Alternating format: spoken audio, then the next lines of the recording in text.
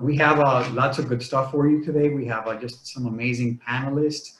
We hope that not only will you hear the presentations, but that we will have a conversation about some of the challenges and opportunities we have, particularly with the pandemic. Very proud of the work we are doing collectively.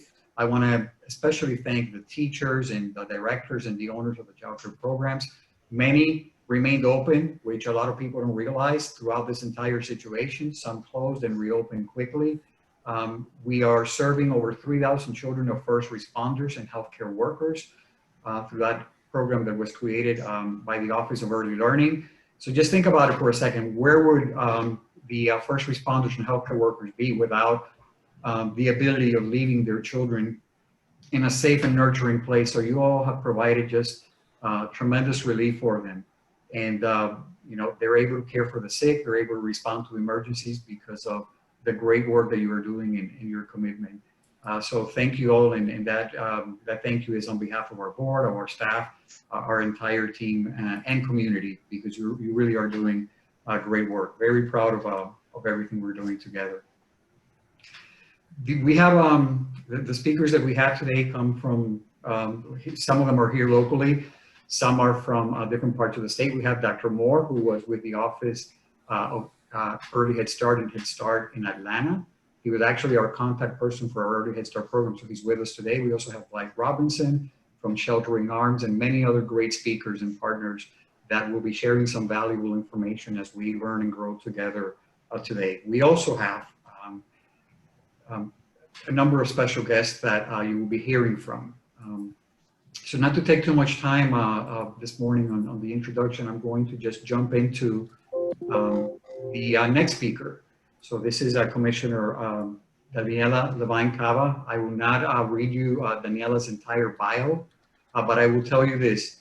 I've known Daniela for over 20 years, and most people know her as Daniela, or she is the District 8 County Commissioner who serves District 8 and actually really the entire county because she's involved in so many things. But I've known Daniela for over 20 years. As a matter of fact, we used to work together in child welfare for a short period, but we did have an opportunity to work together.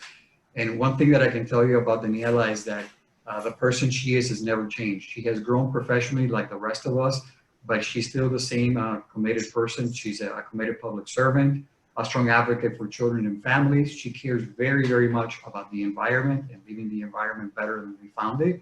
And someone who cares deeply about the people she serves. And again, not only in her district, but throughout the community. So I'm proud to call her a friend and a colleague.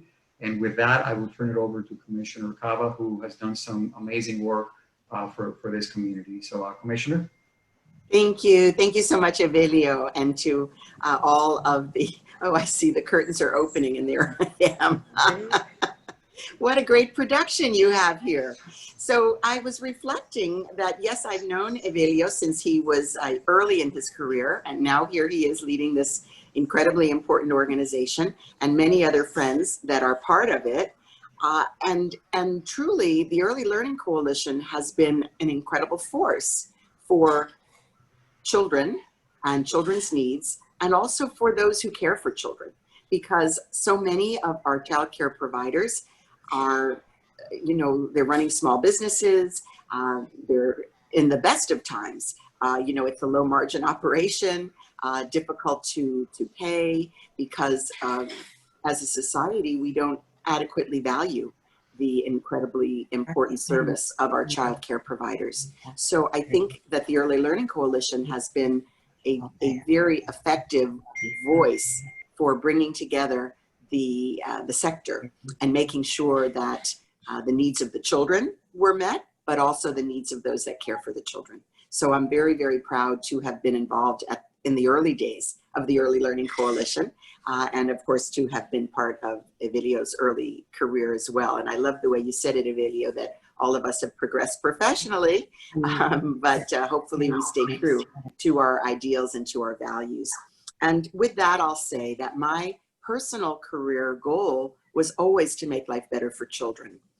That was my passion from early days. I assisted my mom when I was 12, when we lived in Rio, helping children in the favela to learn a skill of sewing, the favela being the slums outside that ring the city there. In high school, I volunteered at a Montessori. So I would get on the subway. I lived in Brooklyn, get on the subway, go to Lower Manhattan and work at a Montessori childcare center in the afternoons.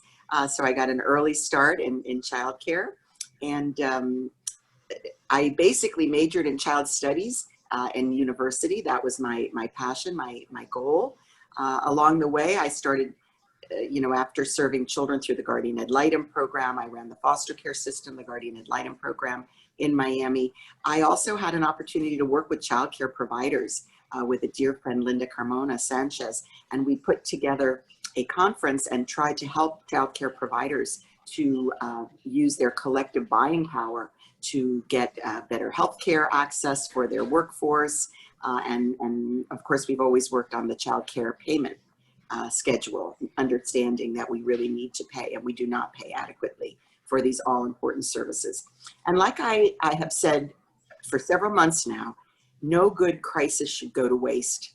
And this particular crisis, very profound, the pandemic, has really brought to our attention the critical nature of our child care providers. So my daughter, who's 33, this morning, just before this call, I was on for my regular FaceTime call with my two grandchildren, aged 1 and 3, and I asked her what I should say.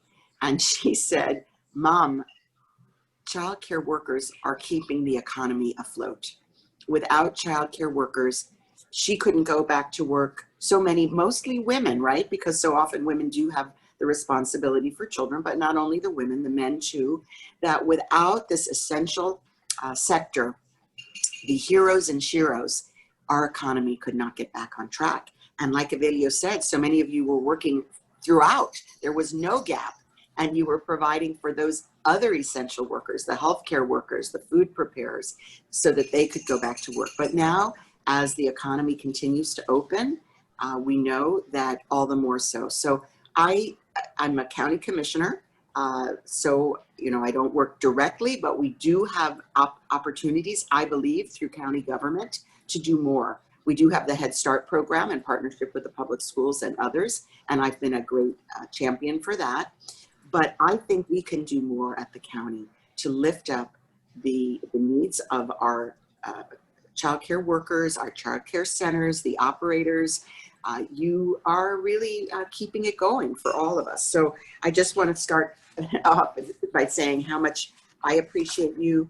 My grandchildren, by the way, go to child care. They have a family child care they attend in Washington, D.C., and truly it has been a lifeline. And that's another thing. Child care centers, of course, range in size, the very small, the family ones, to the bigger ones, but it's a family affair where you really know the families that are bringing their children to you. And so it's a safer and closer network. I think, what is it called? You live in the bubble in a pandemic, but then you expand it to a pod. So a child care center is like a pod where you can closely monitor what everybody is doing to maintain the health. Now, let me say a few things that we're doing in the county also to assist you as small business owners. We know that small businesses are struggling. Many have shuttered. Many have had to lay off employees or furlough or reduce hours. So we put together a number of programs using federal CARES Act dollars. And so we have a small business assistance forgivable loan program that I sponsored. It's been given out across the 13 county districts. My district still has a little bit of money left over. So if you happen to be located in District 8, which is Palmetto Bay, Cutler Bay, Princeton, Naranja, Homestead, Redland, the Falls, and parts of Kendall, please, if you need that help, apply. It's a forgivable loan like the federal PPP one. And you have to have fewer than 25 employees to qualify. We also have a nonprofit program that I sponsored that is being administered through the Miami Foundation. So that's for any nonprofit that's struggling in these times. The application is online on my website on the miamidade.gov/coronavirus. Has all the resources, and it's for nonprofits. So any of you who are nonprofits could qualify. And of course, we're participating in food distributions everywhere. I know for many of your families that are struggling, Many of them have had to rely on different forms of assistance. Many more have gone on food stamps or SNAP than in the past, and also the food distribution. So we want to be sure people know about those things. I'm assisted by Kirsten Castillo from my staff. And Kirsten, if you could write in the chat how to contact our office for assistance, that would be great. And then if we can be of any assistance to you or your families or your workforce, please let us know. So let me end by saying, we all know that our children are our future. We all know that you are providing the essential building blocks to get our children off to a healthy and happy start. And we all know that but for you, we could not bring our economy back online. So we love you, we appreciate you, we salute you, and I'm so happy and proud that Evelio asked me to spend a few moments with you this morning. Thank you very much, Evelio, and to everyone. Commissioner, thank you so much for joining us this morning, and thank you also for everything you're doing and for recognizing the important work of family child care homes. They do play a critical role, and they don't always get the recognition they deserve. My own youngest child attended a family child care home, so thank you for bringing that up. I think it's important to recognize our family child care homes. Thank you. Thank you. Very well. We will, the contact information for the Commissioner's office should be up on the screen. So you should see it in the chat box. So we were going to move on to our next speaker, and I am very happy that Director Shan Goff from the Department of Education's Office of Early Learning in Tallahassee joined us today. Now, I say Tallahassee, but she actually grew up here in Miami, Florida. Can you all hear me? Can you hear me? Yes. Say yes. Okay. Yes, very we good. can hear you. All right. So Director Goff has joined us this morning. In the past few months, the Early Learning Coalition has released about $25 million in grants and other investments for our early learning partners. That included PPEs. It included some financial grants to help childcare programs survive this terrible situation that we're in. It included some professional development stipends that went directly to the teachers. So a lot has been done. I have to say that including, by the way, a rate increase, a reimbursement rate increase that was approved by the Office of Early Learning. All of that goes through the desk of Director Goff. She has to review it, she has to approve it.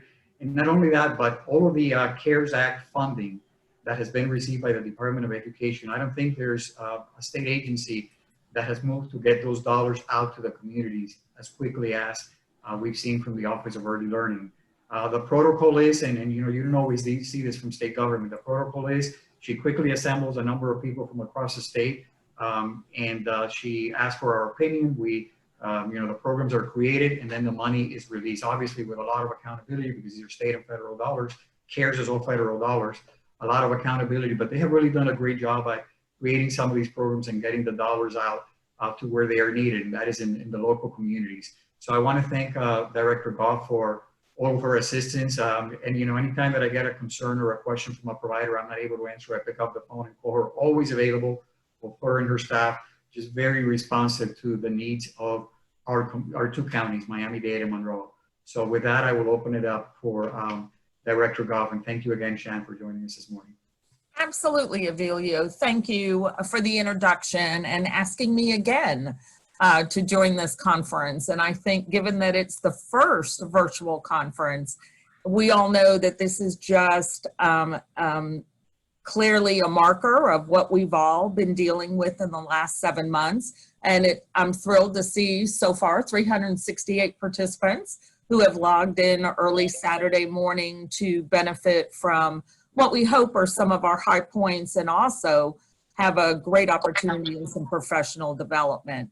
Specifically also to thank not only Evelio and all of his staff, but the board members of the Miami-Dade Monroe Early Learning Coalition. They are always there to show leadership and support for the important work that you do, not only for children and families, but across the community. And we know that these have been incredibly tough times. You all probably know as well that in Miami-Dade, even though you're still in phase 1, you're serving almost 24,000 children in our school readiness program and over 10,000 even so far in our VPK program. We know that especially we're all watching VPK very closely statewide, and especially in Miami, because obviously you are some of the largest providers of that very important program. We know that our kids enter kindergarten ready if they have been enrolled and completed your VPK programs. And the data is staggering. If we looked at all of our kindergarten kids last year, only 53% of them walked in a public school kindergarten program ready to basically start their future in the school of learning.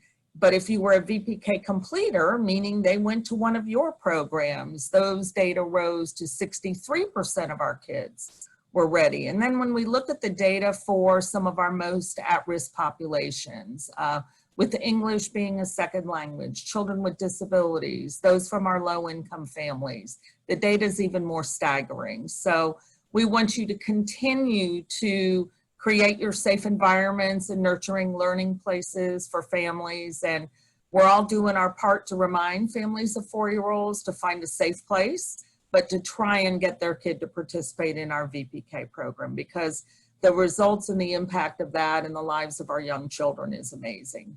And as Avilio said, we've done everything we can in collaboration with not only Miami-Dade Monroe, but the other 29 early learning coalitions to basically move out $152 million in CARES funds statewide, specifically to support early learning, and most importantly, the providers, the teachers, the owners, and the families that they serve.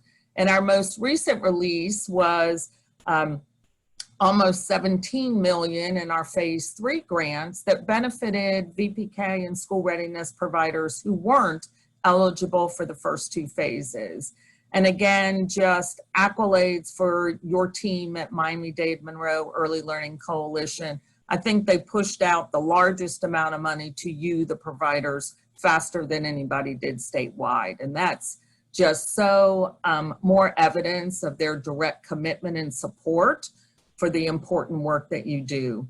And again, just because I can't not share, because the whole theme of the conference here today is professional development, we've continued to try and, from the Office of Early Learning, work with our various partners to be able to also produce high quality online, and hopefully we'll get back to face-to-face professional development. Avilio mentioned statewide, we pushed out mini grants through coalitions, so teachers in those early days of the pandemic could basically earn some money by participating in high quality professional development. And it was absolutely amazing. Our monthly participation rates grew 25 times in 1 month on what we would have typically done throughout the entire year. So we obviously know that putting cash incentives for teachers works. And we also think it absolutely helped incomes of teachers as well. We're also going to unveil in the next couple of weeks a whole new set of kind of supports for our early learning educators that will also include stipends.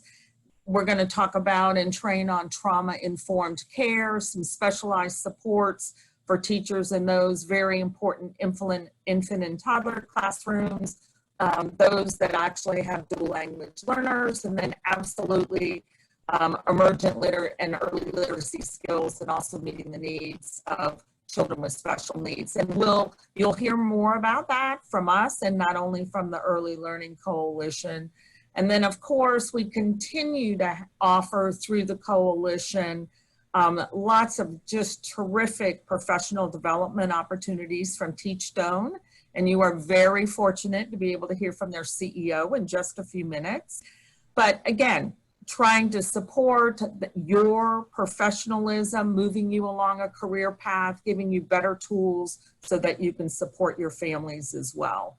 And so again, maybe in closing, we just absolutely remain steadfast partners. We hope for you that you see that as classroom teachers, the providers, and absolutely here to support your work and the work of your Early Learning Coalition.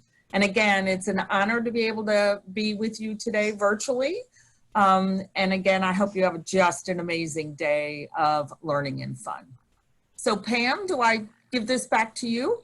Yes, ma'am. Thank you so much. Always a pleasure, Ms. Goff. Thank you for helping us open our conference today.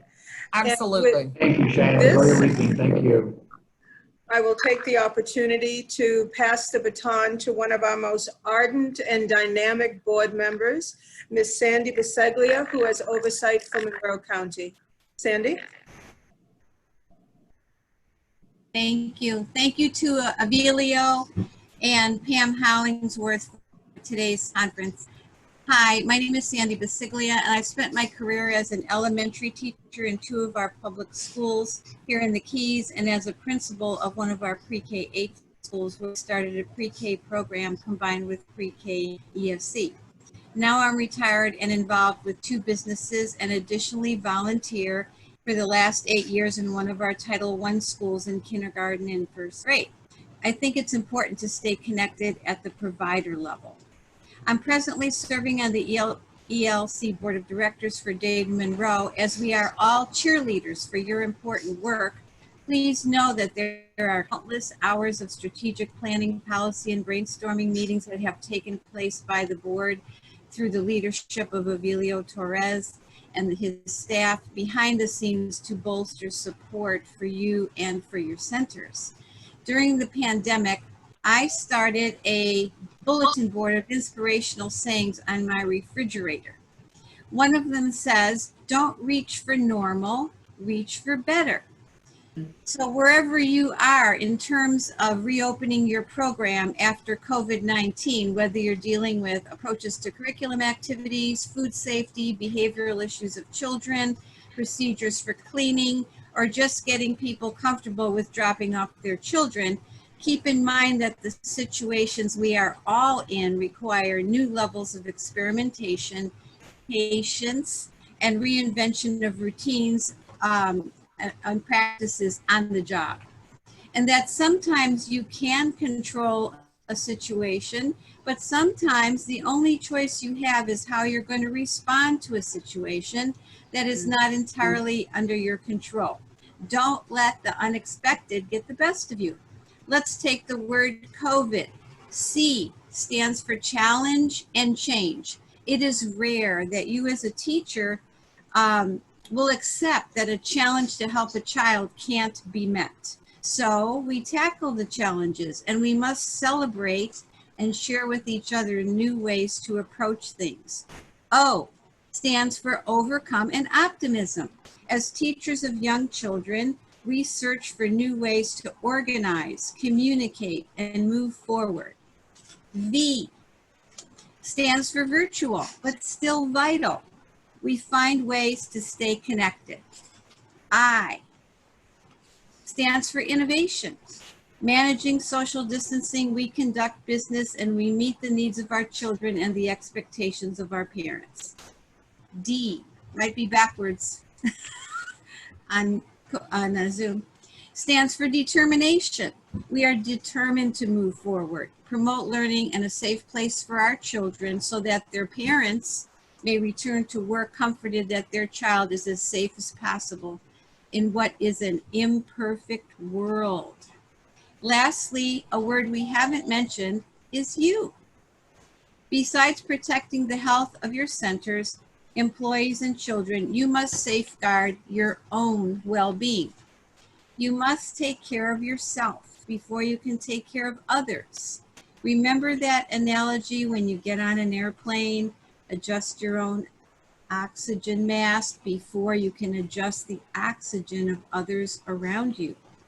And remember, also sometimes serious business needs to be fun.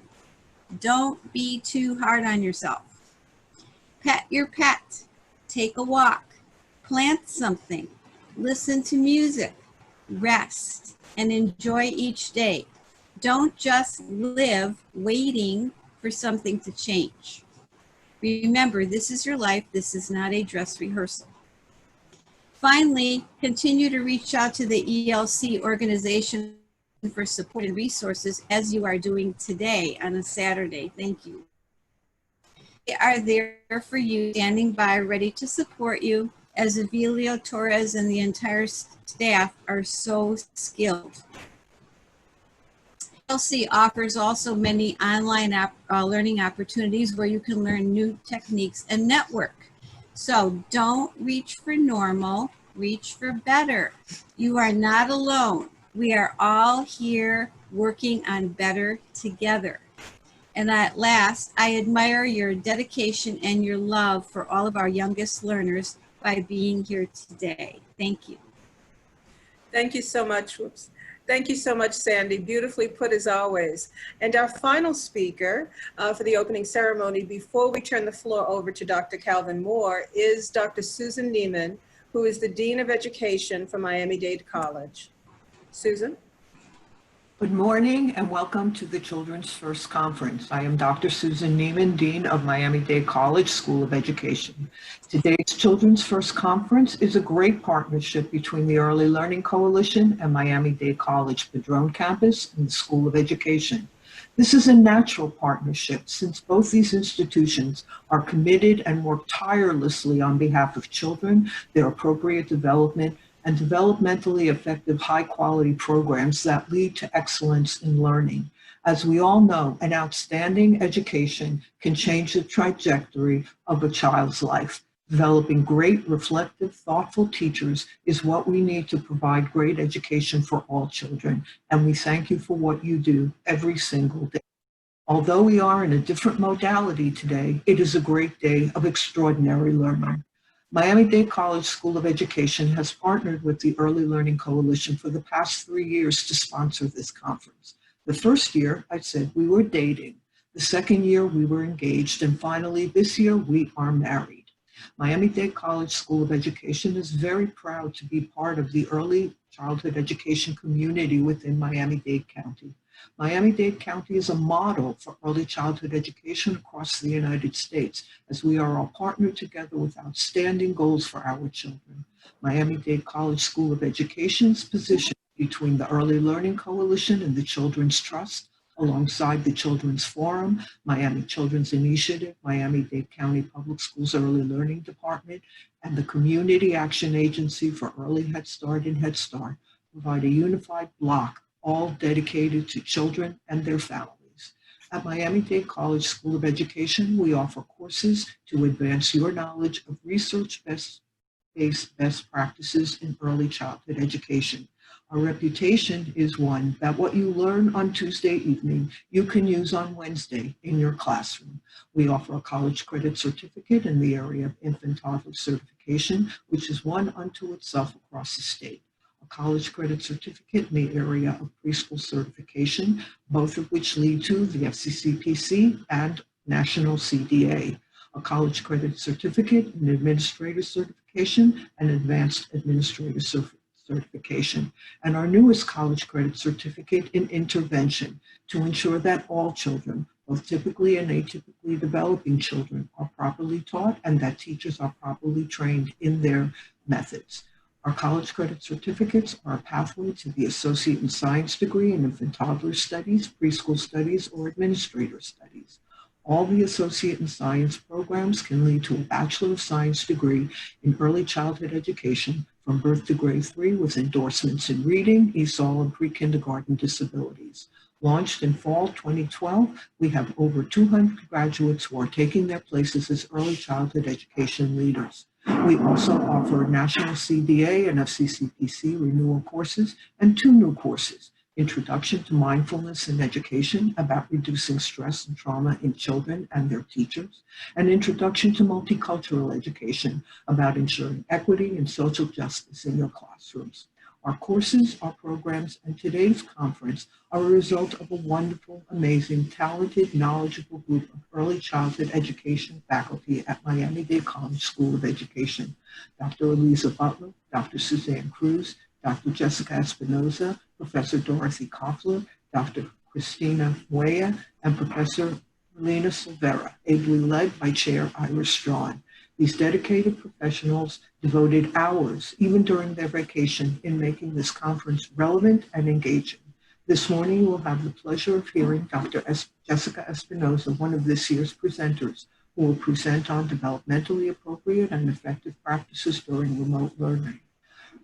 Professor Dorothy Koffler was very instrumental in securing one of this morning's speakers. You can also view the work of our students, of Dr. Butler and Dr. Moya, on early learning, on early literacy, music, and movement in the student track.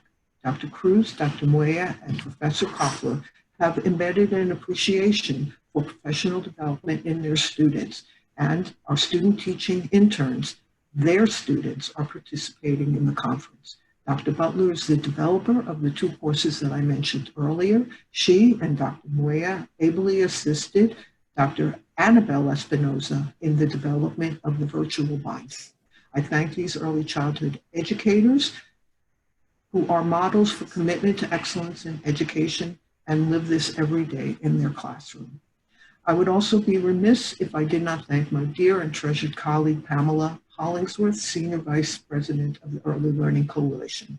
Clearly, anyone who knows Pam is impressed by everything about her. Miami-Dade College School of Education truly hopes that you enjoy and learn at today's conference. May you expand your repertoire and continue to serve all children every day to the best of your abilities to meet their individual needs. You are the backbone of the work that we do, and we thank you every day for your commitment to our children, all of our children. Thank you and enjoy the conference. Thank you, Dr. Neiman, very much.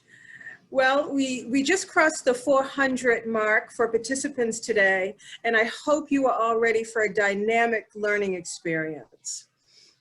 About 4 months ago, the Office of the Council for Professional Recognition got very lucky. They made the appointment of Dr. Calvin Moore as their CEO.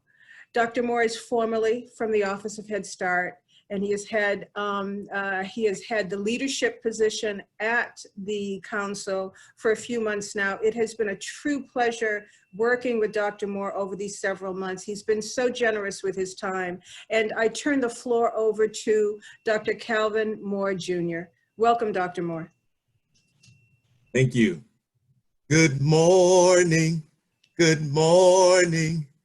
Good morning to you. Good morning, good morning, good morning to you. Our day is beginning. There's so much to do. Good morning, good morning, good morning to you. Good morning, everybody. Thank you, Pamela and Edelio, for inviting me, and thank you for all the sponsors of this wonderful experience this morning. It's really a pleasure to be with you. My name is Dr. Calvin Moore, Jr., and I am the CEO of the Council for Professional Recognition. Our mission at the Council is to promote improved performance and recognition of early childhood professionals working with young children, birth to age 5. Most of you know our flagship credential, the CDA, the National Credentialing Program. To date, we have awarded over 800,000 CDAs in this country and indeed across the world. I want to start today's talk by telling you a little bit about how I found the early childhood community, or better yet, how the community found me. In 1991, after having left military service, I was in the Air Force for 4 years, I returned home to Birmingham, Alabama, thinking about restarting my education. And my aunt had this wonderful idea that I should start working in a Head Start program. So in 1991, August of that year, I joined a local Head Start program as a teacher aide. So you can imagine what that meant for me, having been in the military for 4 years. I was like a duck out of water. But I enrolled in a Head Start program's CDA training program, and it launched me into a career path that I did not anticipate. And so, like many of you, I've been an educator for nearly 30 years, working in the trenches with children and families, helping them reach their full potential. And I am just excited to share these moments with you.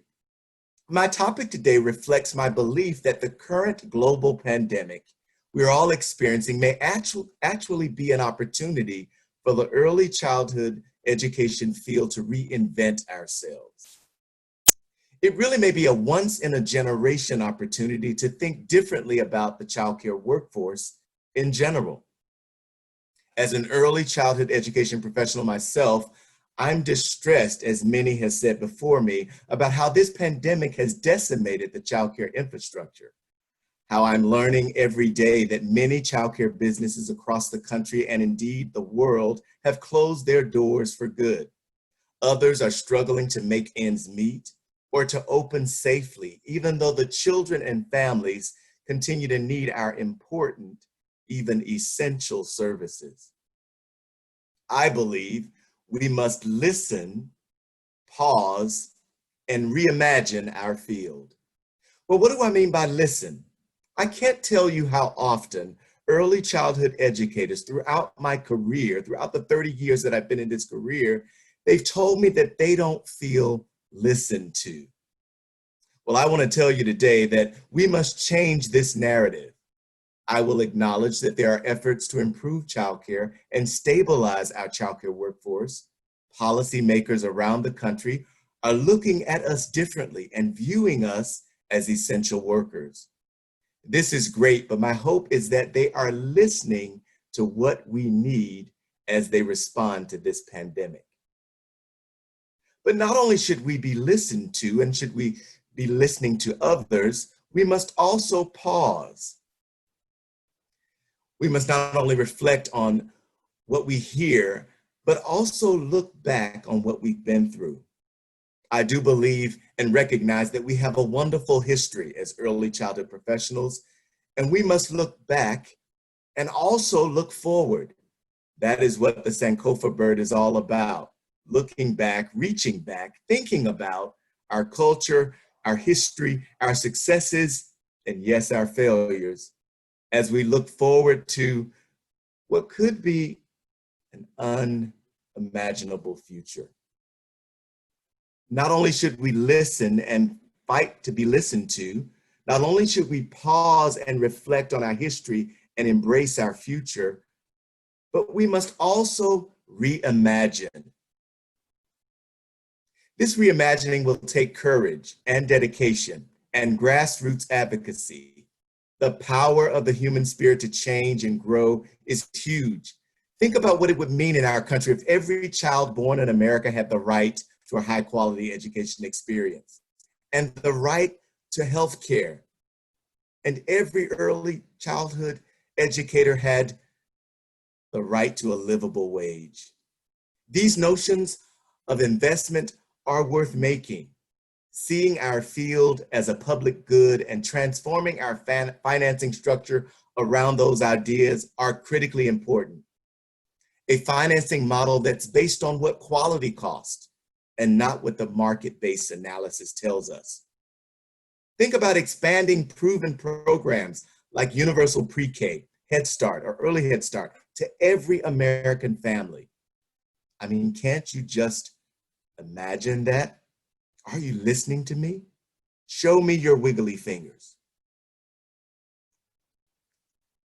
All right, do what I do. Open, close them, put them on your head.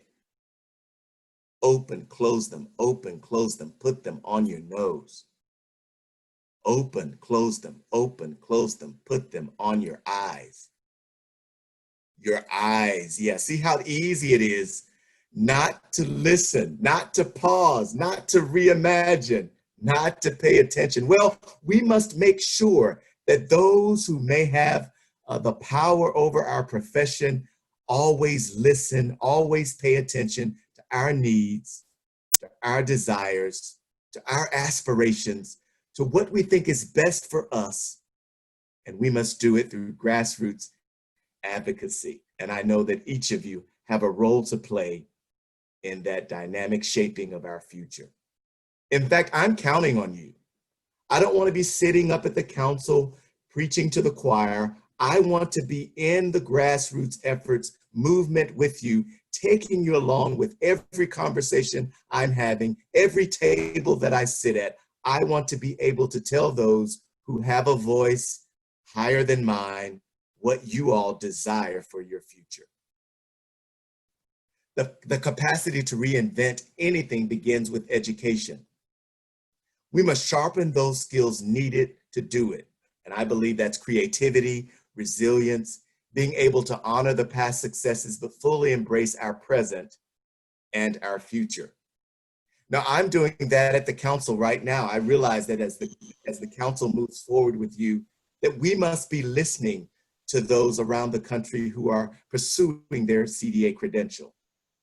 And we're doing just that.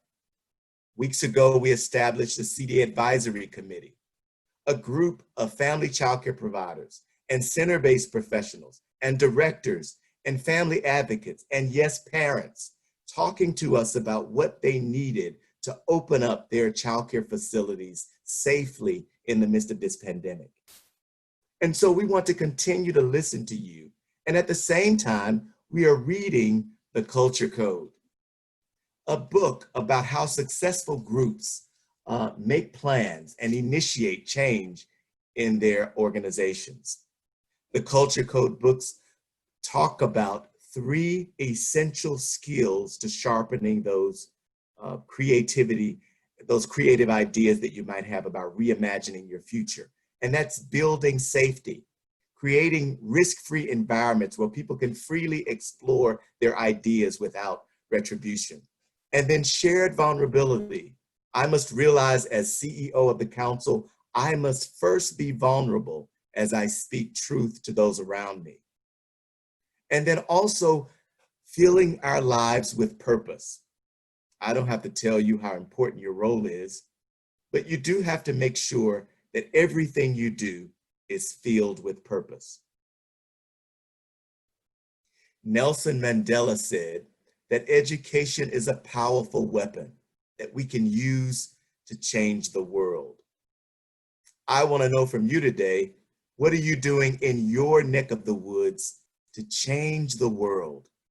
What levers of influence do you have? Are you using your voice to tell your story? I remember the first day I entered a classroom of 20 young 4-year-olds as a Head Start teacher aide. Yes, not as a Head Start teacher, but a Head Start teacher aide. I started at the bottom in our field, but I believed that I was competent. Earning my CDA proved to those around me that I knew what I was doing with young children. And it was not my bachelor's degree in early childhood education from the University of Alabama at Birmingham. It was not my master's degree in education and my PhD from Walden University that really proved to those around me, my children, my co-teachers, my families, that I knew what I was doing. It was that CDA, because I had to prove my competence to a more competent peer. I remember feeling nervous as my CDA rep asked me those questions about what I was doing in the classroom. But I was able, because my teachers at Jefferson State Community College really prepared me for that experience. I was able to put my shoulders back, hold my head up, and prove that I knew what I was doing with young children. Well, today, in the midst of this pandemic, I want to break the shackles that may be holding you back and let you know it's time for you to put your shoulders back and prove to those in power that you are a competent early childhood professional, and you want them to listen, pause, and help you reimagine this wonderful field that we embrace this morning. And as Nelson Mandela said, this educational experience that you're on today is worth your effort. Those professionals that join us today during this experience are going to help us sharpen those skills, create this crescendo, this powerful voice in symphony, saying that we are essential to the community that we serve, that this economy cannot be saved without every early childhood professional standing on the front lines, welcoming those wonderful children into your programs, serving them with vitality and vigor and competence, saying hello, singing our good morning song, and yes, looking to a bright future. So please stay safe during this time, and remember, when all the world is a hopeless jumble and the raindrops tumble all around, that heaven will open a magic lane, that somewhere out there in the horizon are all the answers that we need to make a difference in our world. That you can be the difference that your community needs, and I'm trusting as I leave you today, that you feel inspired to make that difference. The Fifth Discipline, one of my favorite books, says that with a lever big enough, you can change the world. So please don't think that your single voice doesn't matter during this season. Yes, you do matter, not only to me, not only to the Council for Professional Recognition, not only to the Early Learning Coalition, but you matter to this great world that we live in. And I'm trusting you not only with my future, but with the future of children in your communities and communities like yours all over this country. Thank you again for inviting me to be part of this conference. I look forward to all the experiences I'll experience today and to sharpen my skills with you. Thanks again to Pamela and Evelio for inviting me. And please don't hesitate to reach out to me at the Council for Professional Recognition. My contact information I hope will be shared with you because I want to hear about how we can better support all those not only going through the critical credentialing process, but also every early childhood professional in our great country so that we can be prepared to serve you during this time. Thank you again. Have a great day. Bye now. Thank you very much, Dr. Moore. And the chat box is absolutely on fire with excitement about your opening song. And so many folk are identifying themselves as world changers. And I'm very, very sure that they are. Yes, pardon me, the host is telling me to start my video, which I have just done. Thank you for that. Thank you for that gentle reminder. I do want to take a couple minutes to share, and I think the time after Dr. Moore's presentation is a good one, that the Professional Development Institute inside of the Early Learning Coalition is just now starting national CDA classes. And so we are starting a class for family child care in the next couple of weeks. Our infant toddler CDA kicks off in October, and we'll be providing you with the preschool CDA in 2021. So we are very pleased to be joining the Council for Professional Recognition family. Before we start our panel, I just would like to say a few words. We have so many vendors who have kindly consented to be with us today. Those of you that are our regular attendees of our yearly conference are very well aware of all the exciting raffles and prizes that we bring to the table, and today is no exception. We actually are going to be able to do live raffles today, and they'll be taking place at the end of our presentation, so stay tuned. And I'm going to just briefly give you the names of all of our vendor presenters and raffle offerers today.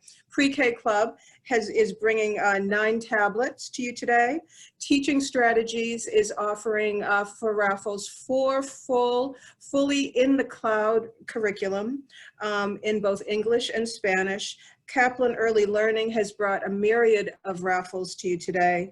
Child's Play USA is bringing books. Becker School Supplies is also providing raffles today. Lakeshore Learning is also one of our vendors providing raffles today, as is Pittican Learning Project. So we're very, very excited about that. We are now moving into a panel discussion. So the conference is truly beginning in earnest right now. And we have pulled together a number of local, state, and national leaders that are going to be discussing the future of early learning, early education, and childcare in the wake of COVID-19. What are our opportunities to build back, and what are our opportunities to build back better? We have been able to engage a wonderful moderator today, and I'm pleased to turn the floor over to Erin Smeltzer, who is the Executive Director of the State of Florida's Office of Association of Early Learning Coalitions. Erin, the floor is yours. Thank you.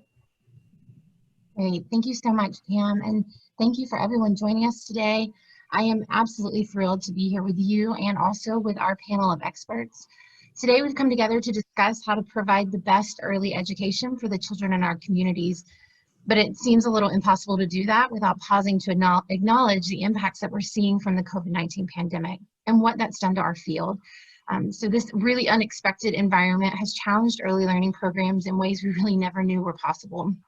We see programs closing, teachers losing their jobs, families struggling to feel safe in group settings, or even looking for childcare and actually finding it in certain areas.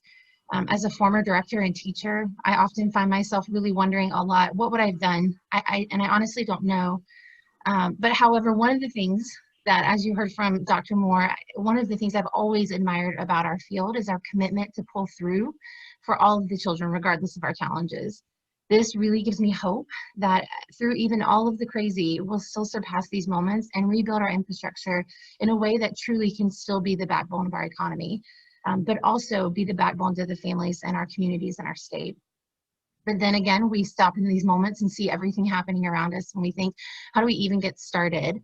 So to answer that and many other questions, as Pamela mentioned, we brought together some of the best experts in our field. So joining us today, you already met Dr. Calvin Moore Jr. You heard a little bit about what he's doing now, and you've heard a little bit about his past, but I won't tell you his bio all over again, but just know that Calvin is just a jack of all trades in so many ways. He is an author, but most importantly to me, Calvin mentored me so often in my early parts of my career at the Office of Early Learning, and just we are so lucky and honored to have him on our panel. With him, we have Dr. Bridget Hamre. Bridget received a BA from the University of California at Berkeley and her master's in education and PhD in clinical psychology and school psychology from the University of Virginia.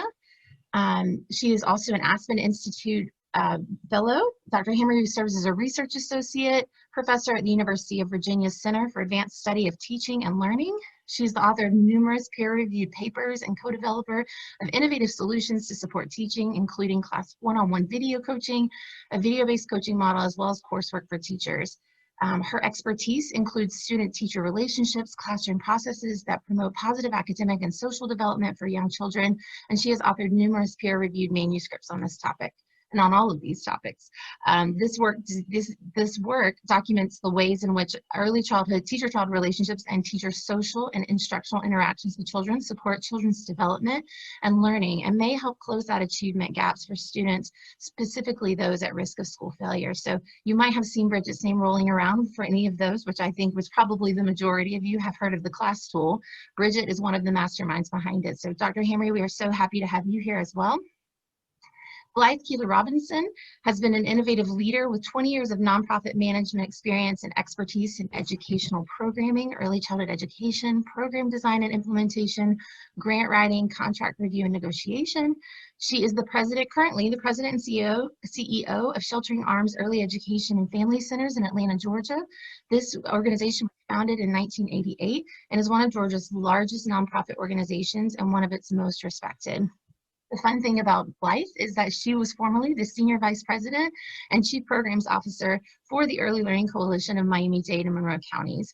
At that point, she was responsible for the management and implementation of early care and education programs, providing services to more than 50,000 children, and also served as the Vice President of Strategic Planning and Initiatives at Reading is Fundamental. So Blythe is one of our own. So Blythe, we are so happy to have you here as well. So also with us, we have two more. Natalie Renew is the Director of Homegrown, a national initiative committed to improving the quality of and access to home-based childcare, which we know is so critical right now. Natalie is an early childhood professional with over 15 years of experience in the nonprofit and social service sector, supporting children and families furthest from opportunity. Prior to joining Homegrown, Natalie led the expansion of the Early Childhood Education Group at Public Health Management Corporation in Philadelphia. Natalie has also overseen the development of large programs, secured sustained funding for major initiatives, and supported local system change in the early learning sector.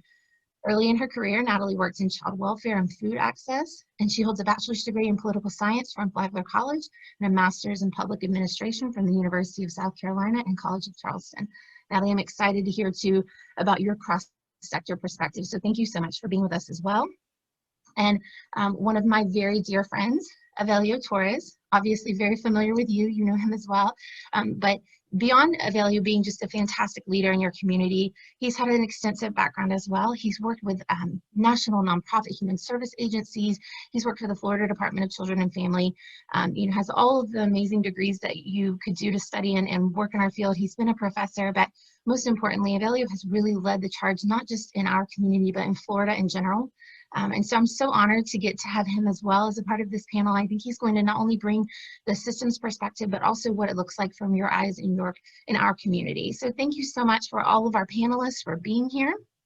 And before we get started, I just would really love to hear your overall reactions on what you're seeing these days from where you sit. I know there's so many things happening around you, but from your spot in our field, I would love to hear what you have seen or felt, or any other opening comments you might have before we get started. So Calvin, since you were on the platform first, we're going to just stay with you. If you'll get us started, I would love to hear from you first.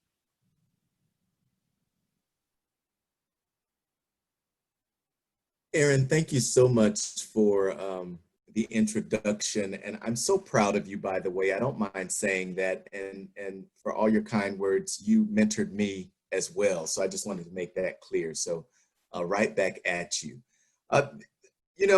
Sitting where I sit, and then as Avelio mentioned, my previous role as Regional Program Manager of the Office of Head Start in Atlanta, serving 350 grantees across the Southeast region. I really, left at a time when the pandemic was really starting and began my shift or transition to the CEO of the council. And Erin, it's amazing, first of all, how resilient the early childhood professionals are and how resilient the children and families they serve are. And that has been remarkable during the pandemic, how quickly we shifted to that virtual environment and how quickly we began to think about how we had to be nimble in this pandemic. And I think that that is still happening today as people grapple with how to reopen their childcare facilities and how to relaunch learning, so to speak. So that has been, I think, the most significant observation I've made, just how resilient our community is, our sector is, and of course, how resilient the children and families have been during this crisis. And that's been remarkable to see. And it has helped me realize how important my role is in supporting all those efforts across the country.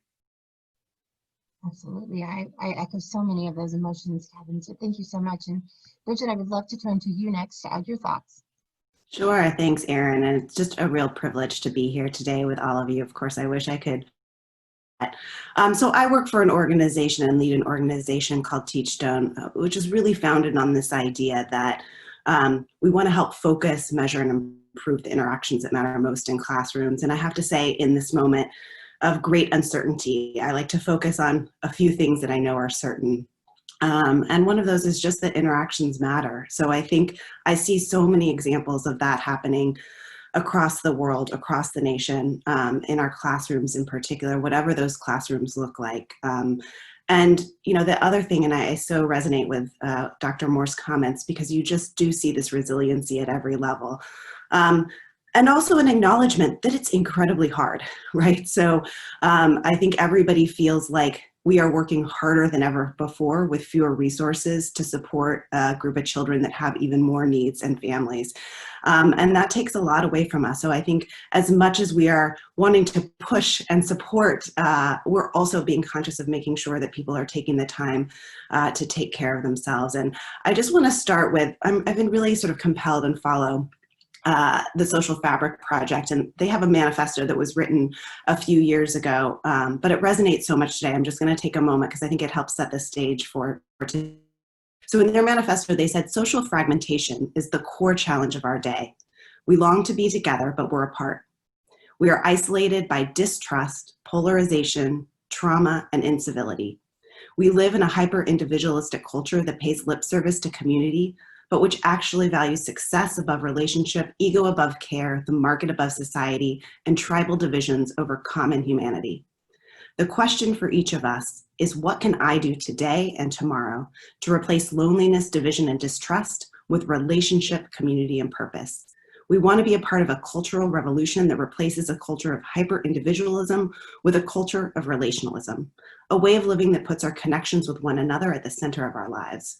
And I don't know about you all, but when I read that, I just think of early childhood educators.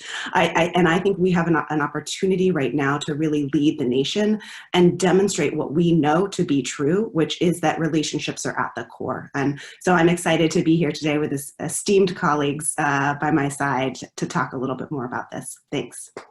Thank you, Dr. Henry. And that core of relationships, I agree with you. I think, again, from being a preschool teacher and a director, and in all of our world, I've never seen anyone in our world that doesn't see the relationships of children and the teacher-child interactions really at the core of what we do and really changing our world and our society as a whole. So I love how you framed that. Thank you.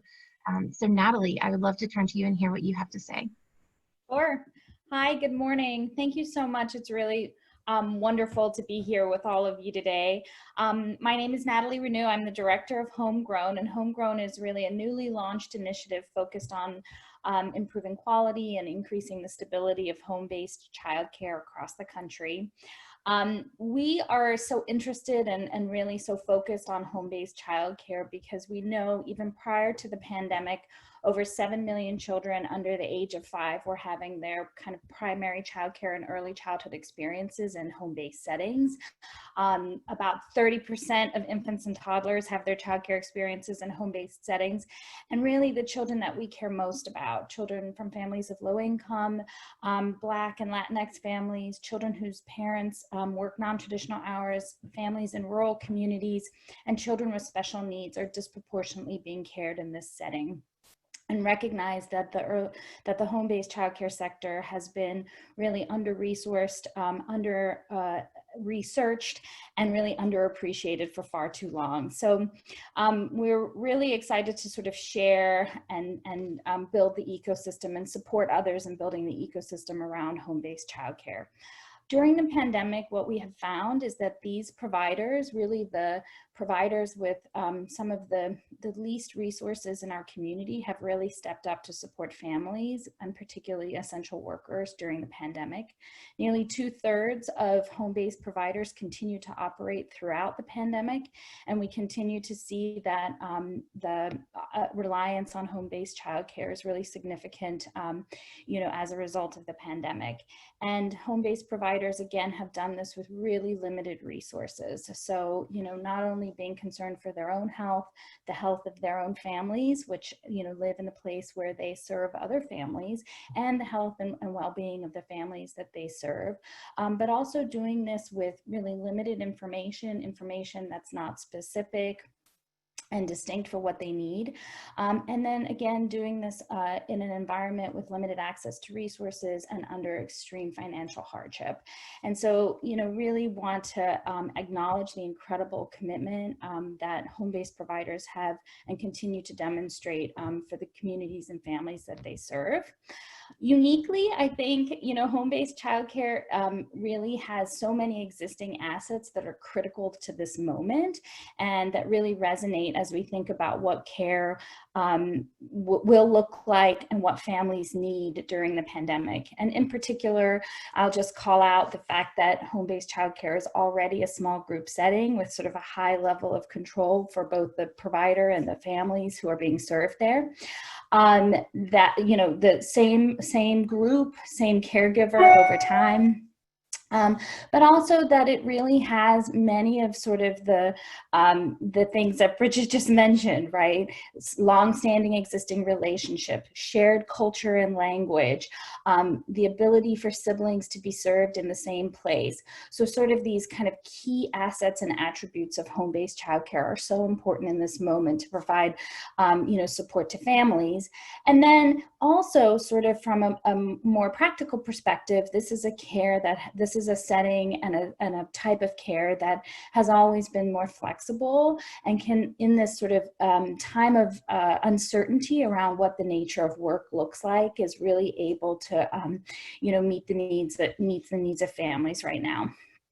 So as we sort of look forward, I think, there's both a lot of challenge and opportunity in the landscape, but from our perspective, really think that this is a really important moment to fully fund our childcare system and ensure that families have access to really robust and diverse options, including family childcare, high quality family childcare, and family friend and neighbor care. Really want to echo the comments earlier around the need to prioritize compensation for caregivers and providers and ensure that they have the support they need to meet the needs of families. Also, really believe that, part of what the pandemic has shown us and what we think is so critical is prioritizing the needs of families facing adversity and those furthest from opportunity. And then also sort of this opportunity to rethink the system in a big way and to build durable infrastructure that can help us deliver, high quality services that support optimal child development, that help us ensure that providers have resources and can continuously care for kids, and that we ensure that children, families, and providers are connected to broader systems, health, mental health, social supports, and others. So I'm really excited to be here with you today and to, share more during our conversation around the work that we're doing with home-based providers. Thank you, Erin. Absolutely. Thank you so much. And I love this common theme that we're hearing throughout our speakers of meeting people where they are. And I love, Natalie, how you highlighted that we just shift so quickly as a field to meet the needs of families and children, and how the home-based care families have really stepped up to their position to take on that role.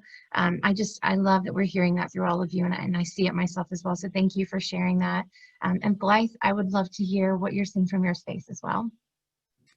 Yes, hi, good morning, and thank you. And first, I first want to say that it is an honor for me to be here. I am so happy to see so many faces of what I still consider my colleagues, not former colleagues. So Avelio and Pam, thank you so much for inviting me to participate. I miss you all every day, and I will tell you, not a day goes by that I have a big decision to make that I don't think about Avelio and what he would say and do. So I do miss you, and thank you so much just for being great colleagues still today.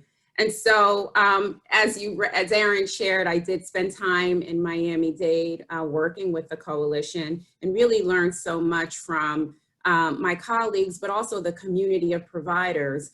And really, it helped me so much as I moved into my role as the CEO of Sheltering Arms Early Education and Family Centers, which is an early learning provider here in Atlanta, Georgia.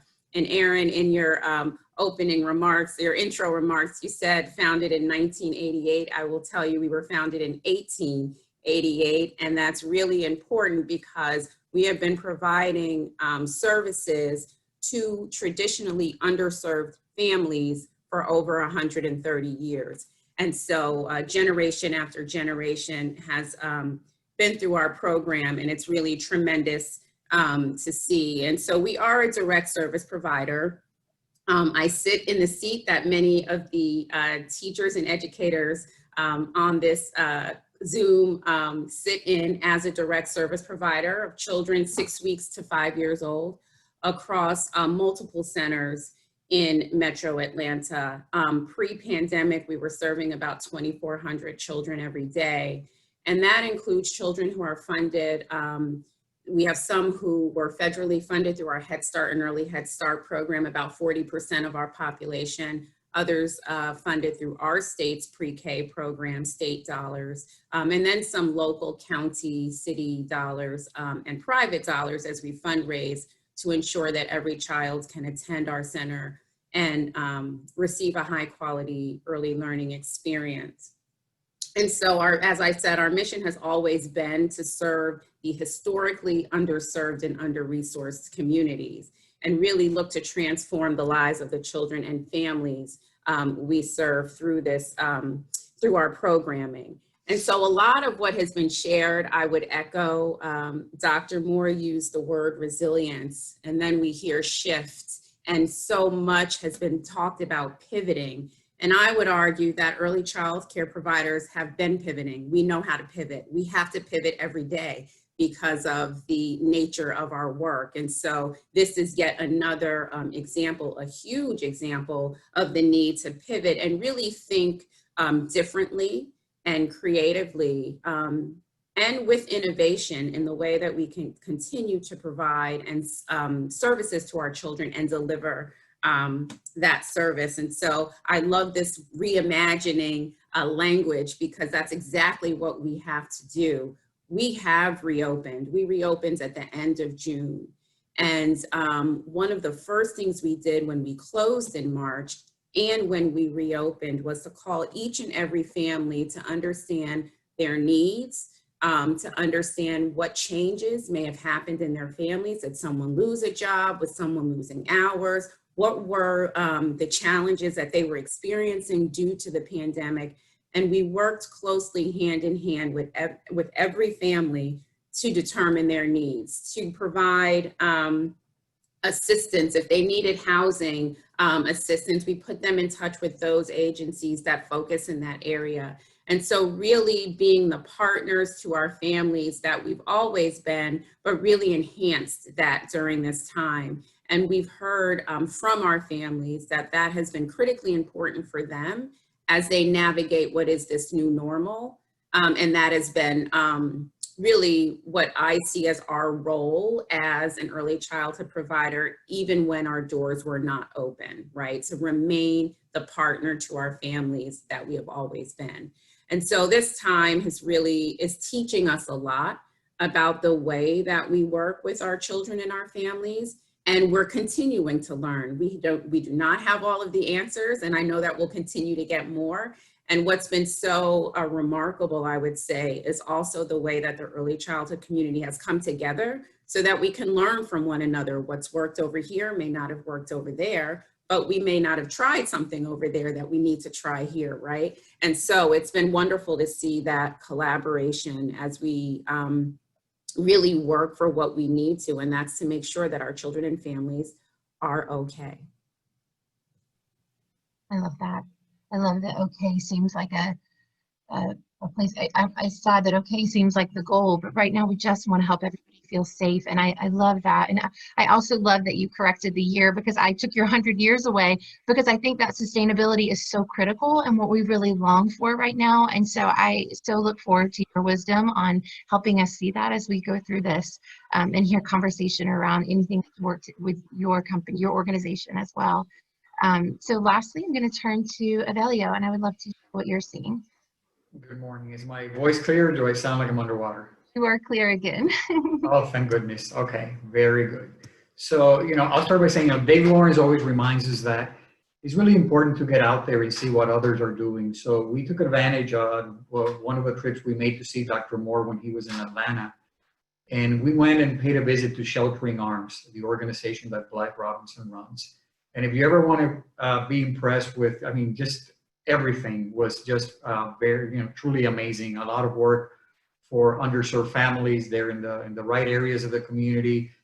Tremendous community support, particularly from the private sector. And those are the type of partnerships that I think are critical to running an organization and being supportive to families and just elevating the overall quality.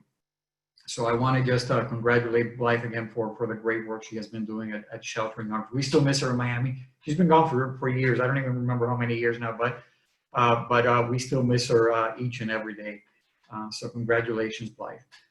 Part of the challenge that we have right now, everyone, we're talking about, COVID-19 and the pandemic. There's been a number of articles that I think everyone has read now about the challenges providers are having financially.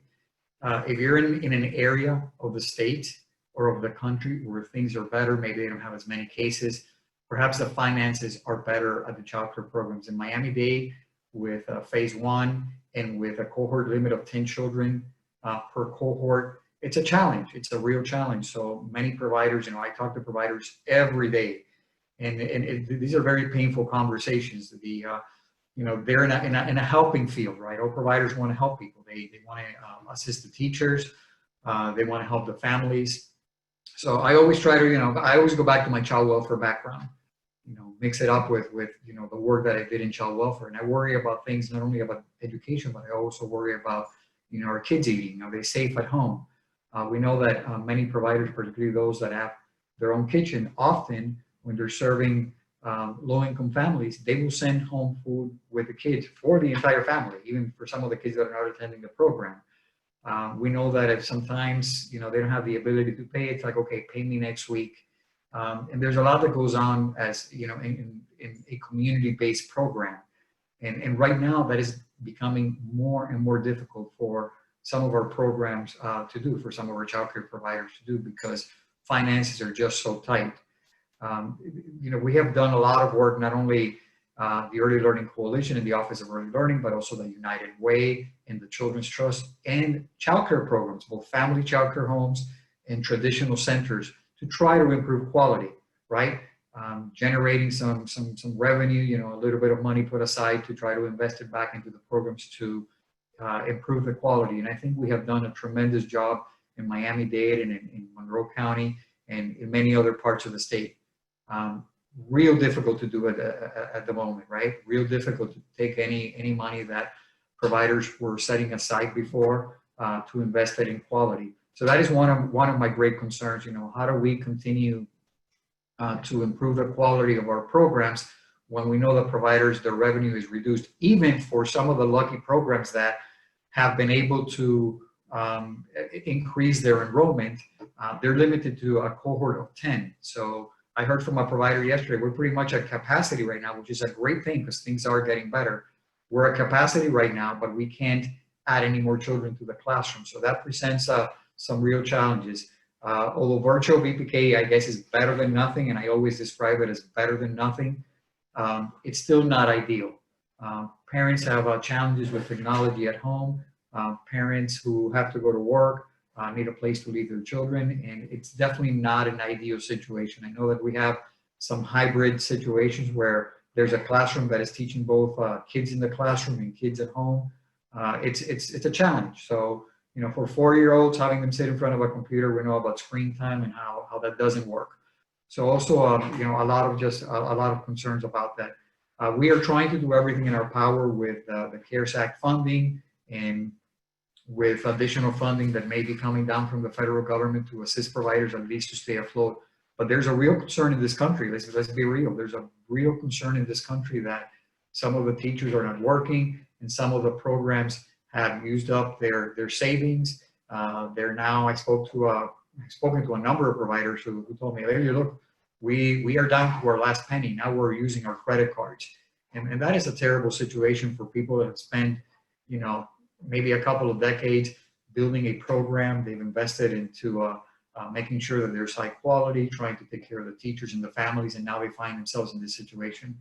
So, we are definitely committed, and our board is committed to doing everything that we possibly can to help the program survive through this pandemic. Fortunately, we have been allowed to pay for enrollment rather than attendance for those programs that have school readiness children. So it's been, a really good situation. Also very concerned about, a lot of the children that are at home, particularly those that are in a high risk. And we know that we have a certain percentage of children in the community that are going to be in a high risk situation at home.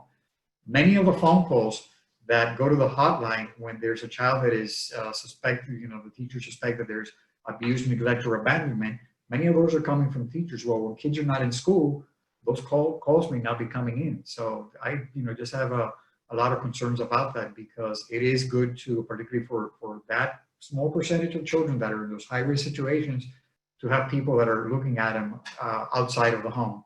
So that's another concern that I have. So hopefully, things will get better. I know that things are getting better. I'm encouraged to hear from providers that enrollments are increasing daily. Parents are feeling a lot more comfortable. We have a campaign that is that we are launching to reassure parents that our providers are taking this very seriously. They're doing everything possible to make sure their children are safe.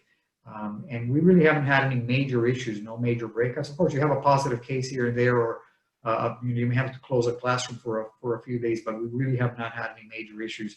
And that is that just speaks volume, I think, to how seriously all of our providers have taken this entire situation. So I want to thank everyone and reassure everyone that we are here to continue to help in as much as we can. And this is a partnership. I feel that we are really partners in all of this. And thank you for your commitment to the children and the families and the community. So thank you. Thank you, Villiam. And again, I love that you're pointing out the stories and listening and trying to hear where people are. And thank you to all the panelists for representing that as well, of how you've really shifted gears to one, do what's best for kids, but tailor what is needed based off of what people are experiencing. I just think that showed so much in your comments. And it's difficult in the middle of all of this to be hopeful. So let's go ahead and get started on how we can be hopeful. Let's start talking about what's changing and how we can come out stronger from it. So Calvin, since you were on the hot spot first, I'm going to keep you there on this one, but I would love to hear from you on how you think early learning might look different in the wake of COVID-19 and what that looks like for our community, providers, families, and even our children.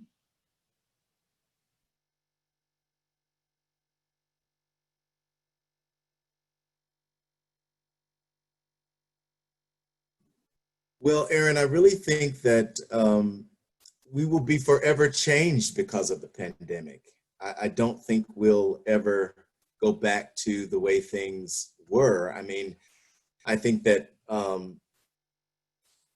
what I hope for our early childhood professionals is that they would take the reins of change, right? I think there's a unique opportunity in the country to think about our financing structure. I think Evelio talked about this notion that we're paying by enrollment instead of attendance. I think there's a real opportunity to push the federal government to maybe establish a child care stabilization fund. I think there's some appetite for that now at the federal level. I think we have to really rethink how we do things. And I agree with Blythe that this reimagining really should catch on, because I do believe that there's a real opportunity and we should strike while the iron is hot. We've never had a financing structure in this country for childcare that really made sense, right? That really reflected the needs.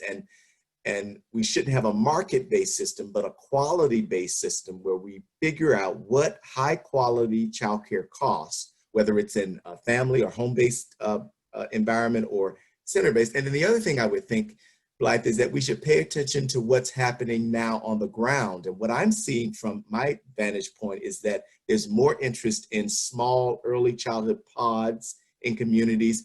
And a forgotten sector is the nannies community. That's really exploding in Northeast DC, for example, that people are looking for nannies. People are demanding that service now. It's part of our sector that we don't think about a lot, but we really should be thinking about how this pandemic has affected the way people consume and demand childcare. I agree so much. And Blythe, I would love for you to respond and extend upon Dr. Moore's comments. Yeah, thank you. And, spot on there, Dr. Moore, when I think about the way we need to think differently about these populations that are caring for children, right? It's how are we leveraging the experience and expertise we may have as providers. So one of the things that we do in our program, we have a training institute where it is important for us to train and provide professional development to other childcare providers and individuals who care for children. So what a great opportunity for us to say to the nannies, to the babysitters, to the individuals who have retired from education, who are being called on by families to say, will you take care of my children? That's happening. What can we do to provide some of that ECE training to those individuals? And then practically speaking, as I think about the shifts in how things have changed, we are open as well. And like Florida, we have restrictions on sizes. And so we don't have full classrooms, and we won't for some time period or ever. We may never get back to those numbers. But what we do know is that we have to think differently about how we reach families who may not be coming into our buildings, right? And yes, there's virtual learning, but as Evelio mentioned, there are challenges for many reasons, right? The assumption that everyone can sit down and participate in that when we're talking about families living in poverty and in under-resourced communities is just not realistic. Families have to work. And so how are we providing resources that are really realistic and tangible for families? For example, how are we communicating with our families in a different way? How are we providing educational experiences that aren't about sitting in front of a computer, but that are about going to a grocery store and doing your numbers and letters and shapes and colors and all of those kinds of things as an educational activity, and providing some guidance around that? We just really have to think differently. And as I look at our teachers across our system, I have been floored by the creativity that they've had in putting together ideas and packets and information for our families to be able to continue that learning while at home or while away from our centers. Wonderful. And Calvin, Dr. Moore wrote you back in the chat saying you're right, the ratios may not come back soon, but some of your costs remain the same, and that's a huge concern. So thank you for those comments. And Bridget, with your angle of being someone who created a tool that's also very intended to help support providers and teachers and families as well, but it also has a little bit of measuring that comes along with that, and knowing that providers are in different areas. How do you think this is going to change for not just with the class tool, but just in general for our environment and how we see quality in our world? Yeah, so I think there's probably two broad themes I would say. One, I think our understanding of technology is shifting and the role that it can play. And I think a lot of us in the early childhood field probably have always had a little bit of ambivalence about technology, specifically sort of screen time for our young children, but even technology for early educators themselves. And so one of the shifts that we've seen is we recognize very early a need to shift our supports for teachers and coaches and leaders to a virtual setting, to use videos. And that's something that we sort of have our history in that, so we were pretty prepared to do it, but we've been amazed at the response and the positive response. So since March, all of our trainings have been virtual, and I think we were somewhat unsure how that would be. What would it be like to go through a class training or to be a teacher learning about class in this kind of a Zoom setting? But I actually think, and it goes back to the sort of resilience, I actually think many of our providers are telling us it's better. It's better because it feels more equalized. I'm really engaged. We can sort of change it around. So what used to have to be a 2-day training, we can sort of spread it out over time. So I think there's real opportunity here to think about the role of technology as a support. I think the other piece of that relates obviously to sort of my core and watching classrooms. So clearly watching classrooms has changed, and not just in the virtual space, but in the sort of COVID impacted social distance space. I have to say, I hate the word social distanced as like a name for this thing, because it's all to me about social connection. So we haven't figured out a better word for that, but if somebody has an idea. So we've been spending a lot of time thinking about what do interactions look like in those contexts, and provided a lot of guidance. If people don't have it, it's all freely available on our website. I'll make sure that people have it, because I think it's important. We perceive sort of seeing teaching transforms teaching. And right now, I think one of the things that we can do as an organization is help people visualize and understand what effective interactions look like when the kids are wearing masks, when they're wearing masks. How can we help people understand in a Zoom setting what it looks like to create a positive relationship? So we're really, really focused on that space. And the final thing I'll just say is, we have one of our values is to strive to make the complex simple. And I will say that it is not making the complex simple, is striving, because it is a hard thing to do. But I think that's part of the value of class, and I hope people continue to sort of lean into that, because we pay attention to the sort of microscopic interactions that we know matter, but also help to try to pull those up to a level that we can sort of simplify to focus and improve.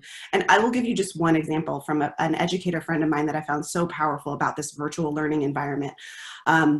And he's actually a middle school teacher, but you will understand the sort of parallel. And he described how one of his sadnesses was in his first days of teaching, sort of recognizing that children often look to each other to feel safe and secure and to know how to interact. And it was so clear to him that amongst his adolescents, that they no longer had that possibility. They couldn't sort of look to see how the other person was drawing a butterfly to feel better, that it was okay how they were doing. And I will tell you, I had a moment on this call of the same thing, because I have my coffee cup here, and I was noticing none of my panelists were drinking coffee, and I was wondering if it was okay for me to do so. So I just say that because I think the work we do is hard, but these small little micro interactions matter.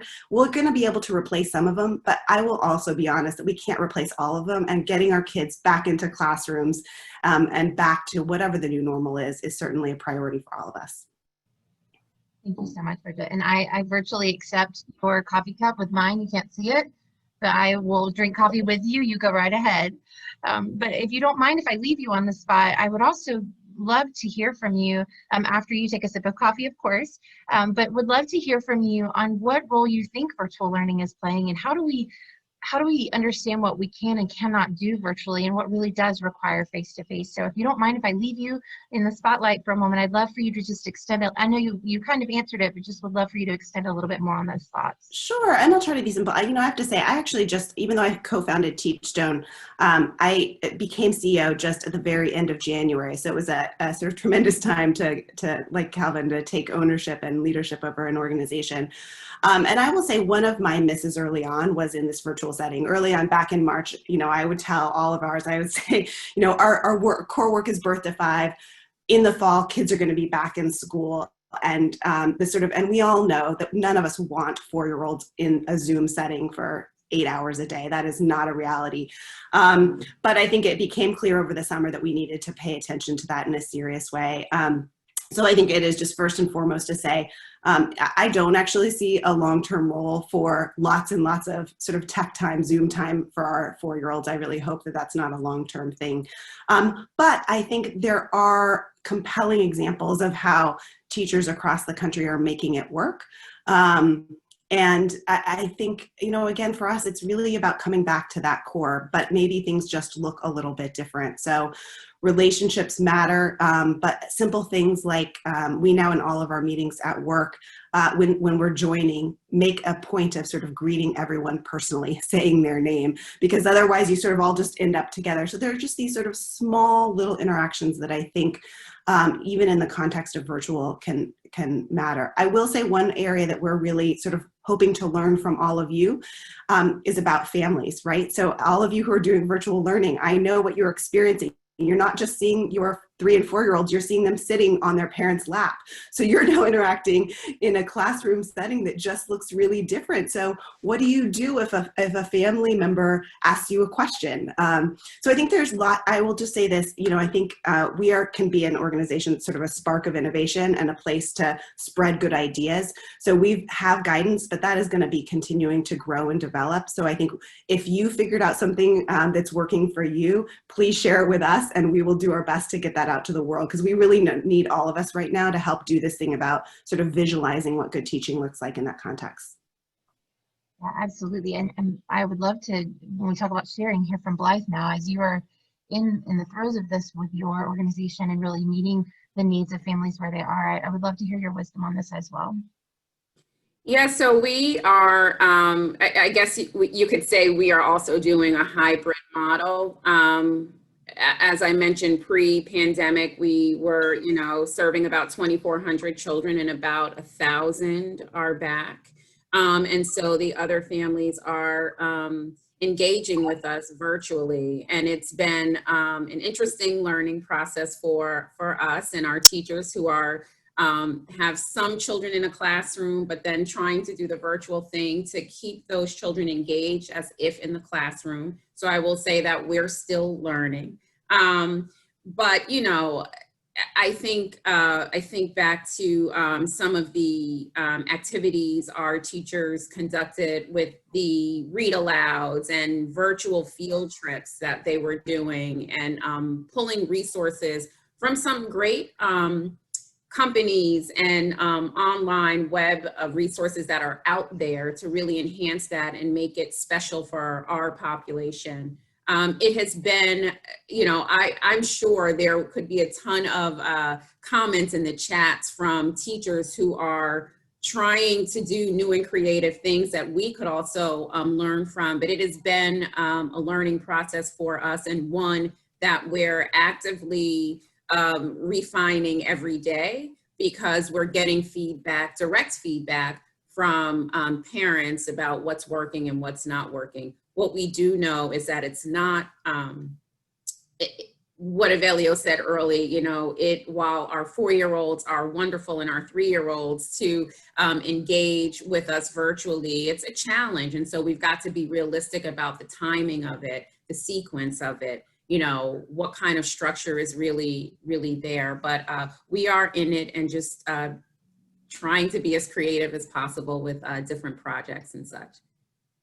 And Blythe, at the heart of those decisions, it sounds like quality really is one of the top priorities of how do we do this but sustain quality. And so I would love to follow up with that and hear your thoughts on how do we ensure equitable access to high quality, especially for our children who are in lower resource communities or families experiencing poverty, or just in general, how do we ensure and keep that goal as a forefront with all the challenges providers and families are facing? Yeah, you know, equity, I will tell you, has always been a priority for us. You know, 90% of the families that we serve are living in poverty or extreme poverty. That is the mission of our organization. And so it's really important for us to provide quality services, but also make sure that our families are able to access those services and resources. And so early on, what we knew, and you know, and it was very interesting to see the communities kind of rally around that. Oh my gosh, you know, I can't believe children are going to lose out on meals and things like that. And this is what we live every day, right?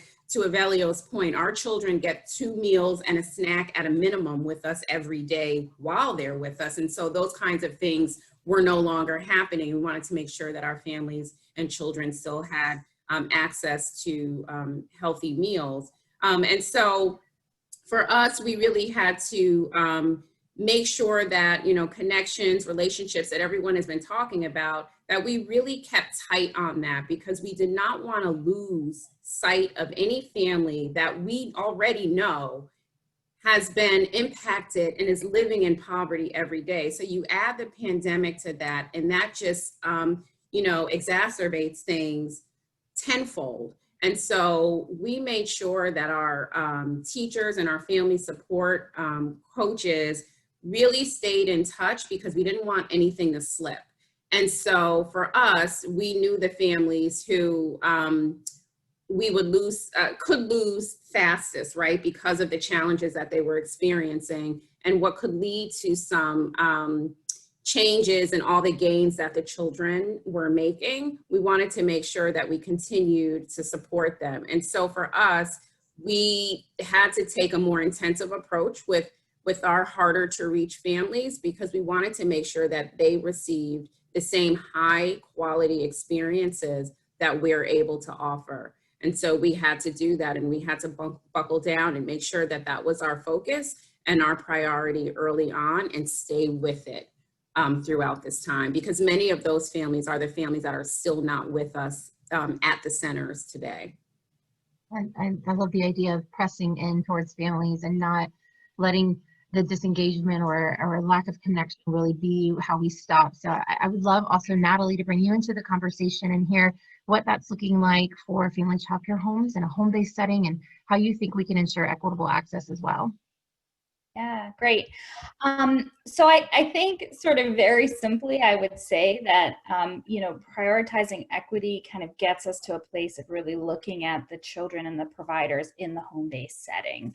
So as I mentioned earlier, sort of these priority groups that we care a lot about and we know have been historically marginalized and limited in their opportunity to access resources. So children of color, children living in families of low incomes, in rural communities with special needs, and other characteristics, you know, are disproportionately being served in home-based settings, both licensed and unlicensed.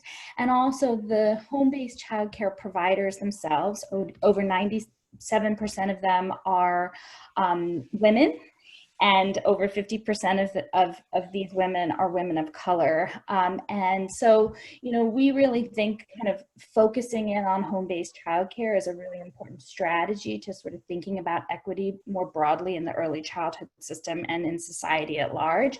And I think sort of taking more of an approach of really recognizing where children and their caregivers are and how we get resources to them in that setting. And particularly now when opportunities to return to other settings are not available. So I think from our perspective, there's also a real opportunity, both in the context of sort of the reckoning around racial injustice in this country and sort of all that the pandemic has exposed around our system frailty, to really sort of put back on the table what is quality, who defines quality, and what does that really look like? And is there an opportunity to really recenter or make more explicit in our systems sort of relational health, attachment, and interactions, to use Bridget's language, as sort of that cornerstone, and really to sort of see this as an inherent asset and something that's already occurring in many of these places, in particular in home-based care. So just really, I think sort of from a, you know, just really thinking a lot about, you know, why families are choosing this setting, and that this is really reflecting something really important to them as they make decisions. And I think more broadly, you know, how do we center and spend more time creating and supporting ways to have families and providers make decisions and drive system design. And so this important moment as we rethink the future, I think we really have to sort of dig in there as well and really get parents and family members and caregivers and providers to help us sort of do some of that work around further defining. I don't think it's redefining, but kind of enriching our notions of quality and, you know, to Bridget's point, ensuring that we have the tools and measures to know when it's present. And then I think most importantly, ensuring that we put the support where we need to. And I would just say, like, not to oversimplify, because I think this is really complex, but I don't think that we're going to move to a more equitable system unless we really ground our work around compensation and really sort of make that the cornerstone of what reform in this sector looks like, because we can no longer hold expectations, you know, for caregivers and providers and for families themselves if we can't adequately resource them. Absolutely. And when you talked about the families, I love Carla's comment. I'm going to lift a piece of it where she said, it's in our hands to insist, persist, and never give up on the families of our students. And I love that. And I just echo, Carla, that feeling and love that you feel that way as well. And, you know, when you talk about compensation, Natalie, I think the workforce is such a critical component. Our workforce are essential employees, and they are doing really hard work. And so, Calvin, I would love for you to chime in, knowing you have such a representation of professional development in our workforce, but broadly, what are you seeing and how can we ensure equitable access to quality? You know, I was hoping you wouldn't ask me this, Erin, because I, you know, like Blythe, has some very provocative ideas around equitable access, because we know that inequities exist, but we've not done a whole lot to combat because they persist over time. But I think if we know that these proven programs work, that every child in America, regardless of their race, regardless of their ethnicity, regardless of their socioeconomic background, deserves a high quality program. So, you know, I'm sorry I'm being provocative, but I think every child deserves a Head Start, early Head Start experience in every community across the country. And we could do it. I mean, that's something that could be done tomorrow if we had the political will to do it. And why not? Because imagine if every child was in a Head Start program, it would have been really easy to provide them with the same instructions, the same guidance, the same resources. And that is the problem. And I also believe that we also should do something around alternative pathways for competence. And so we say a lot about higher ed, but I believe that we could have the will to make sure that whatever pathway teachers experience or want to experience, that they could prove their competence. So I'm also being provocative about the CDA because I believe that every early childhood professional should get their CDA, every early childhood professional should get their AA degree, every childhood professional should get their BA. I mean, I believe that we could develop a system where we can build on their competence and their academic achievement at the same time. So there you go, Aaron. For what it's worth, I'm willing to say it over and over again until somebody listens. I need to contact the builders of Zoom so that I can get a preach emoji, because I would have been clicking on it during that. I just agree so much, and the chat box does as well. But to your point, I think this is going to create a need for a really strong voice, and that requires advocacy and a really unified voice. And so, Avelio, I would love to bring you in on this and ask you, what are the most critical things that we need to be advocating for as a community and as a field? So, I'll start by saying something that is not always popular, but I feel very strongly about. We have a bunch of nice people that want to do the best thing possible for their communities and for the children. In this conference today, that includes all of the panelists, that includes the speakers, all of the participants. But until we take these good ideas and codify them into public policy, right, they're just like good ideas from good, well-meaning people. So advocacy is extremely, extremely important. We opened up an opportunity this morning. Maybe it was a subtle opportunity, but Daniela Blanca is running for mayor. She's one of two candidates. She provided her contact information. The reason why we have cohorts of 10 right now in Miami-Dade County, this is not DCF. People ask me, is this DCF? It's not DCF. It's not the state. This is a local executive order by the mayor for a good reason, to protect the safety of the children and families. But some of these decisions are made locally. I am on the mayor's reopening task force. We met a couple of weeks ago. We were trying to increase the cohort from 10 to 12. The medical experts didn't feel that we were quite ready, but I'm hoping that now that we are in phase 2, we're moving into phase 2, that we will increase the number of children that can be in a cohort, and that will, of course, help families, and it'll help providers increase revenue. That is advocacy at the very local level. But if you don't, become familiar with the mayor and you don't know who your commissioners are, there's another candidate. We're opening up an opportunity for childcare programs, our early learning partners, to have a conversation with Esteban Bobo, who is also running for mayor, and we will be opening that opportunity up in the next week or 2 weeks or so. So, this is exactly what needs to happen. Now, we're talking about locally. At the federal and state level, there's a lot of work to do. It takes just a few minutes, particularly now on Zoom, to schedule a meeting with your local state representative or your senator and have a conversation with them. I certainly try to do my part, but it is so impactful when either I go on one of these visits with an early care education partner with one of our childcare programs, or with someone from the business community. It's very impactful, and they really do pay attention. So I ask everyone to please, I say this every year, please pick up the phone, make a phone call. You can speak to your state rep or your commissioner or your senator. Maybe you can speak to an aide, but make sure that they know who you are and what you represent. We have to capitalize on the momentum that we have right now. The business community has recognized the importance of childcare, right? Everyone is concerned about losing programs because no one wants a program to close, because what happens to employers? Now they have employees who have children who do not have a place to leave those children while they work. It's particularly important in Miami-Dade and Monroe County, where we have a huge hospitality industry, right? So our hotels, our restaurants, they need childcare, and it's being recognized right now. So everyone's sort of in a panic, what's going to happen with our programs if they close. And parents are looking for high quality programs, and not just any program. We have to remember that. So as schools start to open and we see more employers recalling their employees back to work, that need for childcare is still going to be there. But we again have to capitalize on this opportunity and make sure you make those phone calls. It's very helpful to me when they tell me, yes, I already spoke to so-and-so from this childcare program. They were here to visit me last week.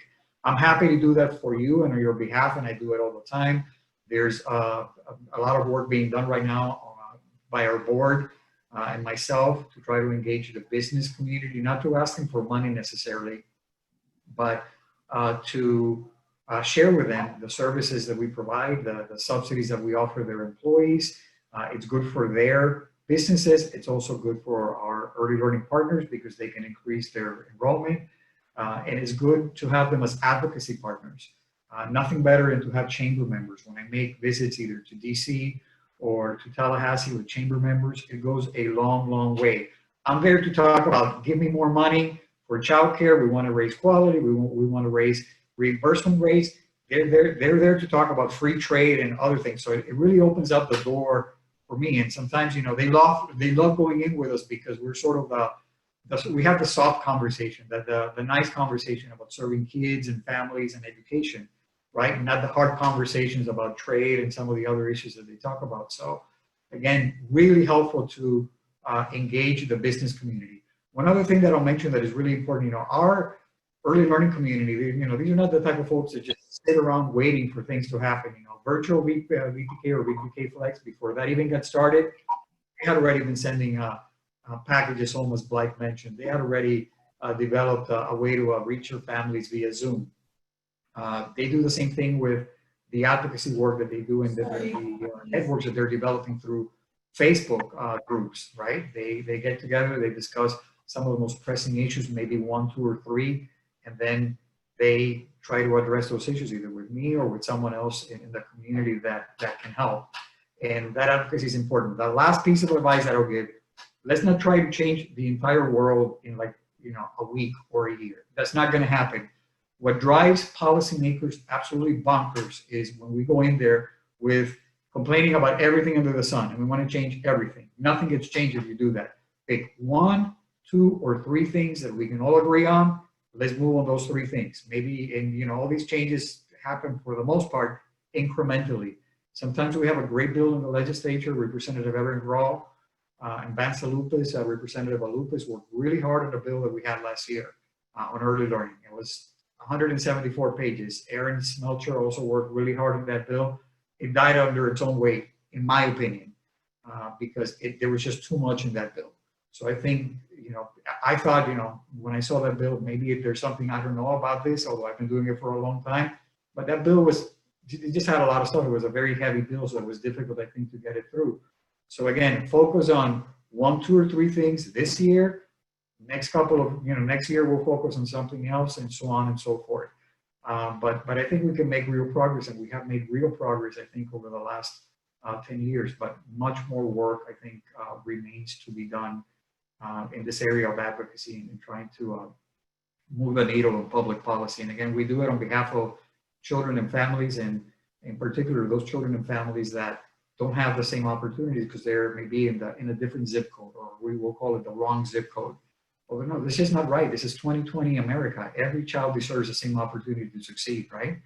And we're still not there yet. We're not there in many parts of the state, and we certainly are not there in Miami-Dade County. I can promise you that. And we just need to change that dynamic. But we need to do it together. We need to get together. And you know, I know it's frustrating. I know, you know, there's just a lot going on right now. But we really do need to take this opportunity that we have with the recognition that early learning has received, and try to move the needle in the next couple of years. So those would be my thoughts. Thank you so I know much. it's a lot, but No, very passionate about this advocacy work that we need to do for sure. absolutely. And I love what Sandy said in the chat, that childcare can't be taken for granted. And I've personally I've been able to see you in your platforms, Evelio, and I've seen state leaders look to you, and I'm always so impressed that you don't take that platform for granted and you truly advocate for Miami-Dade and Monroe counties. And I really just want to thank you for that and the level of advocacy you've done for our field. And speaking of that, Natalie, I know you've done a ton of work and broader than just the communities of Miami-Dade and Monroe counties. But I'd like to hear from you on what you think the most important issues are for advocacy right now. Great. Thanks, Erin. So, you know, I don't think I can say it better than what Evelio just shared, but I will just highlight a couple of things, which is this is such an important moment. And I think one is because the press has a bright spotlight on this issue. Every day you can read in a major news outlet around the importance of childcare, and that is a really important thing. And the other thing that I will say is that this is an incredibly bipartisan issue. And so we need to capitalize on the fact that there are people in every community community of every political orientation that understand in a way that maybe they would have never understood if the pandemic did not exist, how critical childcare is. And so I think I feel like there's a great opportunity. I would just sort of say I think there's both what we ask for right now and there's the way that we do things right now. And there's an opportunity to really do some things differently. And I think in particular, we really have to sort of raise the heat and the action and the intention around explicitly including parents and providers in not only sharing their stories, but deciding what the advocacy agenda looks like and sort of driving what we ask for and how we do this. So I think there's sort of a process change that we need to be very intentional about. And then in terms of sort of the what, I would just say, I think, to my mind, the three big asks are: number one, we have to stabilize the field. The cost of replacing every high quality seat that currently exists in this country is at least 4 times what it will cost to stabilize and sustain the seats that we already have. So we must sustain the field. The second is prioritizing families facing adversity and meeting their immediate needs. So we can't just say all we care about is childcare. We have to say that low income and families facing adversity need housing, they need food, they need learning supports immediately. And that must be a part of what we ask for. And then I think the third ask is that we use this moment and the support right now to build lasting infrastructure, right? We must reform our supply chain. We must ensure that providers have business supports and quality supports and comprehensive services. So I know that once you dig into those 3 asks, there's a lot more there, but I think big picture, we must sustain the field, we must prioritize families facing adversity, and we must use this opportunity to build lasting infrastructure. Absolutely. I totally agree with all of what you said. And I think it's the unity of what we talked about and being very thoughtful of what we're saying. I just echo both of your thoughts so much from being in there, and would echo also to say, I remember not thinking that my voice mattered when I was a preschool teacher. And I will tell you, on the state system side of receiving it, it is so powerful. And so I just want to echo the thoughts of what you've heard, that your voice has way more power than I ever dreamed it had when I was in a lot of the roles that you're in. So please use it and tell us how we can best do this world together and serve our children best. So we're in our last 5 minutes, so very quickly, I have one more question I wanted to follow up. And Bridget, I'm going to pitch to you on this one. As families have come into this, the pandemic, they've really been compelled to reinvest in their children's education in a really unprecedented way. And so how do we leverage that reinvestment? And how do you think we can sustain that level of engagement so that we can support families and parents as they continue to be their child's first advocates? So I'd love to hear your thoughts. And then Avilio, I'm going to go to you next and we'll wrap up. Great, thanks, Erin. Well, here's what I'll say. For a long time, people have always asked, like, where's the parent version of class, which I find ironic because actually the class comes from developmental research on parent-child interaction. So it really is our home. So I think we are sort of actively thinking about how we can do more in this space. But here's what I'll say. I said it early, whether early childhood actually has a vision for a future that should impact what we think about in K-12, right? So already, sort of baseline, early childhood educators do a much better job of supporting families in the K-12 system. So I think it's an opportunity to sort of build, to Natalie's point, to not reinvent the wheel, but to actually build on that. But I think there are these, we were talking about how parents are showing up right now in virtual sessions. That is an opportunity to model interactions very, very explicitly. I think, I was just on the phone yesterday with a state leader in Virginia talking about sort of what she was doing in this space. And, there's a desire to send things home to families, which is great. It's about materials. But again, that's an opportunity to not just send the materials, but to be thinking about how we can support parents to know how to interact. But I'll just end by saying the final thing is just empathy and compassion right now, because I think on all sides, there can also be a tendency to be frustrated with parents or for parents to be frustrated with their teachers. And I think just reminding ourselves to be empathetic, to know this is hard. I'm a mother of 3 children, so I'm living it every day. And, just a real thanks to each and every one of you on this call for sort of leaning in and doing the hard work, and know that it's going to take a village. And luckily we have a pretty good one right here. So. empathy and compassion and using our village. I think that's something that our field does very well. So thank you, Bridget. And Lilia, I'd love to hear your thoughts as well. So I agree with everything Bridget said, and I'll add a couple of points. We already have discussed the challenges that parents are having with technology, underemployment or unemployment, and some of the things that may be going on at home. But this group is the type of group that looks at the glass half full. So if you've been reading the chat comments, take maybe not an ideal situation like virtual learning for very young children, and look at all the positives. And one of the comments, or a number of comments, participants have commented on the fact that you have much more parent engagement now because the parents are right there on camera. So it's easy to reach the parents when they are sitting with the kids at home, participating in the virtual classroom, and so many more opportunities to engage parents. I do think, and I do agree that, we are much better than the K-12 system in terms of parent engagement. We are able to engage the parents. Most parents are dropping, when they're taking the kids to preschool, they're dropping them off usually in the classroom. So there's a few minutes there in the morning and maybe a few minutes in the afternoon to engage your parents. But also, finding these opportunities with activities that are taking place in the school, or even with virtual learning, as some participants have mentioned. So there's just a lot going on. And I mentioned earlier that the VPK, the state may think that this VPK virtual or VPK or early learning virtual program was invented by them, or it was their creation, and it wasn't at all. These were our childcare programs that were trying to, patch things together, and they wanted to keep the families engaged. You don't know how many programs I've heard from directors and teachers that were very concerned is what's going to happen to the students. They're at home right now, they're not attending our school, and what can we do for them? So those programs that were open were able to get the teachers, they were able to do a couple of things, keep the teachers employed, and at the same time, they were sending materials home and just trying to, as soon as they could, engage the children virtually. And that was, I think, just, necessity is the mother of invention, and it may not be ideal, but, it wasn't for the lack of trying. Everyone tried really hard, and I think that, again, that opportunity to engage parents, use this opportunity to engage parents is something that we shouldn't take for granted.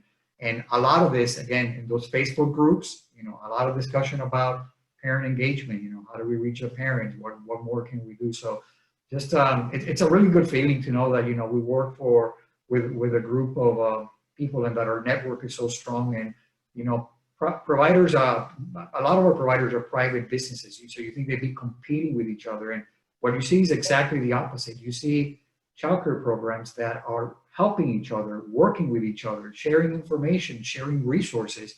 And that is just very, it's great to see that, heartwarming to see that, just, how everyone is able to work together and bring the families in just for the benefit of the children. So thank you so much to everyone who is part of our early learning community. Certainly you are in the front lines and doing the really hard work. So we are here to support you. Thank you.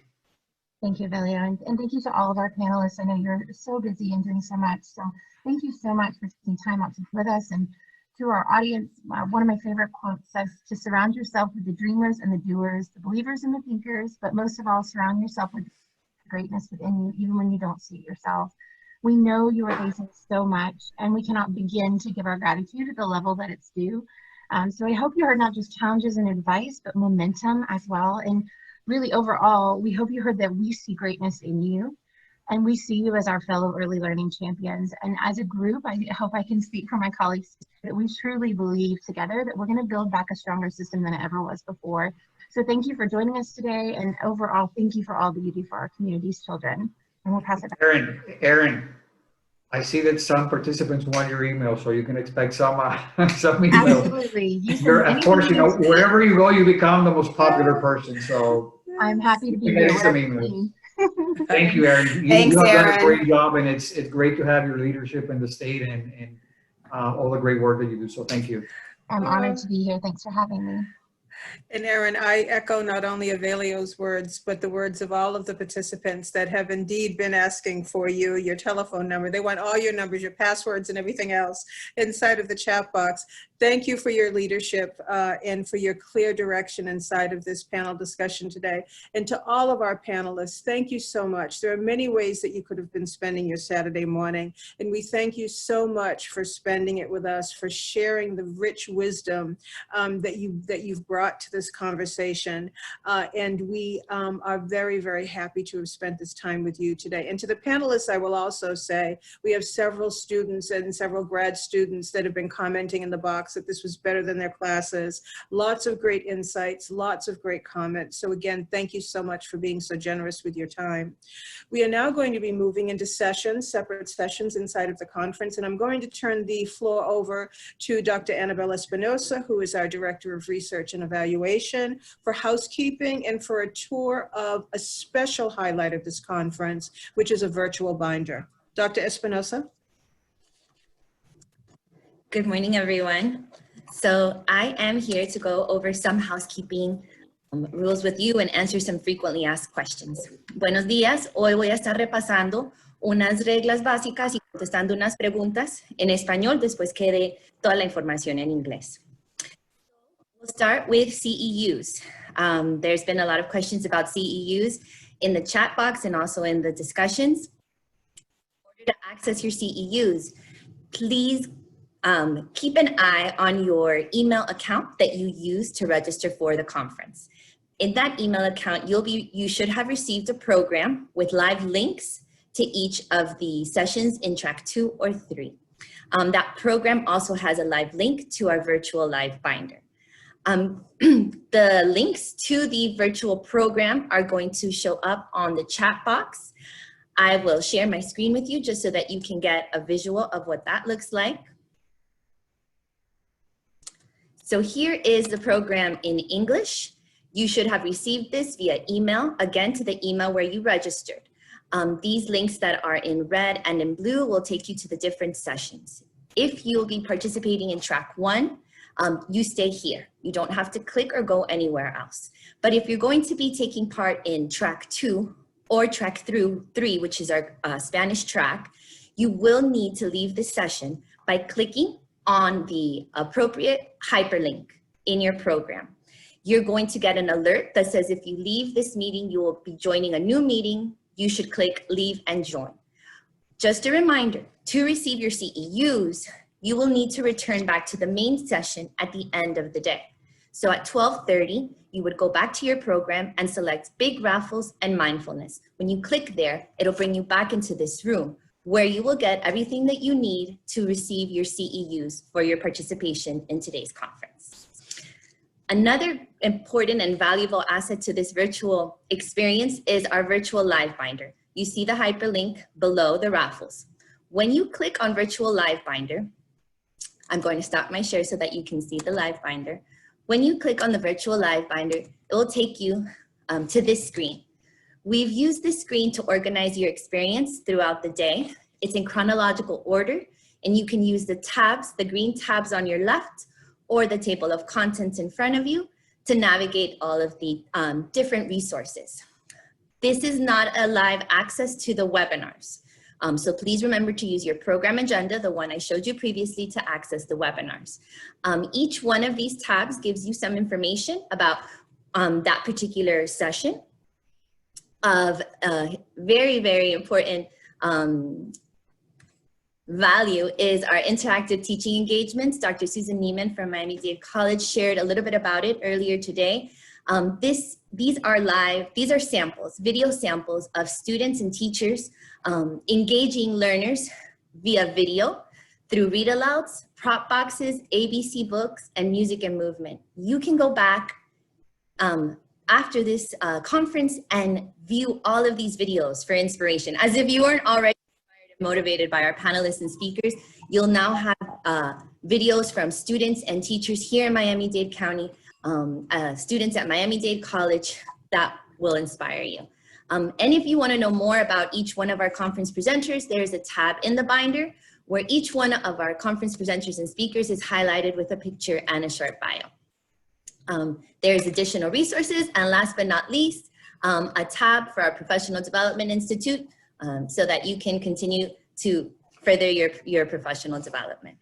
Again, if you'll be participating in track 3 today, track 2 or 3, you will be going after this session back to your program agenda and then clicking either track 2 or track 3. Those of you who will be participating in track 1 will click 1. This is the Spanish agenda, so my apologies. The English one is the same. There will be a large raffle at 12:30. And again, that's what you'll need to return at the end of the day to receive your CEUs. I'll now deliver the housekeeping in Spanish. Buenos días. Como expliqué anteriormente, voy a estar repasando una de las pocas de las reglas y algunas de las preguntas que hemos recibido en el chat. Muchas gracias por su participación en nuestra conferencia hoy. Quiero enseñarles un poco más sobre la agenda virtual que recibieron en su correo electrónico. El correo electrónico con el que usaron para registrarse para esta conferencia recibió una agenda o un programa como el que ve ahora en mi pantalla. A ver, la comparto de nuevo solo para asegurarme que es la correcta. Este programa tiene links en vivo, virtuales, que cuando uno la selecciona, lo lleva inmediatamente a ese webinar o a esa conversación. Si va a estar participando en el track número 2 o el track número 3 durante nuestra conferencia, va a seleccionar ese link en azul y la llevará directamente a esa sesión. Les acuerdo que el track número 3 es el único que es completamente en español. Para poder recibir los créditos de educación para esta conferencia, tendría que estar participando durante la conferencia entera. Y al final de la conferencia, a las 2:30, volvería al cuarto que aquí en el link muestra como grandes rifas y un cierre para más información. Para recibir sus créditos, repito, tendría que volver a este cuarto. Si desea entrar al track número 3, que es completamente en español, iría al track 3 después de que yo termine de repasar estos datos. Y si desea quedarse en track 1, no tiene que moverse. Voy a revisar el chat un momento para asegurarme que he cubierto todas las preguntas que aparecen.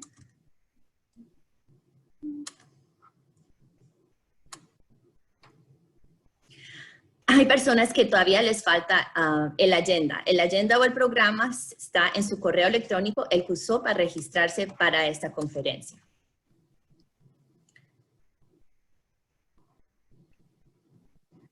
Cuando empiece a entrar a los diferentes cuartos, se le va a pedir que por favor entre su nombre y su correo electrónico para registrarse. Eso es lo único que necesita para poder entrar a los programas. En ese momento ya pueden empezar la transferencia a los cuartos diferentes. Si van a participar en el cuarto en español, es el número 3. En el chat, en este momento, hay links directos a la agenda si tienen dificultad encontrándolo en su correo electrónico.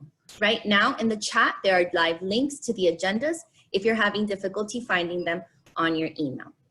If you are going to be participating in track 1, you do not need to leave. You can stay here for the remainder of the conference.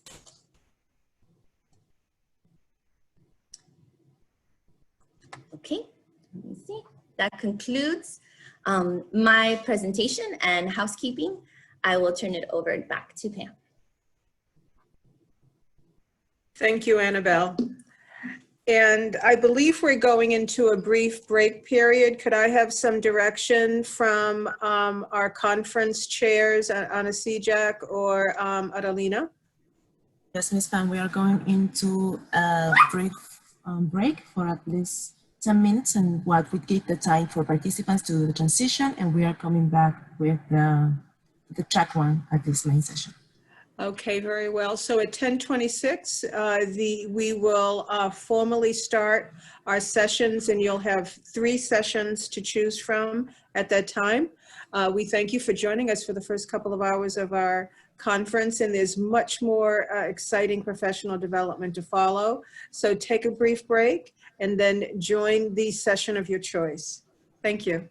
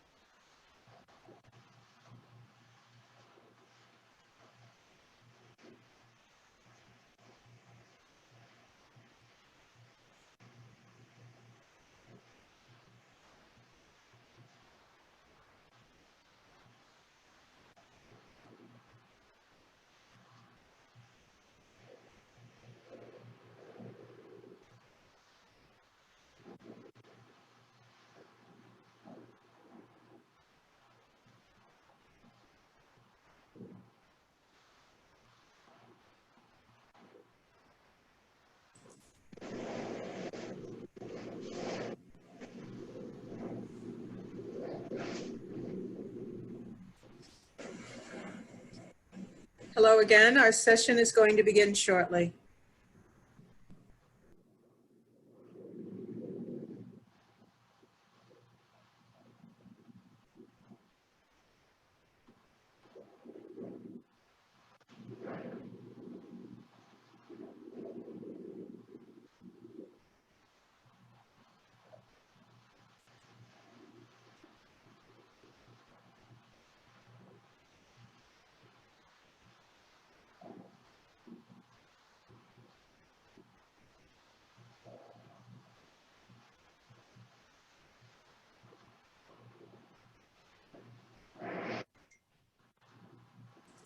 And here we go.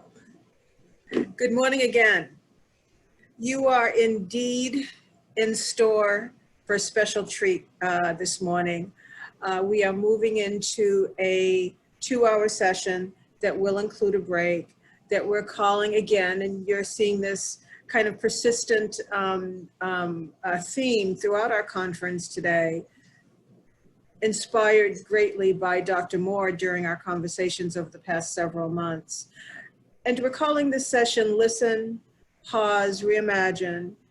And we're going to be talking specifically about what the anti-bias classroom looks like in this, in the midst of this global pandemic, in the midst of 2020, with all of the racial-based conversations and cultural-based conversations that are happening around the country today.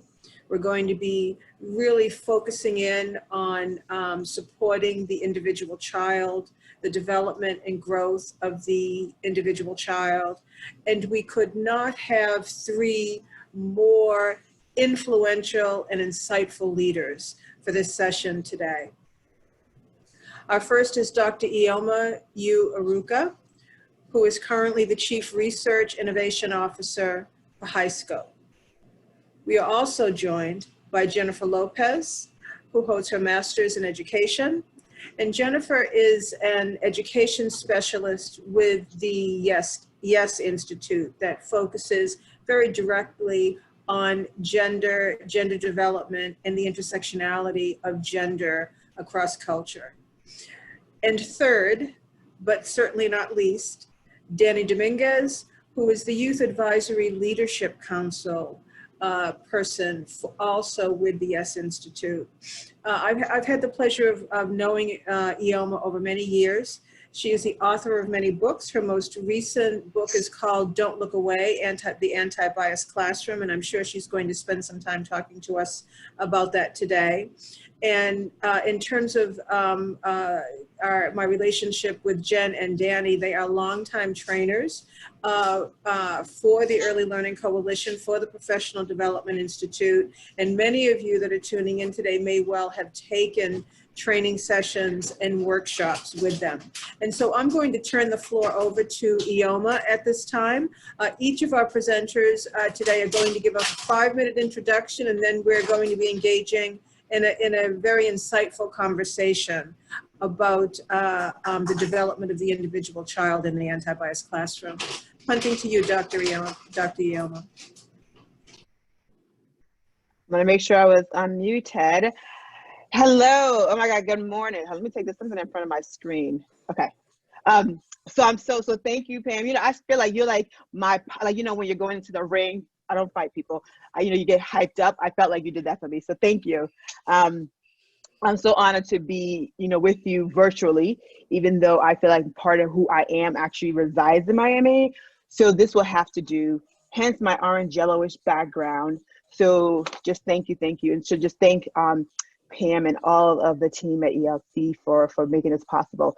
So I am Ioma Iruka, and I am at high school, known for the para-preschool study.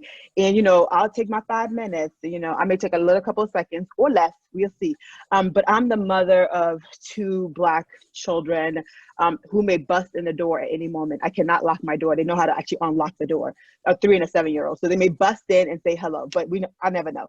And I am a wife to actually a Miami native. He's Bahamian heritage, but grew up in Miami Beach. So obviously a lot of kismet. And I'm also University of Miami alumni. I got my PhD from the University of Miami. So just obviously, I just feel like I'm at home. And I'm an applied developmental psychologist. But what that really means for me is that I'm a social justice researcher. Like for me, I'm a researcher, but for me, research is only valuable only as much as it can be helpful for policy and programming. And I think as Yabilio and some of the other speakers earlier talked about, really we have to be pushing on making change that's actually life sustaining and really impacts children's well-being. And to me, that is really who my research is for and the purpose of it. And so my work really is to use research to really hold policymakers, you know, practitioners, but really our leaders accountable for ensuring that that children during the first few years of life actually get what they deserve. Not what we think they deserve, but what they actually deserve. Like that really is the first sort of part of my work. I do work in early childhood from prenatal to grade 3. So if you're older than 10 years old, you're on your own. So thank you to Danny and Jen who could help you. But after that, I'm just a dummy. You know, so that's really where part of my work resides, and really focus on Black children and children across the diaspora, particularly children of color, obviously children who immigrant status, and children who speak, you know, different languages, not always in American English. And I would say that my work is actually a journey, right? Like I feel like I'm a social justice researcher. But when I was at the University of Miami, I don't know what I was. I was just doing research with Head Start families, you know, in South Florida. And I was like, I just want to do research with families and understand why families do what they do. Why is it that I came from a single family household in Boston and all my friends, all of us had a single parent household? Like I was just trying to understand why is that? And I didn't understand racism. Like, right, I was 20, but I still didn't really understand racism and how it played out. And so for me, I feel like my work is actually a journey in how my own work is leading me to actually reflect as to how did I continue to maintain certain systems and policies, and what is my job to make sure that I eradicate certain systems and policies that ensure that really ensures that children really get the best of what they deserve. And so for me, my underlying philosophy, and I sort of borrowed it, whatever you want to call it, from Stacey Abrams. So I had the luxury of having a conversation with Stacey Abrams at the high school virtual conference several months ago. And the one thing I took from her, and I feel like I sort of try to live that even more, is to speak up, show up, and stand up, right? Like it's one thing to speak, and I do a lot of speaking, but for me, it's also really, really important that I also show up to where it matters. Like I don't just show up at the university. You know, I show up at community meetings. You know, I show up at my state house. Like I try to show up in many spaces where I may not be expected to be there, right? And I think that's really important. And I also try to stand up where I feel like my voice could best lend itself. And obviously as a researcher and somebody who does a lot of policy sort of work, I feel like that's where I have to stand up where I have some level of power and privilege, or at least some deep understanding, particularly with a focus on how does racism, right? So we can call it whatever you want to call it, but it's racism, how it intersects and really connects and lives in children's sort of environments. How does it live in childcare? How does it live in the community that we live in Miami? How does it live in the society that we're breathing in? So for me, is really trying to think about programming and policy and research that continues to move the field and move what we do towards the anti-racism. And so I will stop there and let my colleagues, and then we can continue the conversation. So very happy to be here with you all. Awesome. Thank you, Dr. Ioma, Pam, everyone from the ELC. It's really a privilege to share this space with you all and to engage in this very important conversation. I had both of y'all hype everything up, so I'm excited. I am Danny. I use the pronouns they, them, and theirs. I work for the Yes Institute. And Yes Institute is a nonprofit organization in South Florida, but really we don't only do work in South Florida, we do work internationally in both English and in Spanish, and have Creole and American Sign Language available when requested. We are committed to preventing suicide, violence, and discrimination amongst young people. And how we do that is by providing education on gender and orientation and through the lens of intersectionality.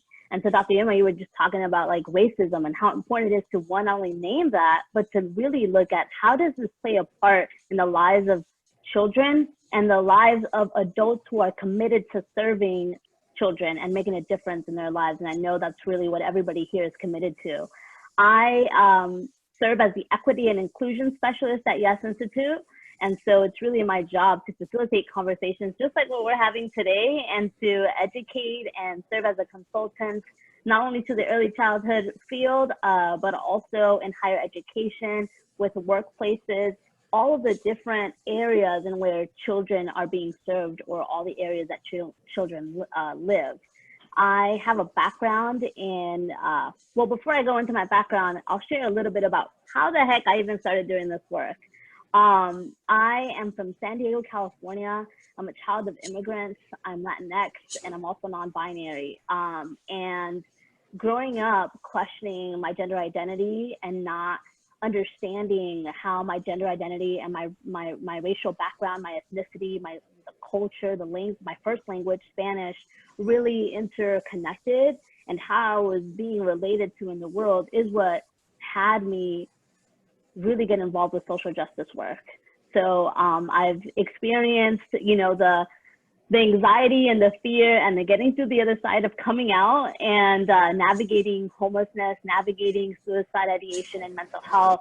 And so all of that really primed me to do this work with young people. So I'm committed that no child, no young person has to go through what I've experienced. And it's helped me not only in my personal journey, but has made me even more passionate about looking at, very similar to what Dr. Ioma said, looking at what are the policies, practices, structures, procedures, whatever you want to call it, that are actually making a difference, right? What can we do to make sure that we have equitable anti-racist policies that are actually going to forward the work that we're all committed to?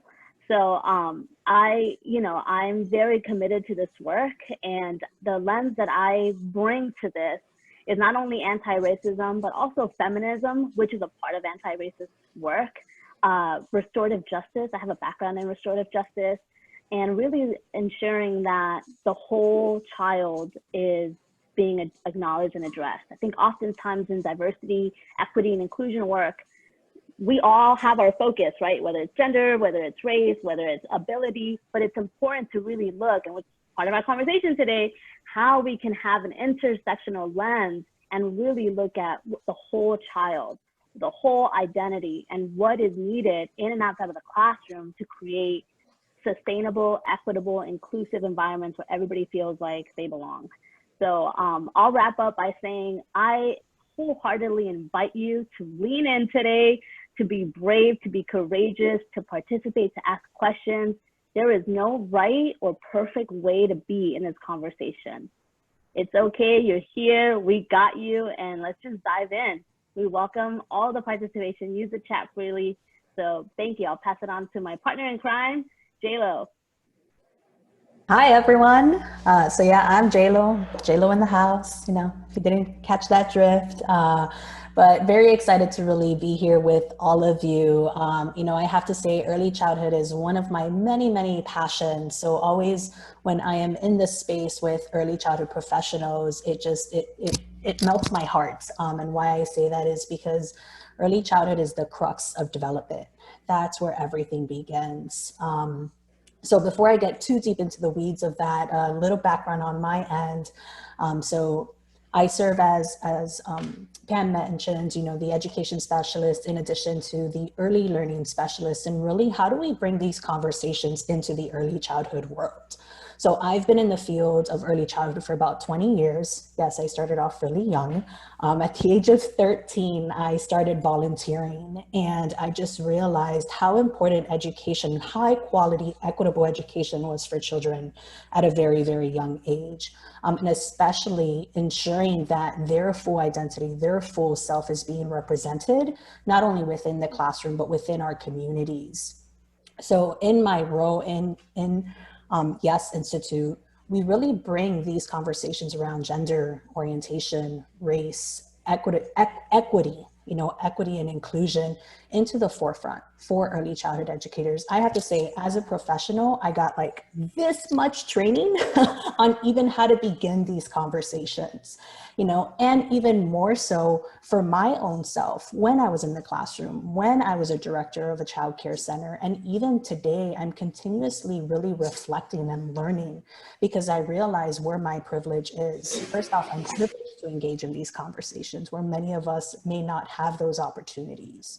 And secondly, I perhaps did not get a lot of the, I didn't get a lot of that racism in certain aspects, but I saw it in different ways, especially with the kids that I engaged with the families that I engaged with. And then how, as early childhood educators, what is that role that we play in interrupting that and ensuring that everyone is included and ensuring that classrooms are also not only equitable, but welcoming and inclusive to all families. And as early childhood educators, we have a huge role to play because when I really think of, my own philosophy and how my role in this, it's about prevention. Early childhood is prevention. We begin the dialogues early, and what type of life would then children have if we start engaging in these conversations early? And I think that's one of the things, the misconceptions, is that are children too young to have these conversations? Guess what? They're already in it. They're listening, they're hearing it from their families, they're hearing it from television, it's all over the place. So I'm really honored to be in the conversation in this space today, and as Danny mentioned as well, please lead in. We are calling you in to engage in the conversation, ask your questions. Listen, I also may be like, wait a second, what does that mean? Because I too am learning in this process and we are here together. So. Awesome. Thanks, Jen. Well, now that we got related, and for some of you, thank you for sharing on the chat. Keep doing that. You can feel free to also share about yourself in the chat. We welcome that. We want to know who's here, even though we can't see you. So with that, I'm ready to start by asking first, Dr. Ijeoma, in talking about equity, inclusion, and anti-racism, how does racism show up in children's lives and learning opportunities? And what are some of the things that professionals like educators, even their families, right, school leaders, child care providers can do to really mitigate their impact? Ooh, that's a whole class. And so thank you, Danny. But, and actually Pam also referenced, I just recently released a book with focus on Don't Look Away, Embracing Anti-Bias Classroom. And I just mentioned the book, not so you can go get it, but yeah, go ahead and go get it. It's everywhere. It was released in April. But the reason I actually mentioned the book is because to me, part of how racism shows up is we sort of lay it out in that it's the air we breathe. Like literally racism is literally, we breathe it, we drink, we're like the fish in the water. It's everything around us. We don't even know. It's like who was it that showed me something about the goldfish that's in the water, says, oh, is there water somewhere? Like, right? Like we literally breathe and eat it. And so for children, it shows up in simply as even the standards we have, the kind of classrooms we have, the teachers who get to be in childcare versus pre-K, the sort of books, the curriculum. I mean, even literally the building where it is, who the funder is, so it shows up literally. And then obviously we can talk about our families, we can talk about the media, we can talk about everything. So literally racism is literally the air we breathe. It is so invisible to most of us. This is why we all didn't learn it. Like I didn't learn it. Like I felt like when I began to really lean in, and that's why I said that for me, it became a journey. Like I'm on a journey, right? Where I felt like I had great trainings from Temple University to Boston University to University of Miami. Like I had those great trainings. And I did not have anything around racism, around anti-racism. And here I was studying about young children, and most of them were Black or children from Latino backgrounds. Like, and we never talked about racism. We talked about poverty, but we never talked about racism. And so it sort of tells me that it's either we don't care or we're trying to keep it invisible for a purpose and for a reason. Because if you think about it, racism powers the engine of our society, right? By maintaining it, there's always a group that's going to be oppressed And it's always going to be a group that's always going to be the ones that we all look up to, which is the whiteness and white supremacy. So I would say that racism completely shows up in children's lives in many, many ways. It shows up in our data that we see in terms of that shows. I can literally close my eyes, point anywhere in the daggone country, and I'm going to say, if it's a Black majority place, the kids are probably all for not doing as well. I mean, I can look at every day and tell you, because that's how systemic it is. We know children are being suspended and expelled, even during virtual learning, right? Like we literally have now plethora of stories talking about how literally children are being suspended, being criminalized. And this is Black children particularly being that way. So to me, racism is literally everything that we do. And so for me, as I sort of go on my own sort of research and policy journey, part of it is not for me to tell you what to do, but it's for, I think, for each person to begin to actually question everything you think you know. Like for me, it required me to say, okay, why didn't I learn this in undergrad? Wait a minute, why didn't I learn this in high school? I had civics class, because you go through 12 years of K-12, or is it 13 now, right? So you go through all these schools, and somehow I didn't get anything about racism. And why is that the case? I didn't get anything about why is it that, the imagery that, certain groups of people are this, right? So to me, the fact that I have to go back and re-educate myself is a problem. So I feel like that's what all of us. So for me, you can go to every professional development, but if you don't take sort of the time to actually look at yourself and kind of question, why am I where I am? Why do I have the privilege potentially of where I am?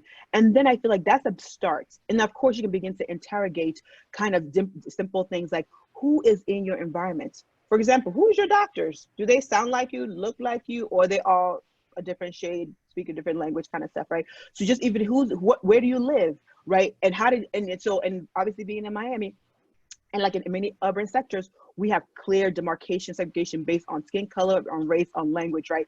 So to me, those are things that begin to then say who gets to be where, right? I think like Avilio mentioned earlier, right? The whole idea of zip code is not just zip code, it's racialized zip code and it's weaponized zip code, right? Because when we talk about sort of the coronavirus, we literally know, like in Miami, we literally know most of the testing places are up north. They're northern, right? Most of them are not down close to the south where Latino communities, Haitian communities, Jamaican communities are. That's literally systemic. And so for children, particularly when we know Black and brown children are highly likely to be hospitalized and their families likely to potentially die from it. To not have testing where it's needed just tells you that children, families of color are always sort of having to sort of go through these extra obstacles. So I would say in the end of it, in terms of, it's a large question, and I want to hear from others, including Danny and Jen, about sort of what do we begin to do, right? To me, it's a journey. There's not an end point, but it's one that where it starts with looking at yourself, but it then also starts with looking at who is around you. What is the kind of environment that you're creating, the books that you're sort of reading and sort of introducing children to, because a lot of the ways that early childhood functions is really around interactions, is really around materials, is obviously around the literacy and the opportunities. And so if all the things you do is only privilege and whiteness or English, for example, then that means that the other things that are not white and are not English and are not sort of that sort of stereotypic white supremacy is probably going to be viewed as deficit based, right? So to me, there are so many spaces in there that we can begin to unpack. And I'll just say this. So I'm currently at HighScope, which is known for the para-preschool study. HighScope is one of the studies that sort of established that early childhood matters, not just for the first 5 years of life, but matters for when up to the age of 50, 60, when we're seeing the interactions with health outcomes, with employment outcomes, with connection to the criminal justice system, with educational outcomes, right? So we understand the life course of that. However, I want to remind us that while, HighScope, I think, is continued to move to go on its own journey as well, is that it started with primarily Black children in the 60s in Michigan. Remember, there was the Detroit riots, right? So don't forget that a lot of early childhood is actually built literally on Black children. Like the other seminal study is in North Carolina, where I live at UNC, that also is primarily poor Black children who helped who basically substantiated the importance and value of early childhood. But we know for a fact that many Black children and many Latino children and many children who are from marginalized communities actually don't access the highest of what we may consider high quality. And so to me, part of what we need to do is begin to sort of unpack what is quality, who is it for, and how do we make it accessible in a way that it should be accessible, right? So to me, even being part of HighScope and knowing that that's that legacy, but we have to understand there's not a sort of this good and bad. There's like, yeah, it was great to have HighScope para-preschool study, but it's also this legacy that it basically said that poor Black children are sort of not smart enough. So they need all this early intervention to fix them, to get them as smart as white children, without understanding that the larger context was really around racism. Remember, you did not allow Black children, Black families to school. It was illegal to school. It was illegal to read. So imagine how you then begin to re-narrate it many years later, like, oh, you're so dumb, you're not smart, you're not this. But you literally oppressed a group and continue to do that and still say, oh, you're not smart, you're not dumb, and you're violent. So I think at the end of it, there's many spaces to talk about early childhood, both in good and bad, right? But where do we move forward? And I think it requires the workforce and the system to interrogate every aspect of the system and what we do in the classroom, because to me, the system drives the classroom and who's in the classroom and who's privileged in the classroom. And so I will stop there because there's so much we can talk about. Yeah, no, Dr. Yoma, you're getting, you know, in the chat, you know, people are agreeing with you, and you know, I just want to kind of briefly touch on, you said so many great, like, little golden nuggets that I think are important to highlight, and really what you're starting to really look at, right, and suggest and have people consider is, how deep does our history around racial inequity and slavery and racism show up in the classroom?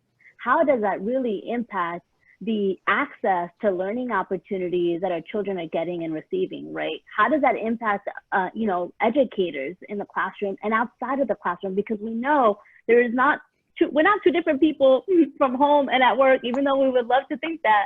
We bring all of who we are, whether intentionally or unconsciously, when we're working with people.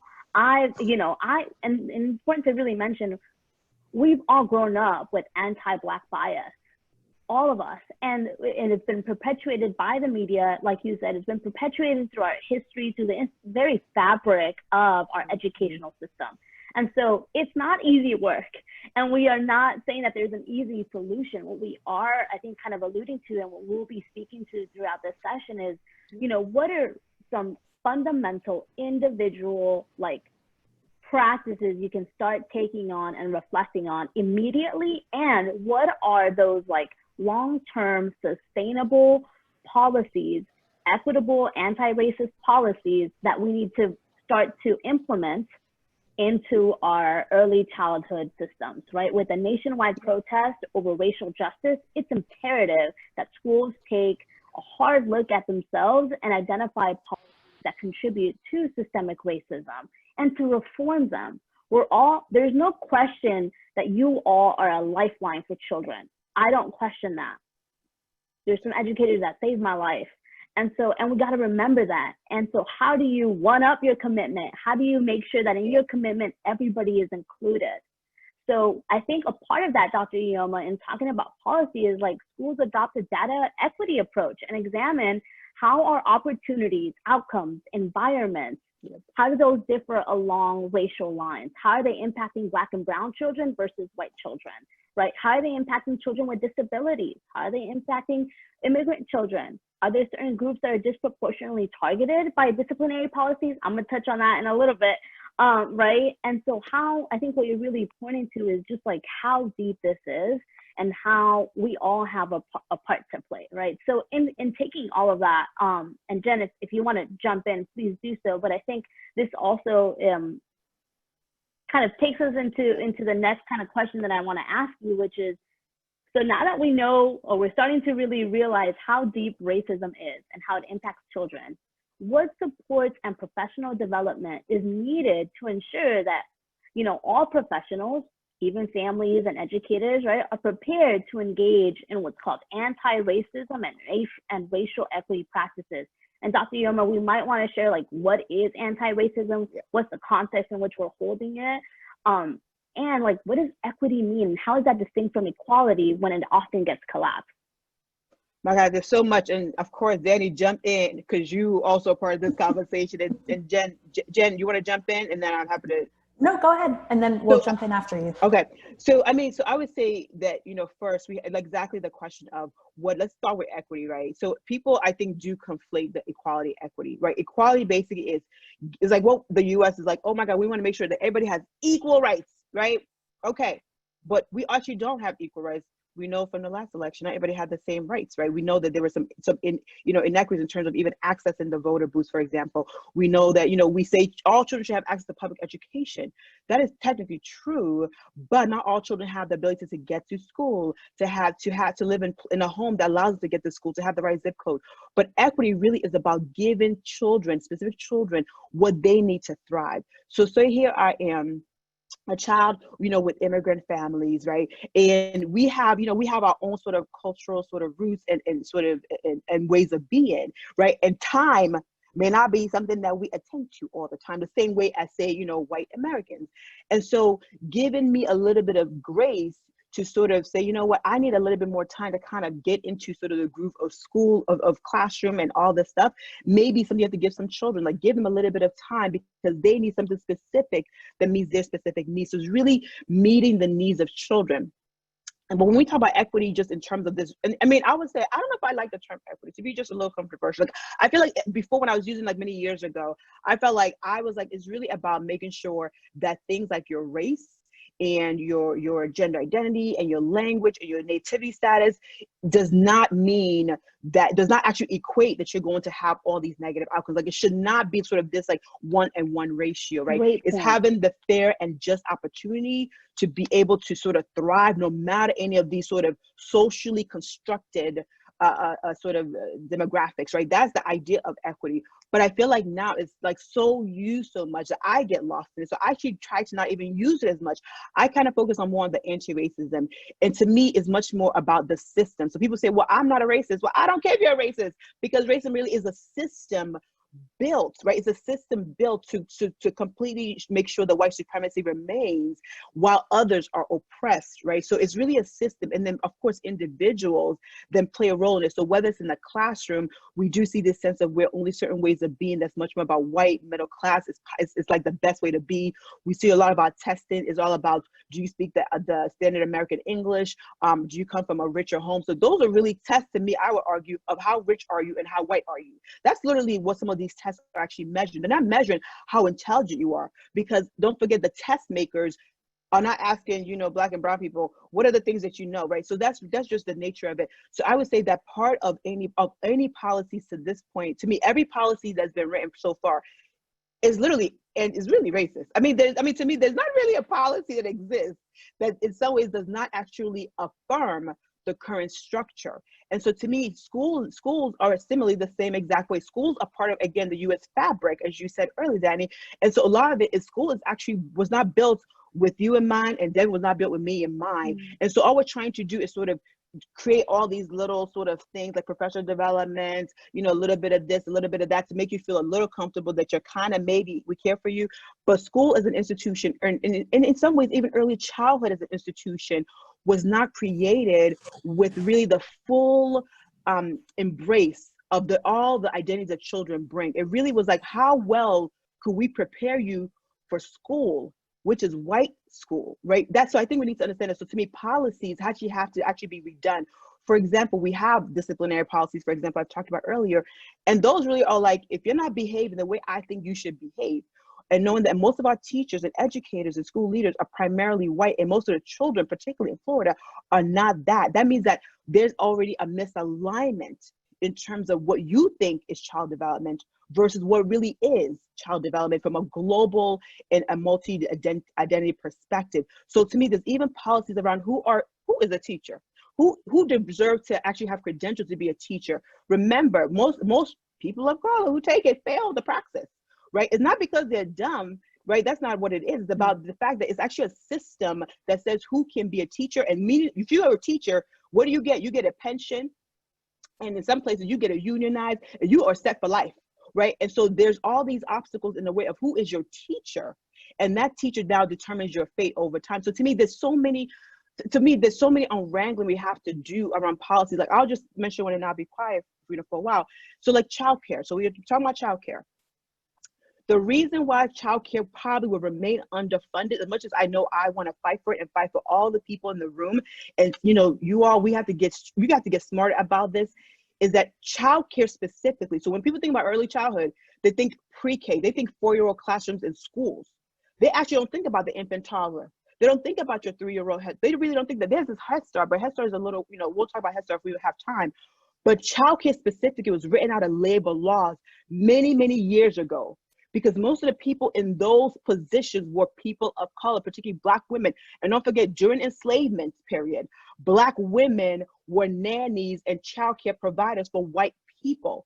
And so systematically, the fact that we have a bifurcated early childhood system, and while literally during the beginning of the coronavirus, who had to stay open was probably mostly Latina and Black women, because they had no choices. Whereas the pre-K school base were like, I could stay at home and teach, collect my check and all this and have healthcare.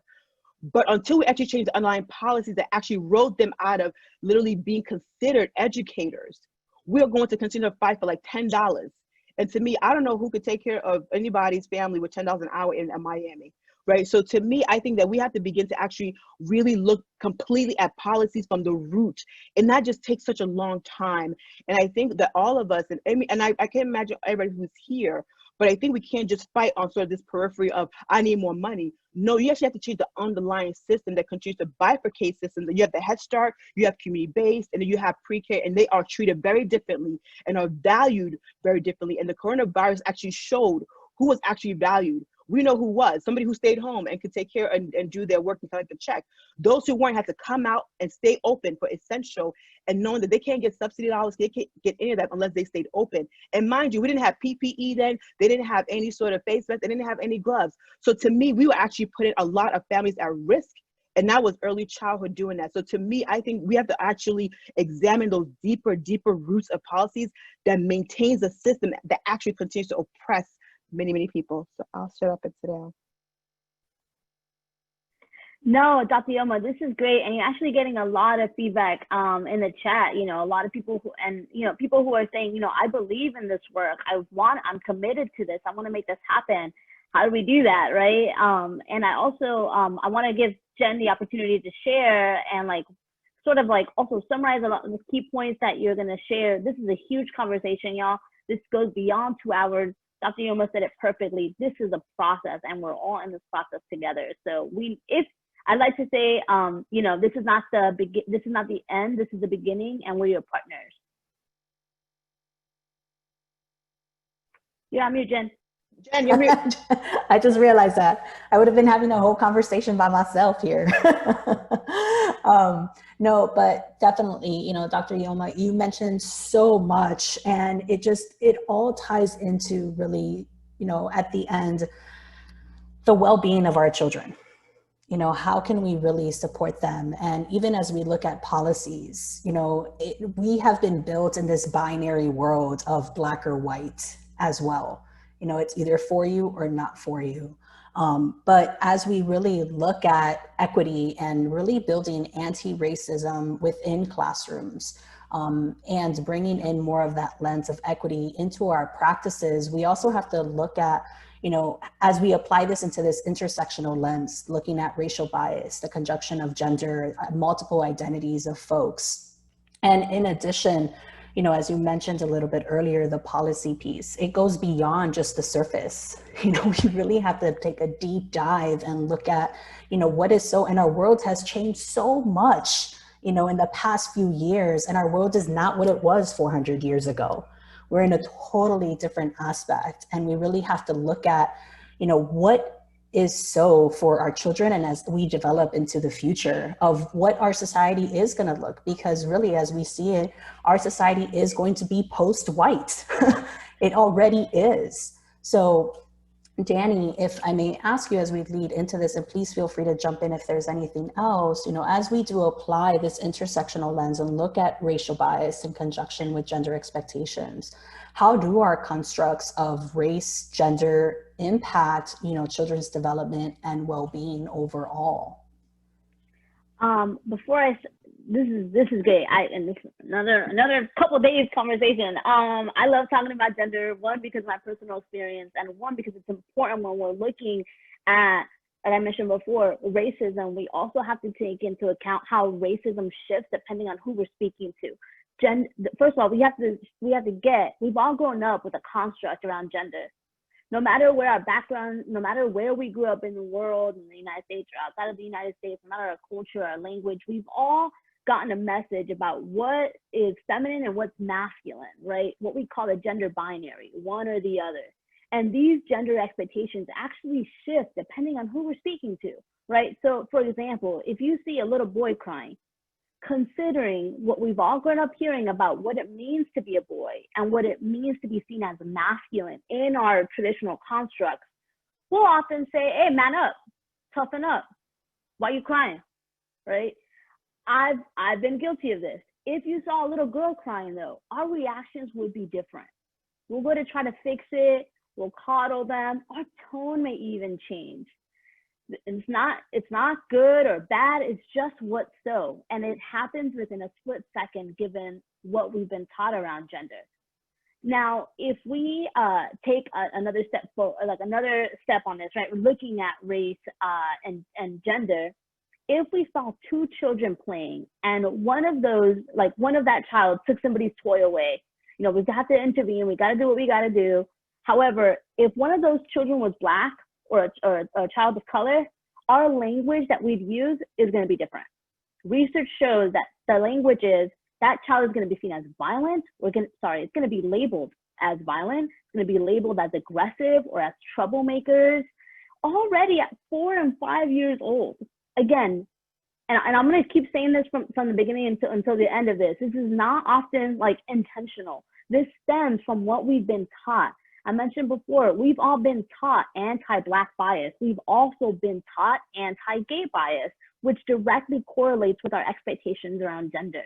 And so, you know, because we've grown up in a world that sustains the idea that Black is violent and that Black is harmful, then that automatically shows up in how we relate to children, and also how we relate to children who fit outside of those gender expectations. Consider this, right? In talking about how Black children and children of color get labeled as aggressive and violent. And I'm going to look up, if I look up, it's because I'm looking at my other screen. 250 preschoolers are suspended or expelled every day. There was actually a report by the US Department of Education that showed that Black children represented 18% of public preschool enrollment, but 48% of preschoolers receiving multiple out-of-school suspensions. The three biggest predictors, and we're gonna see race and gender intersect again, big Black boy. This is reality. Research is showing this. And no matter how good people we are, no matter our intentions, this is what's showing up.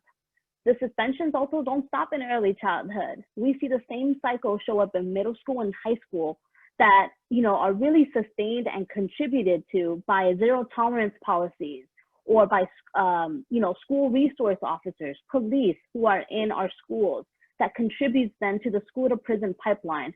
And for those of you who this term may be a little new, what that means is the disproportionate amount of Black and brown youth who are being mass incarcerated from an early age, right? And to bring it back to early childhood, because I know this is where we're at, studies show that test scores as early as 3rd grade, be ready, predict prison beds down the road.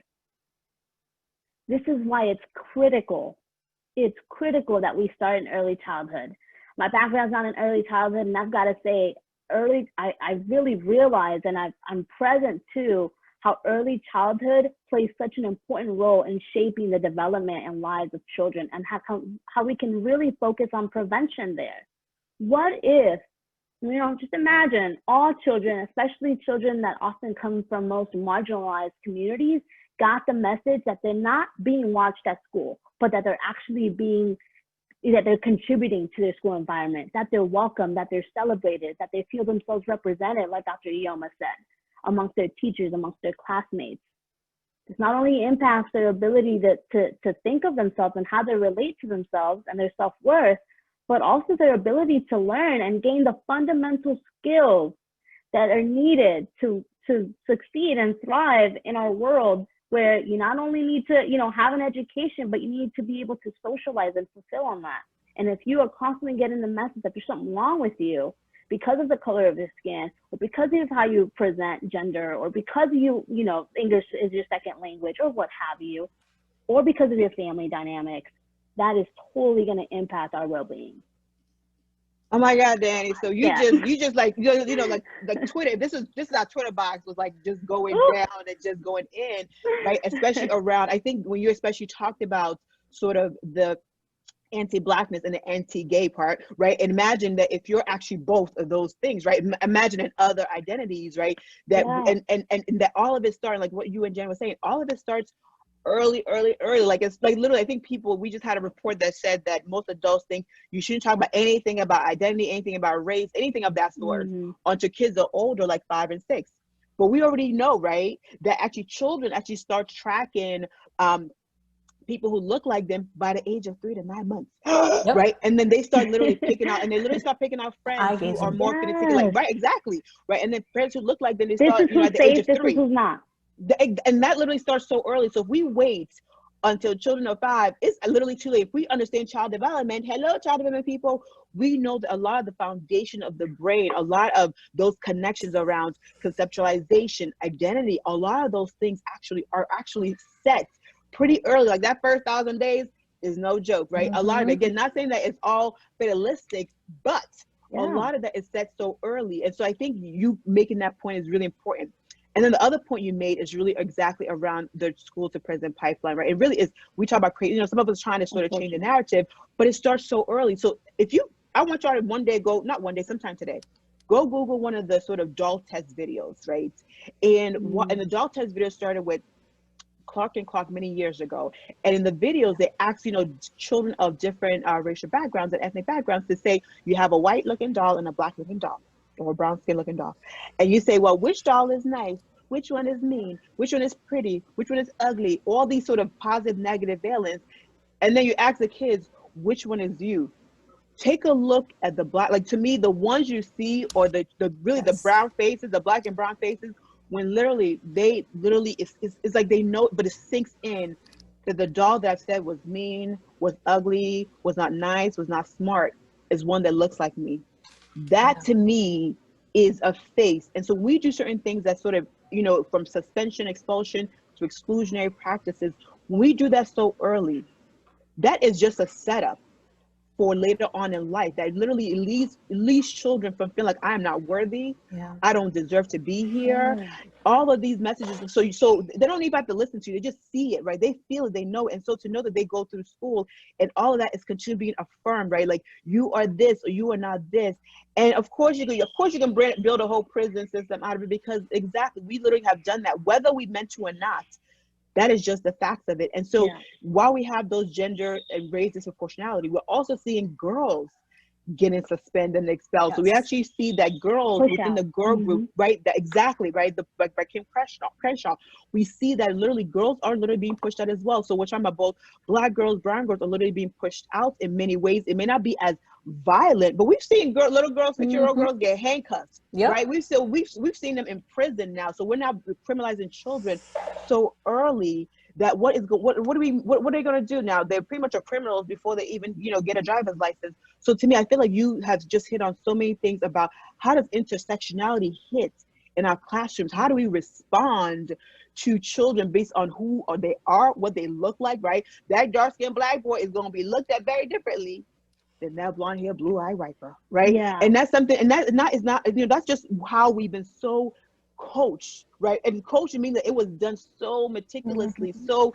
seamlessly. It's just what we breathe, the air, everything, right? That's what we get, right? A lot of things that have happened in terms of the brutalization of particularly Black people early on was because a white woman said, you did this to me, Emmett Till, right? So to me, we have to actually attend to our biases, not just about race, which you've raised up, but also about gender, and then those intersectionality. And then don't add immigrant status, don't add language. I mean, we can add, there's a lot there that we can add. But I would always say that, right? If you add anything with a race or skin color, shit, you are in trouble, right? So excuse my language. Yeah. Yeah, no, but that's really spot on, because it's not just that the children are internalizing a lot of those messages. What then ends up happening is that then they use that against their friends. If you notice, if you're really within the classroom and really observing children, all of a sudden they start noticing, oh wait, that child's not like me, so I can't include them in this. And then that's really where it starts perpetuating into their life cycle. And then as adults, we wonder why, we ask the question, why are you so racist? You know, why are you so this and why are you so that? But the reality is that it's began in those early years. You know, and while we may have these conversations as adults, you know, we are doing a lot of unlearning and relearning as adults. If we get them when they're younger, what difference would that really make in their own development of their own self-worth, but also how they relate to others? Totally. Jen, and Dr. Yoma, I want to share about like what's going on in the chat, because this is so important. And first of all, I am so grateful that all of you are sharing like your personal experiences and are really like thinking through this. And I wanna speak on, you know, like the idea of whose responsibility is it? A lot of times when we're having this conversation, and y'all get this, we do training not just with teachers, but with parents and families as well, and with children. And so we see all of those different dynamics. And when we're speaking to teachers, they go, well, when you say, you know, whose responsibility is it? The parents. Guess what the parents say when we're talking to parents? Whose responsibility is it? The teachers, right? And so here, I'm gonna break the news for you all. It's all of our responsibilities. And here's the catch, right? There might be some children who are growing up in a home environment where there is bias, or at whatever level, at its most extreme level or not, right? And they're being exposed, and it may be because of what they're hearing from parents or guardians or whoever is part of their family structure. It could also be what they're watching on TV, you know, or their iPads, because now everybody got an iPad, or you know, who their relatives are, the kind of books that they're reading. We just talked about like all of that, right? And also shows up in the classroom and in the playground because other kids, right? And it may also show up with teachers. And so I really want to invite us to just let's see if we can really shift our framework around whose responsibility is it? Because if they're not getting it at home, what tools can you create as educators? What tools do you need as early childhood professionals who are, again, committed to serving children and making sure they develop healthily and thrive? So what do you need to be able to fulfill on that? We can no longer go to, it's their fault, it's this, it's that. I want to really invite you, and I'm not trying to make people wrong. This is just what it's going to take for us to make the difference that we're committed to. Trust me, we work with, you know, around gender orientation. I have unfortunately seen children who are kicked out of their homes, who are, you know, who face violence. Right now, given COVID-19, you know how many children are stuck in their homes, and I'm scared for their lives, considering their gender and sexual orientation identities. And it would be so easy for me to be like, well, those parents, yeah, I wish parents got this. But here's the reality, and Jen alluded to this. None of us got the education that we need, or the conversation, like Dr. Ioma said, in middle school, in high school, at the dinner table, around race, gender, ability, immigration. None of us had, and I shouldn't say none of us, very few of us have had those conversations within our family structures or at school. So I want to invite you to really consider, like, and reframe how we dive into this conversation. Because the time is now, and you're in the hot seat, and there's no better person than you. You're with children the most, right? And so how can we really take ownership about that? And we're not going to fix racism. We're not going to fix, you know, anti-gay violence and bias or transphobia. There's over 20 trans women of color that have been murdered just this year. So we're not going to fix that, no matter how much I would want to. There are things that we can do to try to shift that, though. So I really want to call people in to start listening from there. Jen, can I ask you, so this is Danny Jen, so somebody put in the chat, you know, this issue of sort of colorism, and Jen, in particular to you, and obviously as an education specialist who also works with, and you guys, actually both of you guys work with both teachers and families. So this, I think the attendee mentioned that, you know, she has a dark-skinned Indian child, and she married to a new family or new husband who is lighter skinned, and he loves her like kids, et cetera, et cetera. But just to speak to how sometimes not all this doesn't just happen in the classroom or in out of home settings. but that the home environment could also be a place, as you just actually also noted, Danny, could also be a place of where there's some level of psychological trauma happening, especially around your race, your color, your gender. So what is it that the early childhood community and or the education community could do to better support families as they sort of also go on this journey around whether it's colorism, whether it's racism, whether it's gender bias, all these things? Like, what is it that can be provided to families to be much more of sort of an advocate and a support as we think they should be? What more could we do? And I think that's where this one of the attendees, at least what they said, or at least what I took from it, and my own questions about it. It's a hard one. It's a hard one because the reality is that not everything works for each family. And that's what we have to look at as well. You know, we live in a world that not what answer fits for each family. Let me just put it in a different way.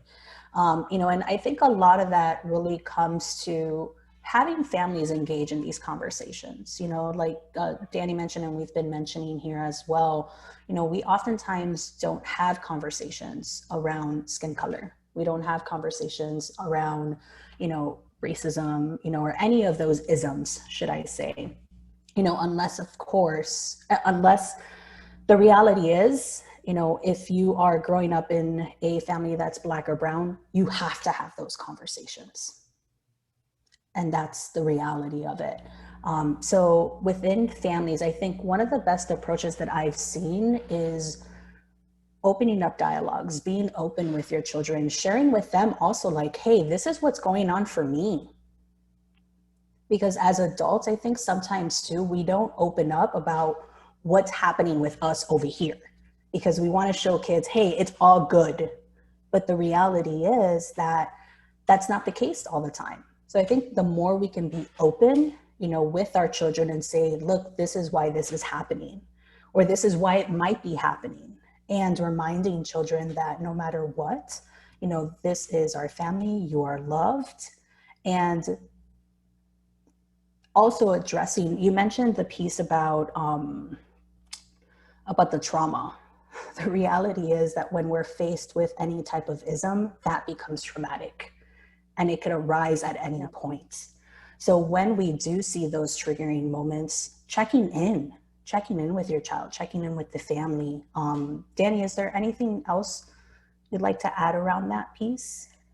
Yeah, I'll just add quickly one thing, and then I know, you know, this conversation again, we're getting excited, and we can go all these different ways around it. And you know, again, I'll just share, like, this is really just the beginning, and it's a journey. Okay, so I know there's a lot going on, but the one thing that I do want to just to really focus on, like, what ELC professionals can do, early childhood professionals can do, is really start by looking at, you know, what, and we're going to touch on this in our, you know, other questions, like, what language do you use? So start thinking through, like, what is the language that I'm using? Do I have a reaction when I say Black? Do I have a reaction when I say children of color? Do I have a reaction when I hear somebody say, you know, that's not for girls, that's for, you know, whatever. It's just being conscious. And look, I've had to do a lot of self-reflection. I've grown up, you know, I'm Mexican. I've grown up with anti-Black bias. I've grown up with, you know, expectations around people with disabilities and what that looks like, and their limitations, or what I thought were limitations. And it's really taken, and the phrase, I think I saw a hashtag, it's really unlearning and relearning what we've been taught around what it means to be a human being, because that's really what it is. And so what a good starting point is really start reflecting on, and there's a great implicit bias test that I've taken that we also suggest for people to take in our trainings. And I'll put the link towards the end. You can actually test, right, where you have bias. And I was shocked when I took this, given this work. I was like, I'll be good. And no, again, we all have bias, even folks who do this work and who are committed to being anti-racist. And you know, so I think that is a great point. First, you have to be aware of your biases and name your biases. If you aren't willing to name and reflect on your own bias, you will not be able to fully and ethically carry out equitable policy. You won't, because you'll have what's called the blind spot, right? You won't be aware of it. And, you know, the other thing is like looking at, is the curriculum inclusive? What does that look like? You know, I know Jen's going to talk about like curriculum inclusion and infusion by culturally informed practices. So I'll just start there with just like, you know, touching y'all was like, start looking at this, start reflecting on this, because I know a lot of what we're going to mention in a little bit is going to be woven into this. I see Pam. Yeah. I see Pam. I'm actually going to invite us to stop there. We are going into a 10-minute break in just a couple of minutes. I will share with the panelists that there are several requests in the chat box for research sources and things of that nature, and I know that you're tuned into that. I will say to the participants, did I lie or did I lie? This, you know, is designed to be, you know, an important and a provocative discussion, and we invite you to lean in. And as to use Danny's term, we are indeed calling you in to lean in, to reflect, and to take away messages that will make you a much more effective teacher and hopefully help you to relate more closely to the individual children in each of your classrooms. We have a 10-minute break. I do want to share before we go to break that the Professional Development Institute, as I mentioned at the outbreak, has a long-term relationship with the YES Institute, and we do have classes that are going to be coming up for you in both English and or Spanish over the next couple of months, so stay tuned to our weekly newsletters. You'll get a chance to get to know both Danny and Jennifer even better. And I also will remind you that at the end of this session, we are going to be doing a number of raffles. All kinds of wonderful things are going to be raffled off. So do stay tuned for that. You do need to be present to win. So stay with us. But at this time, it is 11:26, and I'm going to dismiss us for just about 10 minutes. We'll see you back here at 11:36. Give the panelists a chance to, you know, have a cold drink or another cup of coffee. Please, I invite all of you to do the same. And we look forward to seeing you back for the second part of this amazing conversation at 11:36 a.m. Thank you. And thank you, panelists. Awesome job.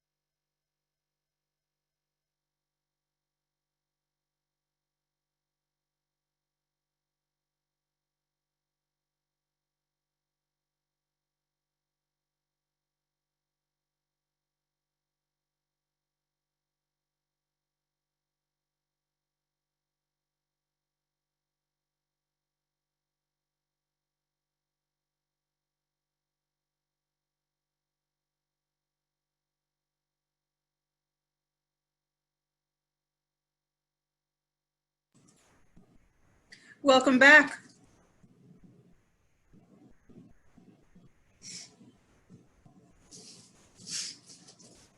We are ready to get started. It's precisely 11:36, and I am assuming that our panelists are back at their screen. Ioma, Jennifer, and Danny. I'm going to turn the floor back over to you so that we can pick up where we left off. Thank you. Thank you, Pam. Thank you. All right, so we've been talking about a lot, and I think we can be talking about this like for days on end. But as we do continue the conversations, and Danny, I'm gonna ask you the following question. So we've been talking about those social constructs around race, gender, identity, really the whole lot of it, and how that impacts not only the child's well-being, but also the family dynamic, the early childhood structures within the classroom and schools. So as professionals, and we started alluding to this before we went on the break, as professionals, parents, community members, we all have our own understanding of gender, which ultimately shapes how we not only relate and interact, how we not only relate and interact with children and youth, but also their families and even our own selves. But given this, how can we foster our own learning and continued growth so that all children can express themselves in ways, even if it counteracts our own expectations, our own upbringings of what it means to be feminine, what it means to be masculine.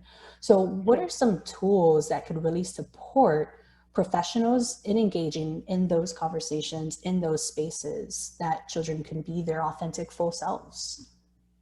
Sure, and now I'll share a little bit, and I'll invite Dr. Ioma and you, Jen, if you have anything else you want to add as well. You all are adding really great kind of pieces and really bringing it all together. But like I was mentioning, we've all grown up with gender expectations, right? With the traditional gender binary, and by 3 years old, Jen, you told me this, right? By 3, children are steeped in expectations around what it means to be feminine and masculine, along with the consequences when they don't actually meet those expectations, right? And no matter, like I said before, no matter our cultural background or our race or experience, we've all been taught these gender roles, how we should act, how we should be, how we should look, depending on, our gender presentation or what people perceive is our gender, right? Which is really key here. And this really goes beyond, colors. Boy colors, girl colors. This goes beyond pink and blue. This goes beyond what kind of toys children play with. Even though that's important, it really, it's like the message is like, and I think somebody in the chat mentioned this, and I'm forgetting their name, about like the impact of saying like boys don't cry or boys are tough and don't ask for help, especially when we're considering Black youth and youth of color, right? And girls, this also the message, and Jen and I have done like puppet shows and like kindergarten and things like that, and even with like three-year-olds, and you wouldn't believe the things that little girls are saying. Girls don't eat, girls are weak, girls are emotional, and it may seem like innocent, like these are just things, and then they say like boy smell and like all this stuff, but really going beyond that, we know that we internalize those messages, right? And because we want to meet the expectations because we've been told that that's the way things are. When that's faced as a contradiction to, early childhood professionals or any educator, then we start to shift the way that we act so that we can meet those expectations. I know I did that as a child. I was assigned female at birth, and so the expectation was that I was gonna have long hair, that I was gonna wear dresses. I hated dresses. That I was gonna wear those socks with the little furly things, and want to play with dolls and Barbies. And actually, I was terrified of Barbies. And what I began to do was really like be angry, and like, even though I was a very social child, I was then forced to kind of perform femininity because I thought that's what people wanted. And we see that with children. And not only with like our behavior and, toys and colors, there's also the experience of gender variance in early childhood. Mm-hmm. A lot of people tend to think that, transgender and non-binary experiences happen like when people are older or when they're, in their teens. And that's not the case. We have worked with numerous families and children that by the age of 3 and 4 years old, they're saying, don't call me Johnny, call me Emily, right? Or, I want to be known by this pronoun, or I want to use this bathroom. Can I use it? And then Jen mentioned this. We have no training on how do we respond to that in an age-appropriate way. How do we engage our teachers, our parents and families to like engage in that conversation, not to tell you what to do, not to tell you the right way to do things, but also considering the development of that child. So we know that early childhood is a crucial time for children's development, and we can really make a difference. And you all as educators and early childhood professionals can really make a difference by having the tools and giving that to children so that they can have the space and the freedom to develop authentically, to say, hey, Ms. Lopez, I want to be known. And we've seen this. When we work with teachers, hey, Ms. Lopez, can you call me this name? I don't really like this name. And you may be the first person that they tell because you've created that safety, because you've shared your pronouns from the beginning. Listen, and some of you, and I'm going to make up, right? Some of you may be like, well, this is too early. You're going to put this into their heads. I've been in a second grade classroom when I asked, what is gender? We don't talk about trans or orientation in second grade. This child, she said, non-binary is a gender, right? And I was like, in my head, like, yes. But I was like, yeah. Like, and all you have to do is like, where did you hear that? Like, I'm curious. Like, what does that mean for you? You don't have to have the answers, right? But you can't say like, yeah, like, what does that mean for you? What is gender? Do we know that, even though we have gender expectations, that you can wear whatever you want, you can be whatever profession you want, all these things, that's really important. And what we can do, Jen, to that question on like what now, is provide children counter narratives and stereotypes, counter stereotypes that actually help them question the status quo around gender, around race, that helps their interaction with one another, right? You can start by really, and this is the big part, and I mentioned this before, learning and unlearning and relearning around unconscious bias, being aware of your own unconscious bias and how that shows up in the classroom. And I mention one thing, like having books that show diversity around race, around gender. There's so many awesome books. Our favorite is The Color Red. It's an amazing book. It doesn't say anything about gender. It's about a crayon, and it's amazing. And being themselves. Yeah, about being themselves. And we have I Am Jazz, and we have all these great books. And it really, and Dr. Yoma was saying this, you see yourself represented, that communicates safety. You see yourself represented, that communicates belonging. And so, and that can be infused in your curriculum, in your books, in the images you have in the classroom. The language, I'll shut up after this. Language is key, right? Children, notice how we say, good morning, boys and girls. Hello, ladies and gentlemen. Boys, you line up here. Girls, you line up here. I've said this before, okay? I'm not trying to make anybody wrong. But who does that exclude? Are we welcoming all children? What if there's a child there in that classroom that's like, I'm not sure if I'm what now, right? And so this is just like great tool to start really reflecting on, like language and all of it. All right, I'm gonna be quiet and I'm gonna No, you're doing great. It's all good. Really, I wanted to bring up something else, because oftentimes also we think, okay, so we have to get rid of also all the books that we have in our classroom, because there's stereotypes within them. Use those as tools. That's another aspect to it, and really start having children decipher, like, is this really so for you? Is this really so for people? Is this a reality for everyone?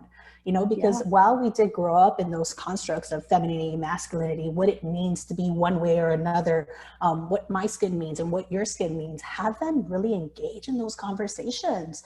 And I'm telling you, they're picking it up on everything. And oftentimes students will sometimes ask certain questions and know that it's coming from a place of curiosity. They are learning, and how you react is also going to be interpreted on how they internalize those messages. So keeping that in mind, you know, and it's kind of like, oh, wait, now do I have to watch every single thing I do? No, it's I mean, a little bit. A little bit, you know, but no, you know, yes, definitely being more conscious to it. But hey, you know what? If you mess up, it's okay. Just say, you know what? I meant to say it this way. And what do you mean by that? If a child comes up to you and you have no idea how to respond, engage with them, find out where they're at in the conversation. So you had said, oh, go ahead. Oh, yeah, no, for it. No, finish, Go. please. No, I was literally saying, I was going to say, I am, you know, I feel like people always think like, you know, panelists, experts, but I'm sitting here, like sitting back, like I'm just learning from hearing Danny and Jen. And I feel like this is just the beauty of being human, right? Is that, you know, we may have places where we feel experts, whatever that means, but I'm just sitting here like, like literally I have my pen out and I'm like, yes, like I need to make sure I remember that. Like, for example, you know, when Danny, you're talking about sort of the performance and acting that children have to do, and Jennifer, to your point, really about the children are paying attention, and because children's innate sort of thing that they do is they want to please. Right? They want to please. They want you to like them. They want others to like them. That means that I'm going to perform, even if it's literally is not even within me. I don't even feel like it, and it's not who I am. They're going to do it so you can be happy, so they can see your faces. So like even that in itself means that I'm not being me. And so like for you all to sort of just even underscore, bold, italicize that notion that we have to give children the space to be themselves and to not sort of put them in the boxes. Oh, there should even be boxes. Forget the boxes, right? So Thank to me, you. that No was just so that was just I feel like that was really so important, and that children are attending, right? Like I remember I was just at a meeting, and that's right. Children actually attend not only to what you say, but what you do not say, and also how you react. Like you're right. When somebody says, "Oh, mommy, you know that person is black," and the mom is like, "Shh," right? The children now know. Yes. The child now knows, don't ever talk about that ever again. That means that here is the third rail that you should not cross. And that is a message that we send. So this idea of color blindness, which has permeated our society. And as good parent, I'm a parent of 2 kids. And you know, I talk about race all the time. They literally hear me talk about it all the time. But I know for a lot of families, that is not comfortable. And so that like children feel like they have touched third rail means that I know this is dangerous and I can't do it. And that in some ways also communicates very so directly. And you had mentioned that, Jen. And then this idea of books, right? For us in the early childhood world, books literally is our friends, right? Or our enemies. And so for us to really embrace and lean into like, right, our keyword, I lean into that books really are a sort of a gateway where we can begin to challenge, to help children also challenge adults. I think we have to begin to also, like I'm sitting here in this journey because that's what I am, literally on a journey too, right? And I know I got biases. I tell people all the time, I know my biases. I know exactly, like I take all those tests because I need to know who am I, right? I can't go telling people, you know, that you suck if I don't know how much I suck, right? Like that's literally because I know that I literally know my biases in many ways, and I always have to question like what is it and how did I get it, and I know kind of how, but I know that I'm still literally working on it. So to even talk about how books really are a gateway to sort of being able to have these conversations, right? When I talk, you know, when me and my husband talking, you know, to our son, and we're like, we need you to tell us how you feel. If you feel hurt or you feel pain, you better tell us, because exactly to that comment, I think it's Siobhan who said it earlier, that we have, you know, we teach certain groups of children, particularly black children, but really boys in general, we don't want to see you crying. You better man up, like you said earlier, Danny, right? That we do teach these messages, and girls, you gotta sit still, you gotta, you know, put your back and do all of this sort of performance, right? And I just feel like that is so important. And I think books are ways for us to engage in conversations, even when we are uncomfortable. Like some of these conversations are uncomfortable, right? And Jennifer, to the work you're talking about with families, you know, it's so uncomfortable. I mean, some of us first was uncomfortable, and sometimes it's traumatizing. Like, right, to have to relive the fact that you've been told you were ugly because of your skin color, because of your hair, right? That's a lot of reliving things that you want to just put away, tuck away, and not have to share. And then to figure out to talk to my child, I have to prepare them for society who does not value me, whether it's due to my gender identity, whether it's due to my skin color, etc., or the way I sound, the way I talk, whatever, right?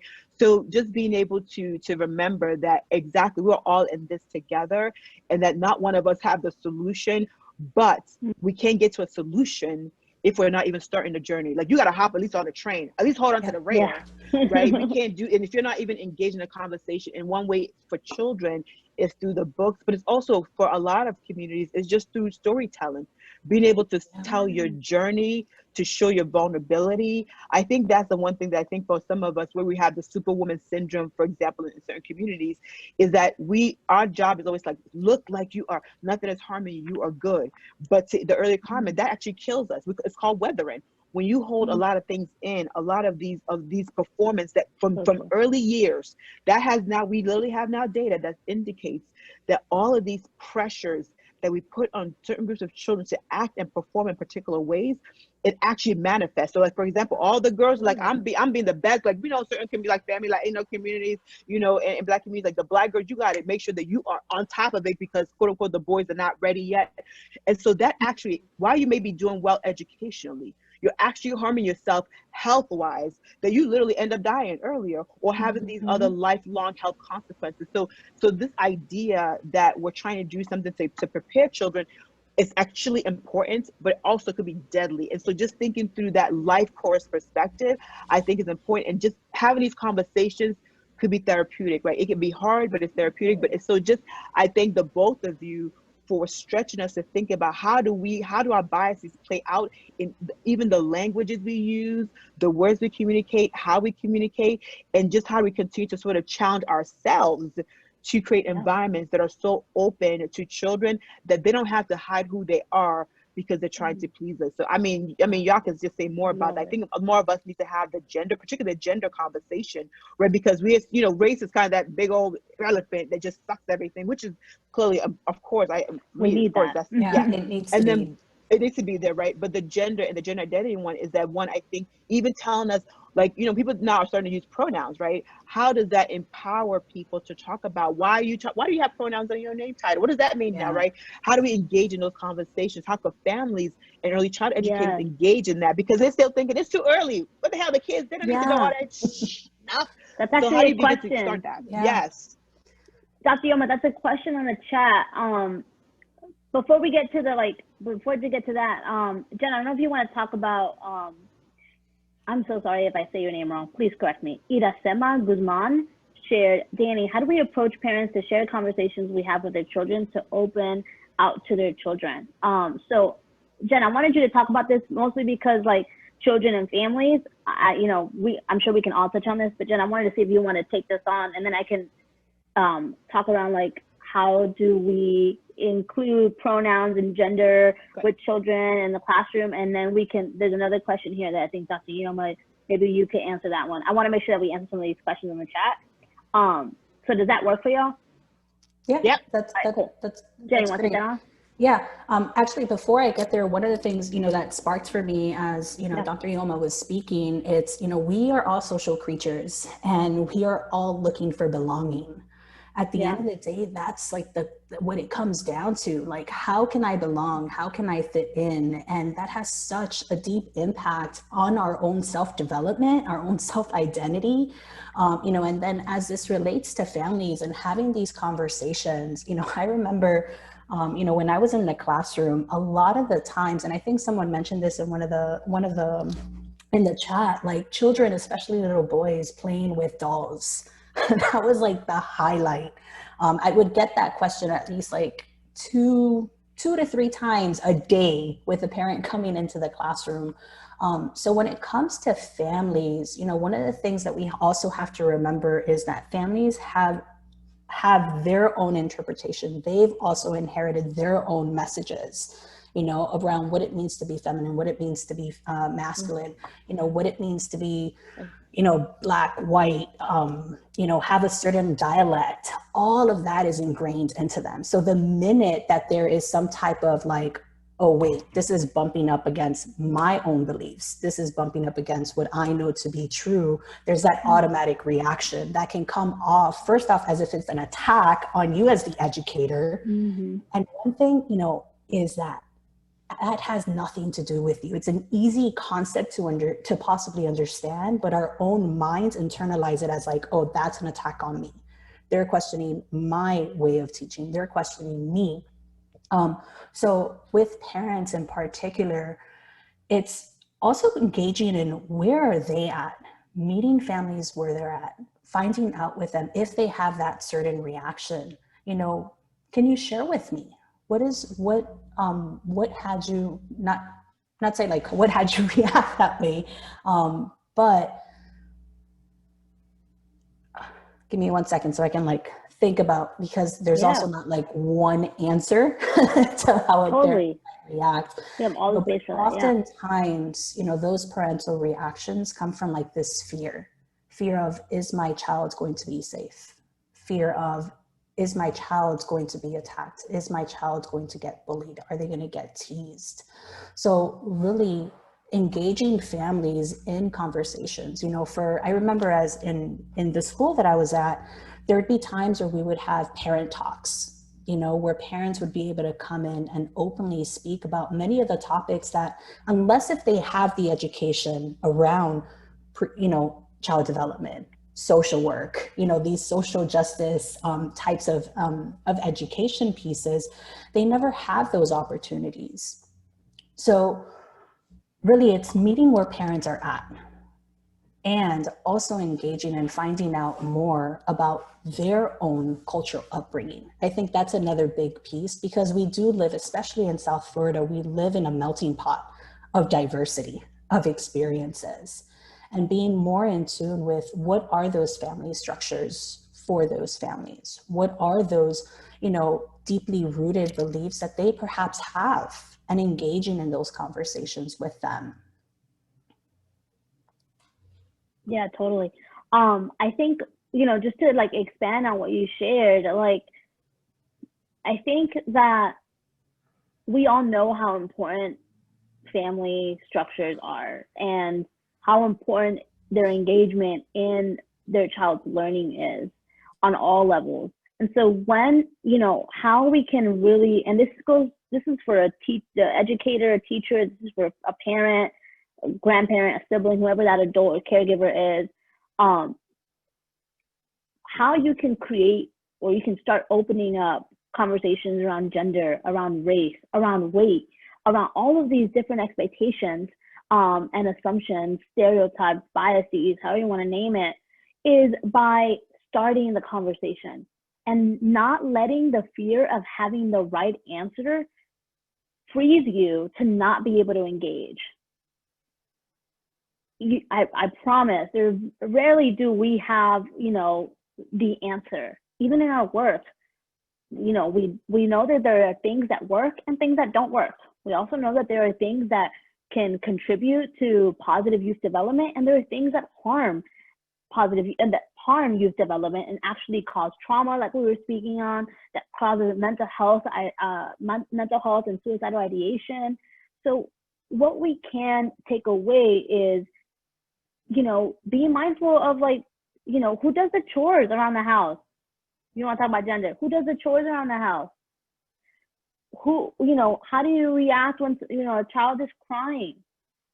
You know, what expectations do you have if a little, you know, if I'm going to use binary terms, if a little girl wants to like cut all her hair and start wearing what you would label as boy clothes? And, you know, like, that's really what it's going to take for us to start letting children know that there is no one way to be a boy or a girl. There is no one way to be a child, right? Children are awesome because they have so much creativity, and they're not restricted by these gender expectations. And, you know, it's really only when they get out into the world, or, you know, when they start formulating, and, you know, kids are like sponges, right? Taking in all what parents are saying or what their guardian is saying, that's when they start making those decisions, and they start to shift how they are or perform. And so it's important that, especially if you want to have the conversation on gender and pronouns, that you just do it. Like, you just do it.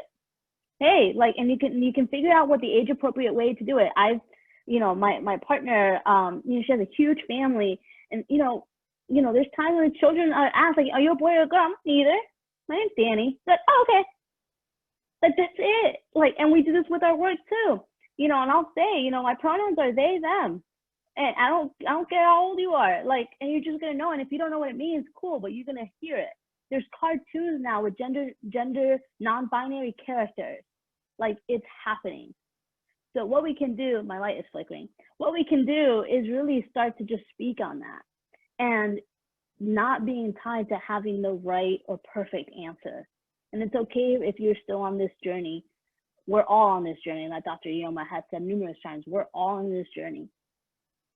It's so good you said that, because one of the comments earlier said, what would I say if my child says, oh, they're Black, right? Or they say, oh, is that a boy or Yeah. girl, right? Like, I think you just sort of given people sort of like a really basic tool, which is to actually engage in it, right? Like, just actually lean into it. Like, just, the idea of like trying to like, get your body tight and that whole kind of reaction we all have when something is sort of hard or challenging to what you may perceive, right? So just being able to just say, just do it. There really is no perfection. So even when, that question that was there, somebody says, oh, they're Black, then you say, yeah, they're Black, right? You could, if you knew a little bit of history, you could say, yeah, they're Black, and they probably do what you do. And, like, it's about sort of just human, everybody is a human, right? So just humanizing it for children, but really it's really about just engaging in the conversation. And what makes you notice that? Like, asking. The beauty about what we want in early childhood is to not always have the answer, but to ask the kids, so why did you say that? What is it about inquiry. Black that made you think about that? Or, is it a friend of yours? Or like, so begin to just ask kids, because exactly, Jenny, you said this earlier, it's about kids literally are just curious beings, because remember, they're kids, right? They literally are still formulating so many things in their head. And if you don't help them, then we see what would happen, which is people killing people on the streets, right? So to me, that's the whole idea, is that, it's this whole idea of engaging in this conversation there's not a perfection to it, but it's just actually leaning into that conversation. And then also recognizing that I don't know a lot about this.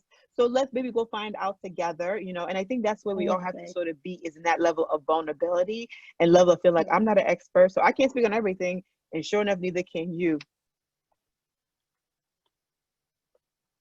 Absolutely. All this conversation is so rich, and I appreciate also the amount of time that we have. But I wanna make sure that, and maybe we can kind of shift gears into like, what is it gonna take to foster environments in the classroom that are inclusive, that are equitable, that communicate belonging. We've talked a little bit about like the language that we could use, right? Moving towards gender neutral language is a great way to start gender inclusion and gender equity. Looking at diversity in books and the curriculum. Jen, a big part of this conversation, we talked a little bit about families, but what is a way to also be inclusive towards the families of the children in our schools? And also, what is it going to look like to now move from the level of awareness, and this, we can all end with this, like what's it going to look like to move from awareness to action? Like, what's needed? What can you do right after this webinar to really start taking this head on? Yeah, so families is like the first touch point. That's where it all begins as they engage with childcare centers. They're looking at your websites, they're looking at your enrollment forms, they're looking at the classroom environment. And as we know, families are no longer what they used to be even 30 years ago, even 5 years ago. Families are ever evolving. So looking at the reality of family structures now it's not just mom and dad, it's a parent and a parent, or mom and mom, or dad and dad, or a grandparent, or a foster family. So really looking at that full dynamic from our websites as well. Do our websites reflect inclusivity? Do they reflect diversity? Do those families look like the families that are in your hometown? And then even from the enrollment form, I remember when I was at the school, at the different schools that I was at, a lot of times the enrollment forms would say mom and dad. And is that the case? Is that still the case in our reality in this world that we live in? So shifting our language, even in our enrollment forms, on pamphlets, do your enrollment forms say parent guardian? Because remember, not everyone is a parent. You may have guardians. You might have a foster care family. You might have a grandparent, taking care of the child. Somebody raised by their siblings. Or siblings, exactly.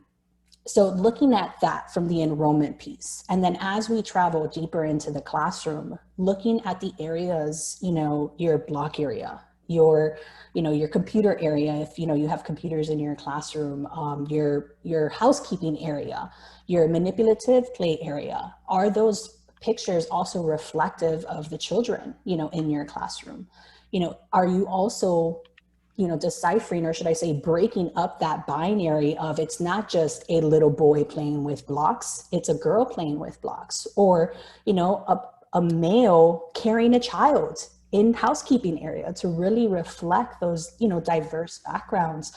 Because the reality is, when it comes to play, there's so much development, and that's a whole other session, because people wonder, how do children learn through play? They learn a lot. And that's where the developmental piece comes in, and those first 5 years, they're developing their brains, their little synapses are starting to connect, and they're just evolving everything. Another big piece to that, and I think we started speaking about this, is we also have, looking at the curriculum. Our children's experience is reflective on there. We also have intentional teaching. Are we being guided by what the children are interested in? So using that also as a crux to continue your lessons, to engage in those conversations, bringing out those books that perhaps you haven't spoken about, because it's like, oh no, it's not time for that. No, guess what? It is time for that. So bring it out and roll with what the children are experiencing at that time. And another big piece too is, we do, especially here in South Florida, there is language. We may have children in our classroom who English is a second language, or they may not be as evolved. Really getting involved in their family structures. If by any chance, like I remember, we had families that came from all over the world, in my school.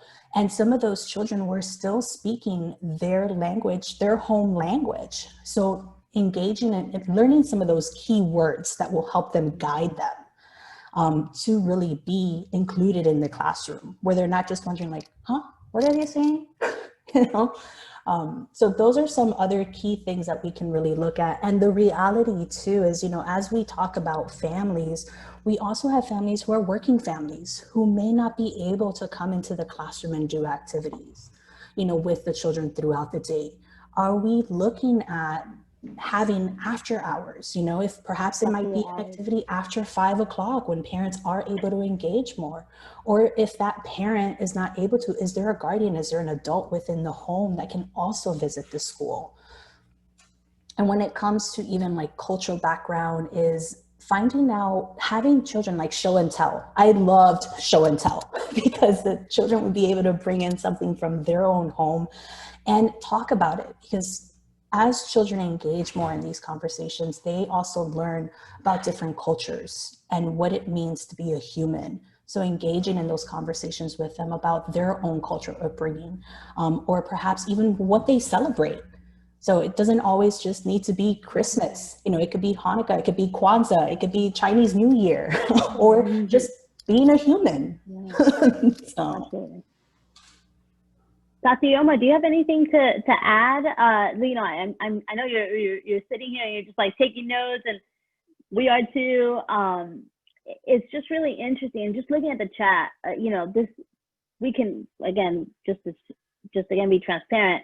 This is a learning curve for all of us. Even though I have my experience around gender, my experience around with my race, with my ethnicity, this is still like fairly new conversations for all of us to be engaging at the professional level, right? Which is really key. We've probably had conversations with friends. We've probably been involved in social justice work elsewhere, protests, what have you.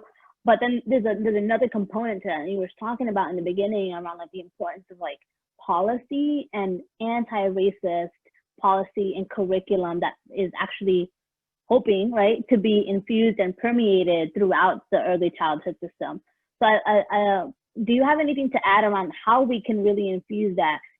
We know about intersectionality, and like now how do we take that and run from it? So that's a great question. And I feel like, Jen gave so many great sort of just like such powerful nuggets. I would say even engaging in this is actually the beginning of a political change, right? And what it means to policymakers, right? Because now you can demand of your school leaders, like those who fund programs, that, hold on, my kids are being my kids, sorry. Okay. That, There's no need to apologize. Right? but they're still crazy. Don't do it. But no, that's true. Thank you. But that the fact is that now that you know more, you can actually demand more. So now we can say, you know what, we want to look at our curriculum.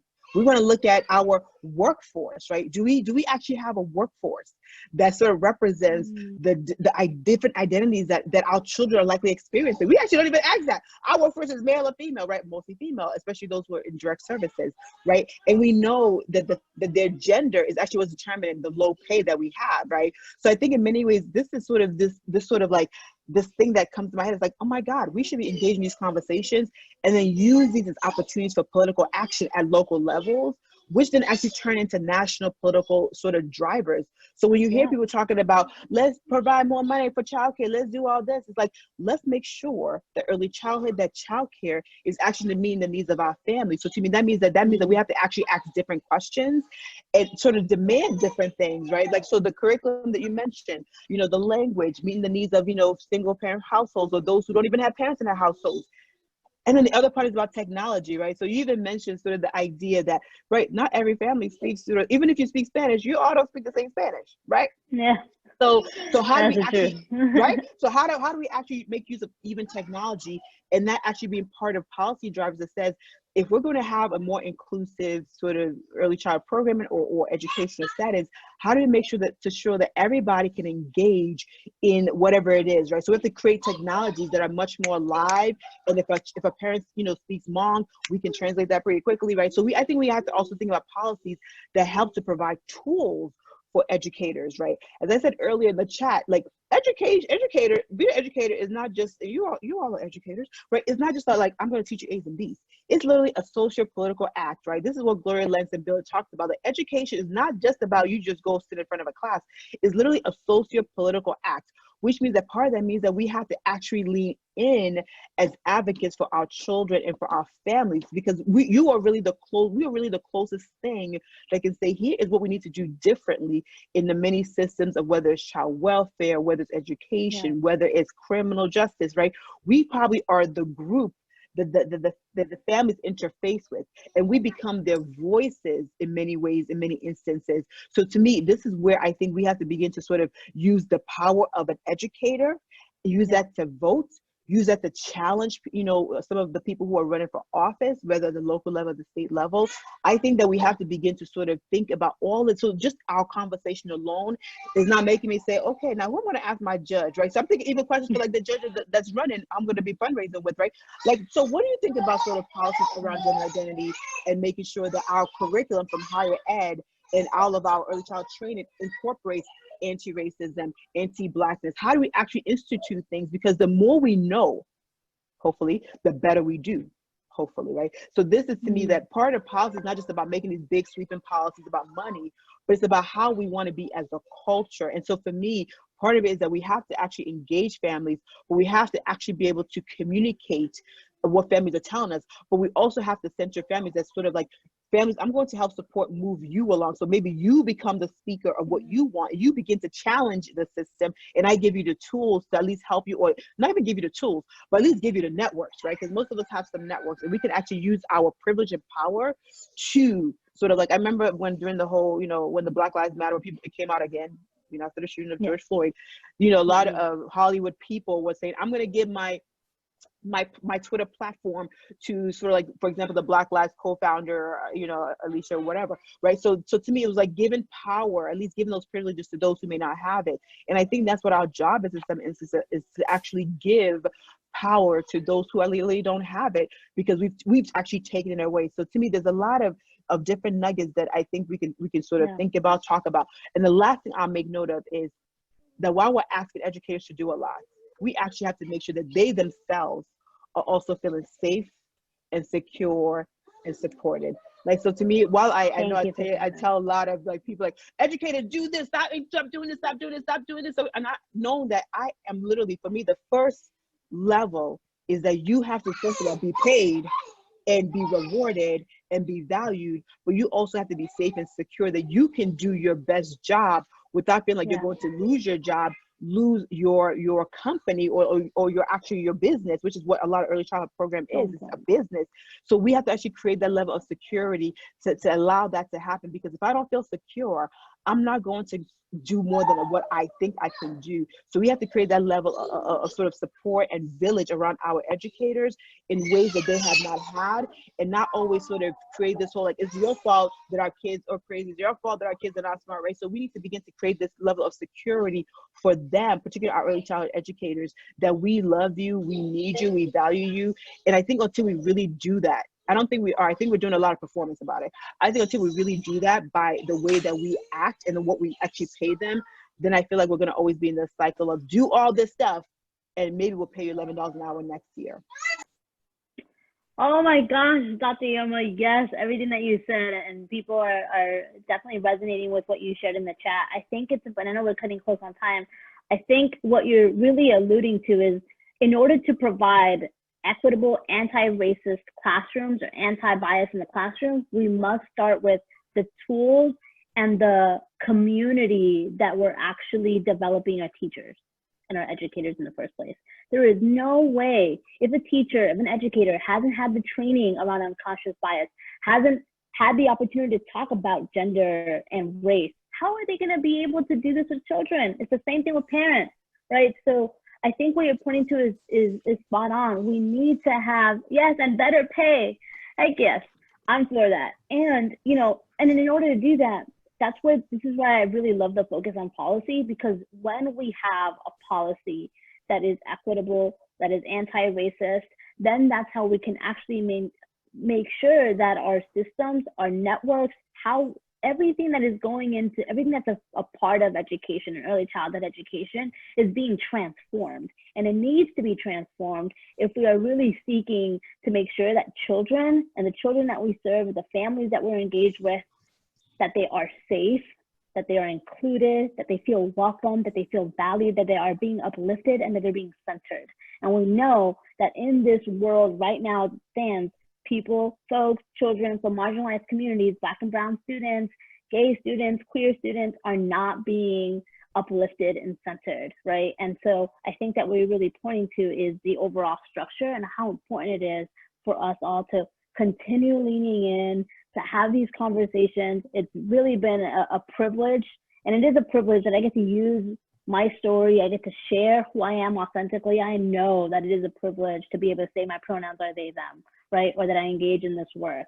So I'm really present to everybody's commitment. I want to thank you all for everything that you've shared and your vulnerability, Dr. Yoma, Jen, Pam, like this opportunity to really engage with educators in this way is really a lifeline for our children. Danny and your fellow panelists, we have another 10 to 12 minutes. Session 2 Great. is not quite finished, so I think you have a very engaged group in the chat box. So if you can hang in there for a little while longer, I think, totally. I think your listeners Yeah. would be very happy about that. I would love that. I Thank love you. that. My kid, you know, my kids have an alarm in their head that says, "Mommy's been gone for 2 hours." That's why they're acting this way. You can hang in there for sure. I'm just looking at the chat. Jen, I don't know if you want to add anything, or Dr. I'll Yoma. just add, I feel like, and I just, especially with the latter part about policy, I think that's always, you know, teachers, educators always think that that's too far out. Like, they're like, I'm just a practitioner. Do you know how many things have changed in society because educators said this has to change? So to me, policy really is not just about money.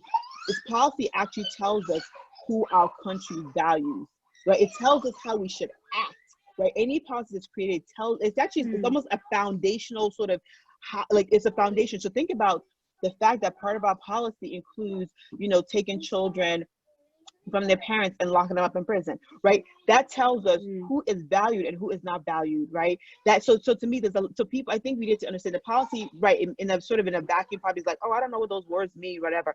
But they are telling us a lot of things, and it tells other countries a lot of things because we're a global society. So I think in many ways, you know, while we cannot do these big, huge, mega policies, but we know that every policy, especially at the local level, actually communicates to us. So I think, you know, don't worry about sort of what's happening in DC, but I say worry about what's happening in your neighborhood, in your city Locally. council, right? Like, so if your city council is saying things like, we don't want anti-bias training or anti-racist training, we don't want our children talking about gender identity, we want an English only sort of schooling and curriculum, right? Those are policies, and even your school boards, right? Like even your school boards are creating policies that actually matriculate over time and have sort of lifelong consequences. So I say that there are policies in almost every single thing, even the things people don't pay attention to, like your water policy stuff, right?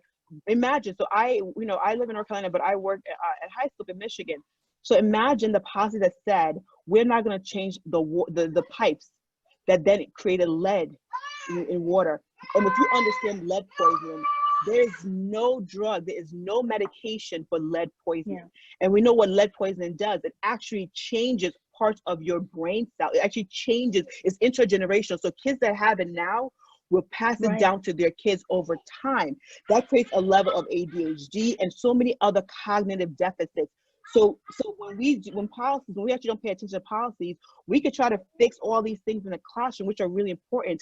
But when we don't pay attention to some of these, what we think are like not that important, it actually has these life consequences. So I say that we need to pay attention to literally, I know people, I mean, I can't talk about details because I know sometimes I don't pay attention to all the details, but I do say if there are ways or places that where you can just, be part of leaning in, whether it's your school board, whether it's even your child care sort of community advocacy group, your AEYCs, your ELCs, like to me, those are literally those ripples in the water that changes the water. Because if we don't have those ripples, the water would be where it was. We would not have civil rights where people now can talk about race matters. We can talk about gender identity. People talk about, that immigrants deserve rights, right? So those ripples have to happen and continue to happen even if there's pushback. And to me, the role of educators is that we are actually either going to create the next George Floyd or the police officer who kills him.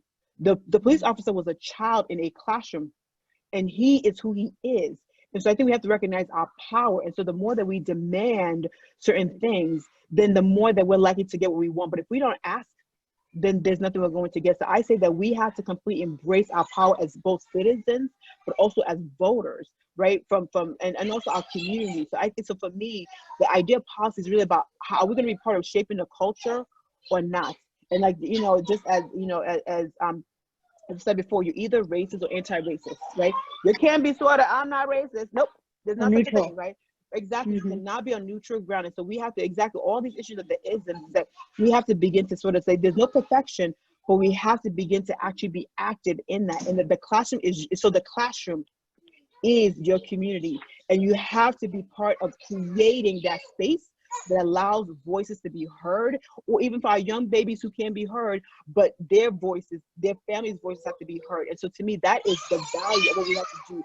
And policy operates on so many levels, and we have to be part of that. And educators, that is our job. That is part of our role. So we can't lose that fact. So I just thank you all for just all the thoughts and all the questions, and even all the insights you provide. And I want to thank Danny and Jen for all their thoughts and all their insights and for their vulnerability and sensitivity to share their story. For me, as sort of a Black woman in America who comes from the diaspora, it's not easy. But to me, if I'm not here, speaking the truth to the power, as we talk about, right? Who is? We all have to sit in it, and we all have to live in it. And I can't imagine. I want my kids to at least know that their mom tried to do something, right? And I'm hoping it will get to something eventually. But to me, I live and do because of them. Because if I don't do my job, kids like them may not get to see their future. So I just thank all of you just for being here on a Saturday, right? And just listening to us. And I just thank Jen and Danny for just giving themselves and all of who they are. And just, I wish I was in Miami with y'all. So maybe one day my husband will let us come back. One day he'll let me come back. So thank you. We definitely wish that too. I think it would be great. We have more than 260 people that have been with us this entire 2 hours. Oh, wow. And we would invite you to just drop into the chat box. What is your biggest takeaway after today's conversation? And we can read them as you're writing them, and I'd invite the panelists to jump in as we're kind of holding a place. We have one session that has finished and one session that is just about winding down. And we thank you for the thank yous, but we'd like to know what your biggest takeaway from today's session is, please. Diversity is important, and it's the way that we speak to children regarding it. Yes, women have power. Look out for policies in our communities. Listen and lean in. Yes, we drove that point home. Yes, our voices are being heard. Absolutely. Support, resources. Great. Speaking up. Suzanne, my biggest takeaway is that no matter how much I research these topics, listening to someone's personal experiences adds a new depth and dimension that I can't get from reading. Absolutely. Definitely. I think we mentioned storytelling and narratives is key in this work. It's what's really going to transform people from looking at what, you know, the label versus the human being. Using books to talk about biases. Unlearning, relearning, hashtag. Yeah, understanding our own biases to be able to create that safe and understanding space for our children. Yeah. Self-reflection, very, very key. You can never be too informed. Yeah.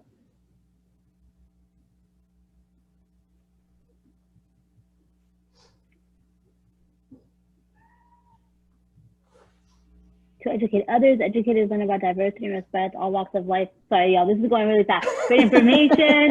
The biggest takeaway is we need to exercise unconditional love as we engage in relearning. Absolutely. Please talk about these topics with children. They are not too young. You are part of the change that is needed, right, in our country today. Listen to children. They are telling you the truth. Listen, believe them. Truth, Ted, the truth will out, as my mother used to say. We also invite you that, and I don't even know why I'm saying if, because it's apparent that that all of you that have been listening today have thoroughly enjoyed this fireside chat with these three extraordinary leaders. Please know that the recording of this session is going to be posted on the Professional Development Institute site very soon. Please share it. This is something that you could definitely watch in a couple of episodes during rest time with the children, certainly to share at a staff meeting, share at an administrative meeting. I know that one of the participants indicated that you can read a lot, but getting it real life, live, you know, in real life is just nothing takes the place for that. I'm going to begin with just a little bit of housekeeping. I do want to remind you that you will have a live binder, and the link to the live binder is going to be placed in the chat box.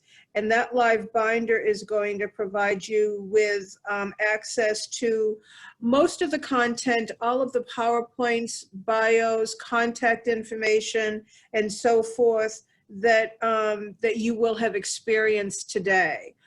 This live recording at a later date will be put into the virtual binder, but the point at which you're downloading it now, it will not be placed into the, as well as the panel presentation that took place this morning, it will not be in it, it will not be in the live binder for a couple of days.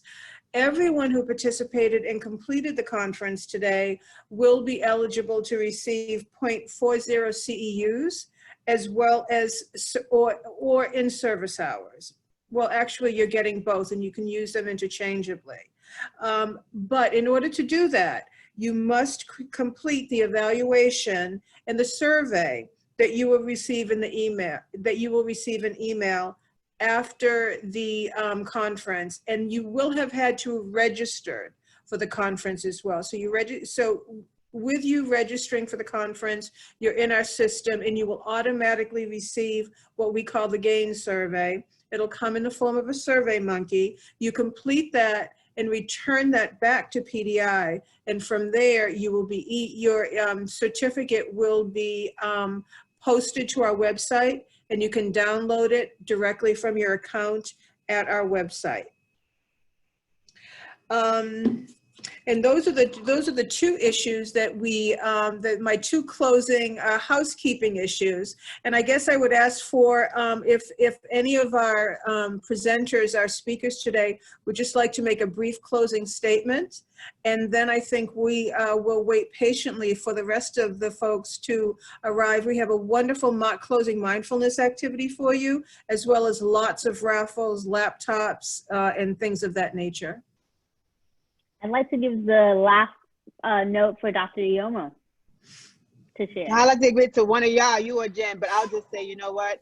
I cannot thank you all. I cannot thank especially Jen and Danny for sharing their stories, for pushing us to sort of be better, lean in. And so I thank all of you to continue to lean in the fight. We have to keep fighting for the kids you hear in the background, and for all the other kids who are also part of our larger village. So just thank you all and keep leaning in. And there's so much resources that we have shared and we'll continue to share. Thank you. Jen, Danny? Really, I just want to first off thank the ELC for making this happen and having this trifesta between Dr. Ioma, Danny, and myself, and really just, you know, this is a huge conversation and this is just like the beginning. So, you know, and remember, you know, your voices matter. That's one of the biggest things. So speak up, lean in, call in your folks. And also, I just want to put in a plug because with ELC and the partnership that Yes Institute has, you know, we've been thankful to really cultivate that partnership. I think we're going on our 3rd year now, and this is only the beginning. You know, there's so much more, and we have courses like Pam had mentioned a little bit earlier. We have courses available to continue engaging in these conversations around how gender shows up in the classroom, you know, our own unconscious biases, how to communicate with families. So look out for that. If you haven't seen it yet, they'll definitely be on the PDI website, or you could reach out to Danny and I. And also know, you know, you are not alone. You know, you don't have to put up, you know, you don't have to do this on your own. Reach out to us. We are available. We are your partners. Thank you, Jen. Thank you. At this point, I'm going to ask our coordinators to put up the closing banner or the finishing banner as we prepare. And here's what we're waiting for. We're waiting for track 2 to end, and it's ending right about now, I'm being told, and for the participants in that session to join us here in the main room. From here, we have what is being called the big raffle, and I do mean big, as well as a wonderful mindfulness closing exercise. So stay tuned. This is a great opportunity to get up very, very briefly. Take a bio break if you need it, get a glass of water if you need it, but within the next 2 to 5 minutes, we will be starting the big raffle and the closing exercise.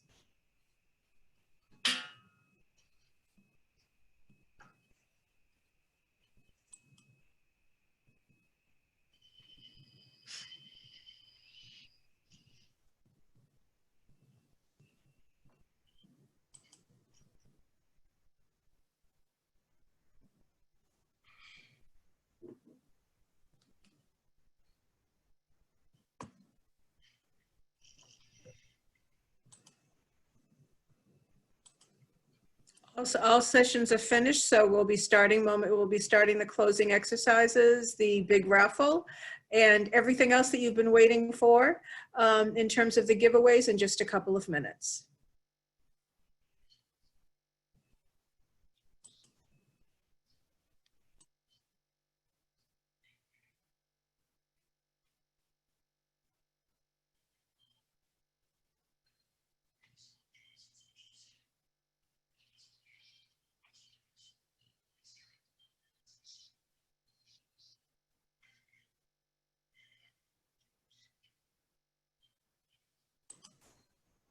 Anna, maybe you could remind us of a couple of the names of the vendors, the folks that are going to be providing raffles while we're waiting for the final group to join us. Good morning, everyone. Thank you for joining us today. My name is Adelina Bros from the Professional Development Institute. I'd like to thank all of you for spending your morning with us and getting all this knowledge information. Today we are having raffles from Becker's, Lakeshore, Kaplan, Picketing, Child's Play, also from Teaching Strategies, and Those are the raffles, Ms. Pam. Those are the vendors that will be joining us today. And how about the run of events to take us through the end of our time together today, which will be about 15 or 20 minutes, folks? Yes. It's going to be in the next 20 minutes, and each vendor will do a raffle, so you should stay tuned. And after the raffles, we are going to be having a mindfulness closing with Maria Schrack, one of our inclusion specialists, and we know that you are going to enjoy it because she's going to do some stretching and some self-care that we all need in these tough times. Terrific. Adelina, why don't we start with the first raffle? We have almost 400 people waiting. We have almost 400 people in the queue, so we can get started with the first raffle. Perfect. Our first vendor is Beckers. You talking about the people? Yeah. So, Mr. Nick Becker, if you can please show your video.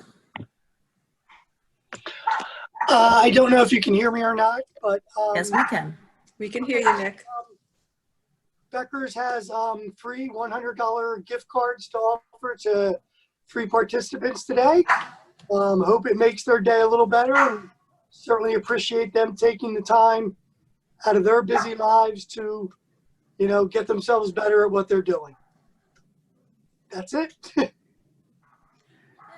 Beckers, and we are going to be picking up this right now. So we are doing live raffles, and in this occasion, we will see how it works. Have input all your names into a nice wheel, and this wheel will be taking, we will choosing who is the winner.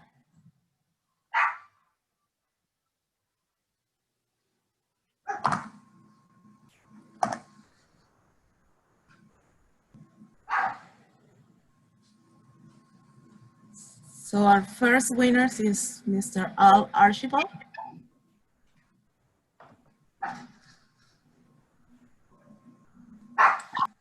You have won a $100 gift card from Beckers.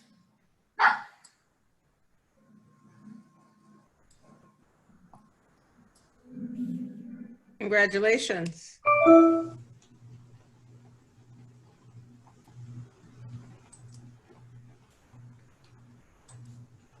Oh, that's a good, and let's do another go.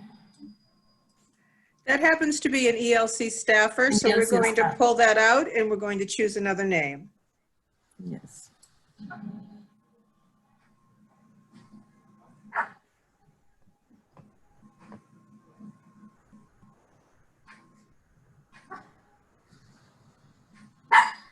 So our second winner of the day is Christine Moncar. Congratulations, Miss Christine. You have won a $100 gift card from Beckers.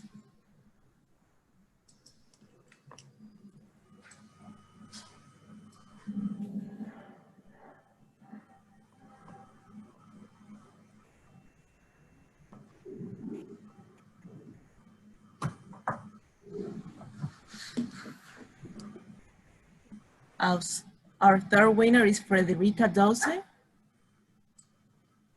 And you have won a $100 gift card from Beckers.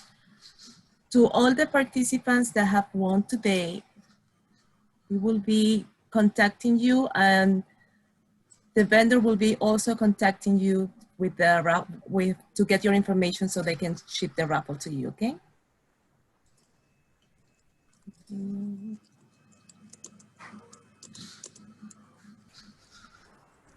We'll continue with our next vendor.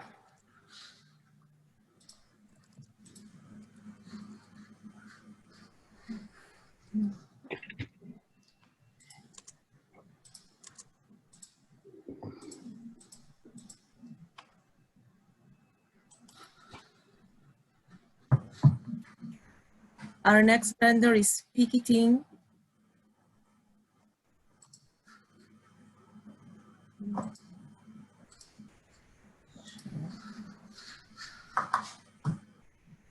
And Piggy Team will be raffling. I tell you, this is a very nice gift that they are giving. So they are donating a musical instruments kit for 20 students, plus 2 CDs with traditional songs in Spanish for children, courtesy of Piggy Team Learning Projects. Alina, we've got a gray screen, just so you know. Oh, that's... Yep. Check again, give just a moment. This is live, so sorry for that, that happens.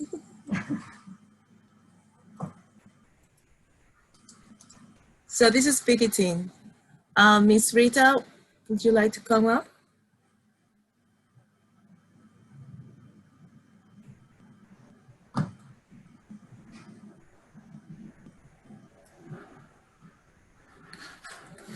Let's shine the words again. Slideshow.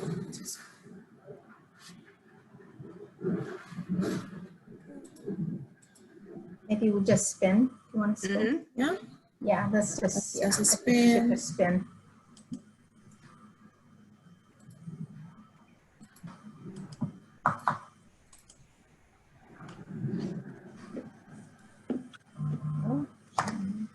Gertrude Jean-Louis has been the winner for this raffle.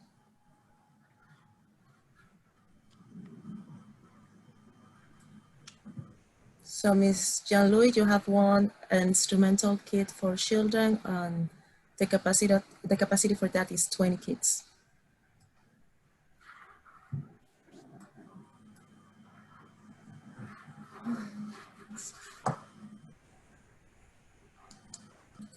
Who's next, Alina?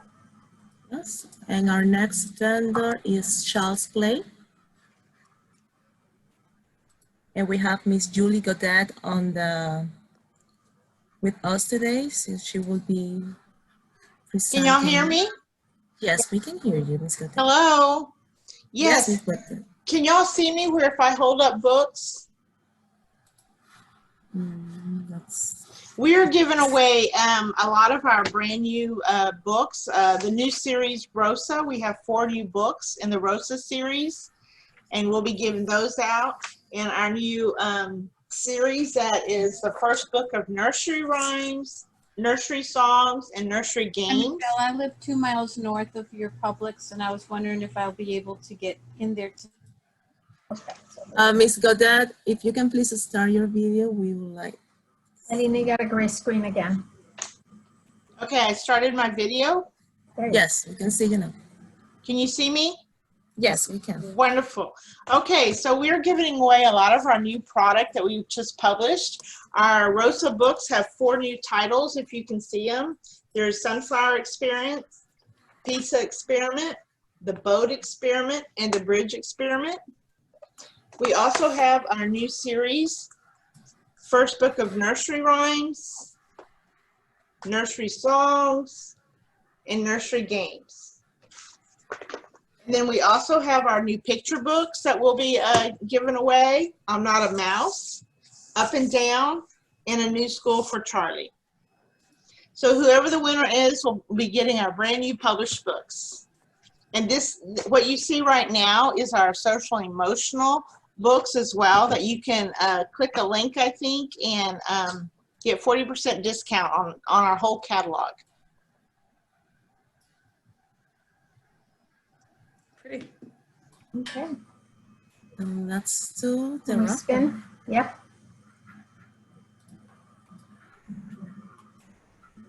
So isn't there somewhere they can go to their catalog and to see this presentation where they can order at 40%? Alina, we'll just send that out, or we'll put it in the binder. We'll put it in the live binder, okay? Yes, we will put it in the live Yeah, we'll do that. Perfect. Well, I sent the Okay. catalog link, and you can get Okay. 40% off anything in the catalog. All right. So let's spin the wheel.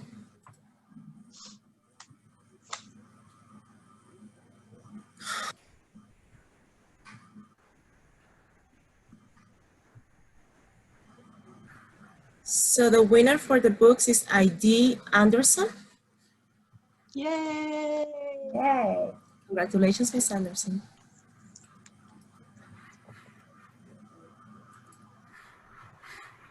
So our next vendor, let's continue.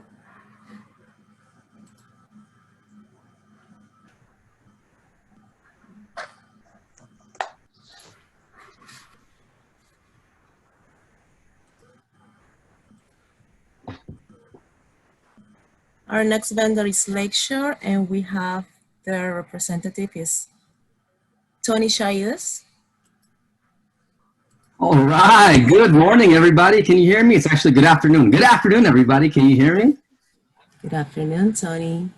I'm super excited. I got to, take part and listen to the panelist conversation, and such rich conversation. It's an honor to be able to just be a participant and learn alongside with you.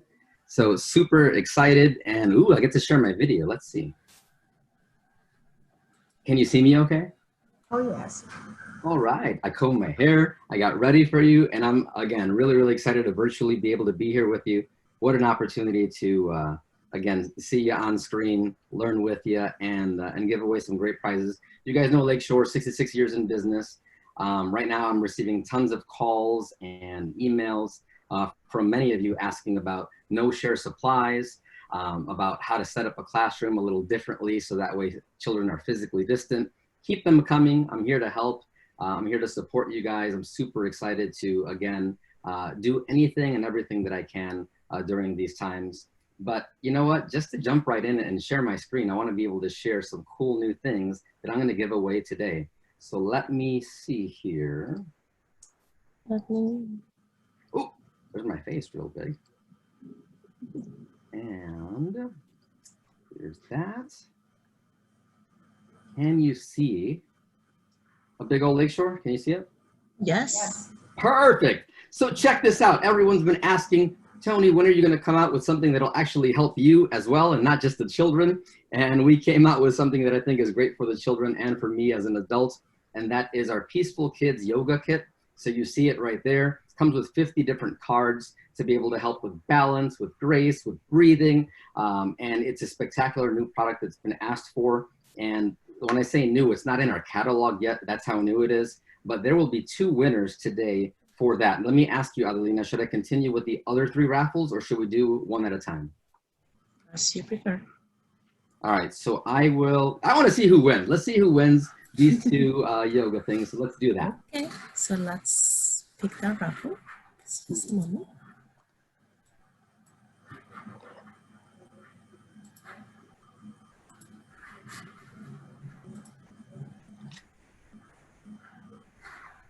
Who's gonna win? Who's gonna win?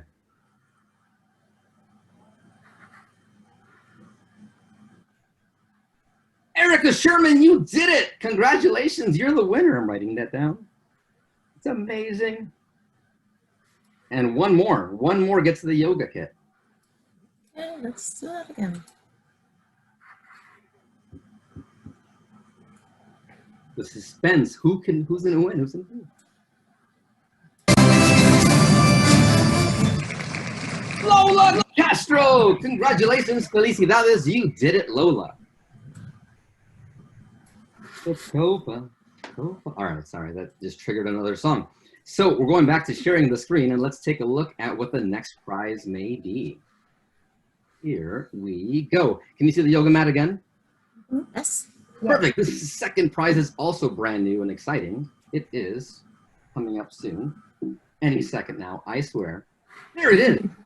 Monster Math Balance Scale. Again, not even in our catalog yet. It is brand spanking new. And it's really, really cute, right? So it has 20 different weights and of all different sizes. You can do just normal counting and you can do sorting.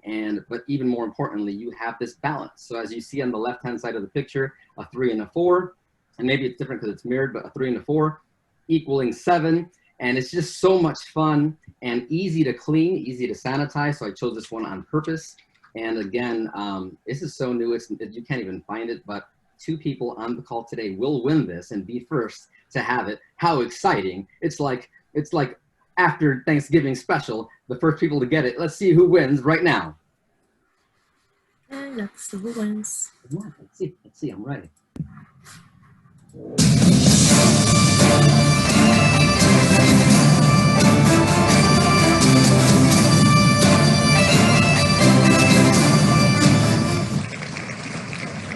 The winner is Shauna Bowden. You did it, Shauna. You did it. Congratulations, first to win the Monster Math Balance Scale. Let's see who wins the second one.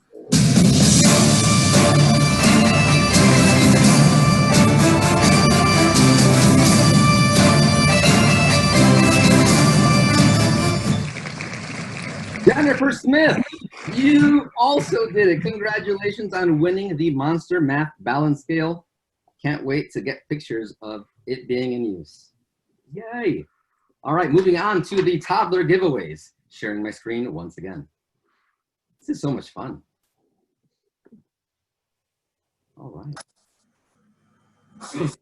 Look at that. So we've got the Fine Motor Forest Friends. So it comes with the tree, comes with 9 of our cuddly characters that can go right inside of there, helps the little hands and the fine motor skills and building upon those. Squeezy, soft, safe plastic, easy to wash, easy to clean. And again, something for our toddlers, our little tots to be able to have and learn fine motor about animals in a safe, friendly way. Super excited. 2 of those. Let's see who wins. Who wins, Tony?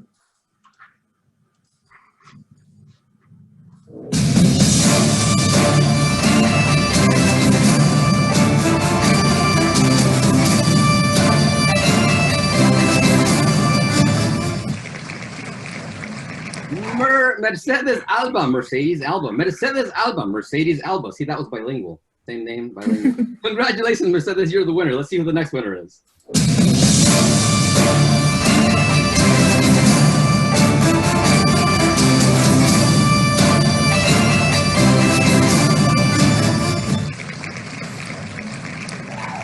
Ruthie Celestine, you did it, Ruthie. You are the winner of the Forest Friends playset for toddlers. Congratulations. And on to our last prize.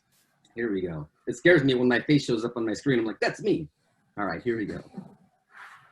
Going back to sharing screen. And our final prize for today, our Mix and Match Magnetic Wild Animal Set. It's award-winning. Everyone loves this animal set. It is safe, they're big, they're chunky, it's magnetic. Not only can you build the wild animals like the, let's see here, we have a giraffe, we have an elephant, we have an alligator, we have a tiger. You can build a Jarella tiger fence. So you can build whatever you want to build, but like I said, safe for toddlers, great way to introduce magnets, great way to introduce animals, and again, super easy to clean and sanitize. 2 winners will take this home, and again, we'll round out the Lakeshore raffle prizes for today. So before we call out those names, I just wanted to say thank you so very much for having me. Super duper excited. I love everybody on here. You guys are doing such incredible work. You are the first responders. Keep doing all the hard work that you're doing, and count on us. We're here for you. And Adelina, back to you. Let's see who the 2 winners are, and thank you for having me on the call. Thanks to you, Tony, for giving this amazing prizes to our participants.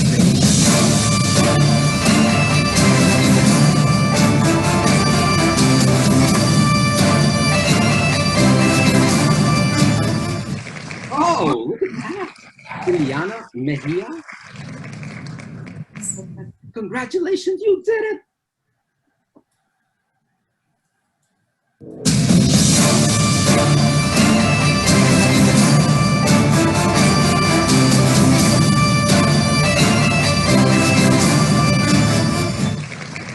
Monty Scott, congratulations, the final winner for Lakeshore. Thank you so very much again for having me. Have a spectacular rest of this incredible conference. Thank you, Tony. Thank you, Tony. So that was Lakeshore. We are continuing with our next vendor. That is Pre-K Club. Oh. Can you see it? Anna, can you see on the screen? We got a gray box still. Yeah, we have a, there we go. We're good. And I think Sandra Gutierrez is with us. Yes. Yes, I'm here. Hi, Sandra. Hi. Sandra, do you want to tell us a little bit about Pre-K Club? And then you can reveal the magnificent gifts you're offering. Okay. Hi, everybody. I'm Sandra Gutierrez, and I'm here with Pre-K Club. that helps parents find quality schools like yours. Our newest feature is contactless sign-in, sign-out from your phone. I'm here to provide the raffle winners with a special prize, 10 brand new iPads, pink with Apple keyboard cases. Good luck, everyone. This is so huge. Okay, the first iPad, Alina, we ready to spin? Are ready?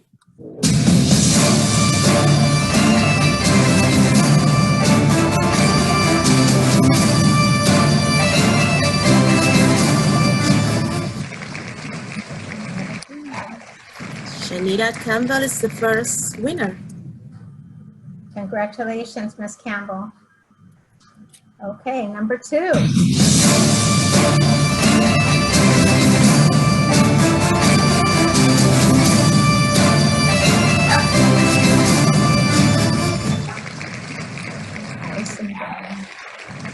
Miss Bone, you get to have an iPad too. Yes. Excellent. By the way, everybody, all of the information on all of our vendors is going to be in the live binder. You'll have links to all of this that you're being told about and how to contact them also.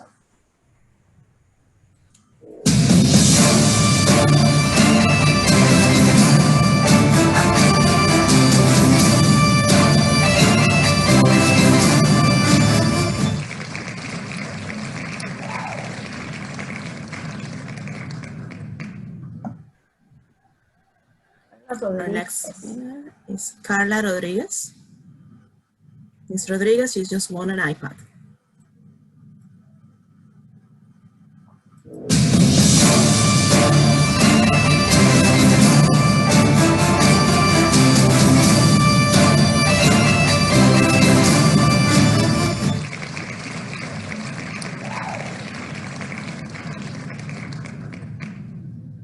Thank you, Ms. Patricia, Miriam Patricia de Santos. And you are the proud winner of another iPad. So we go to number 5. We're almost halfway through this.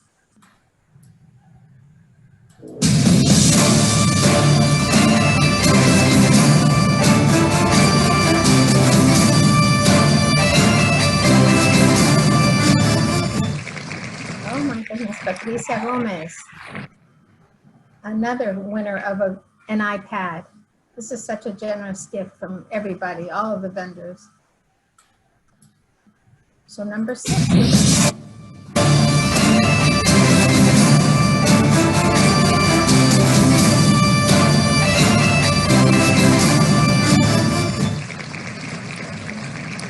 Eva Felix. Congratulations, you win an iPad too. And we go to number 7.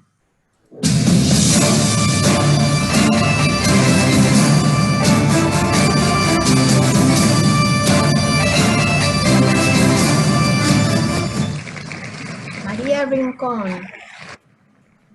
You win an iPad too, Maria. And we go to number 8.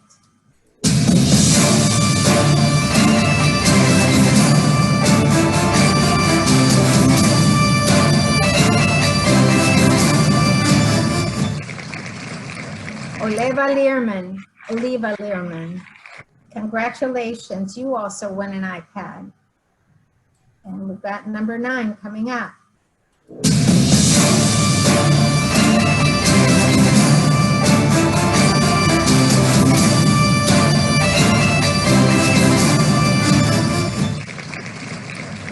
Argentina Mendoza wins number 9.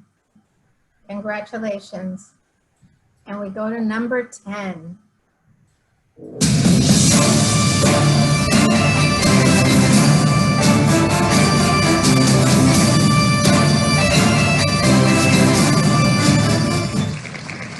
Michelle Mugurcia. Congratulations, you win the 10th iPad that are being provided by Pre-K Club. Sandra, thank you so much for joining us today. Thanks to all of you. Congrats, everybody. Thank you. So that will move us to our next raffle, or to our next vendor, actually.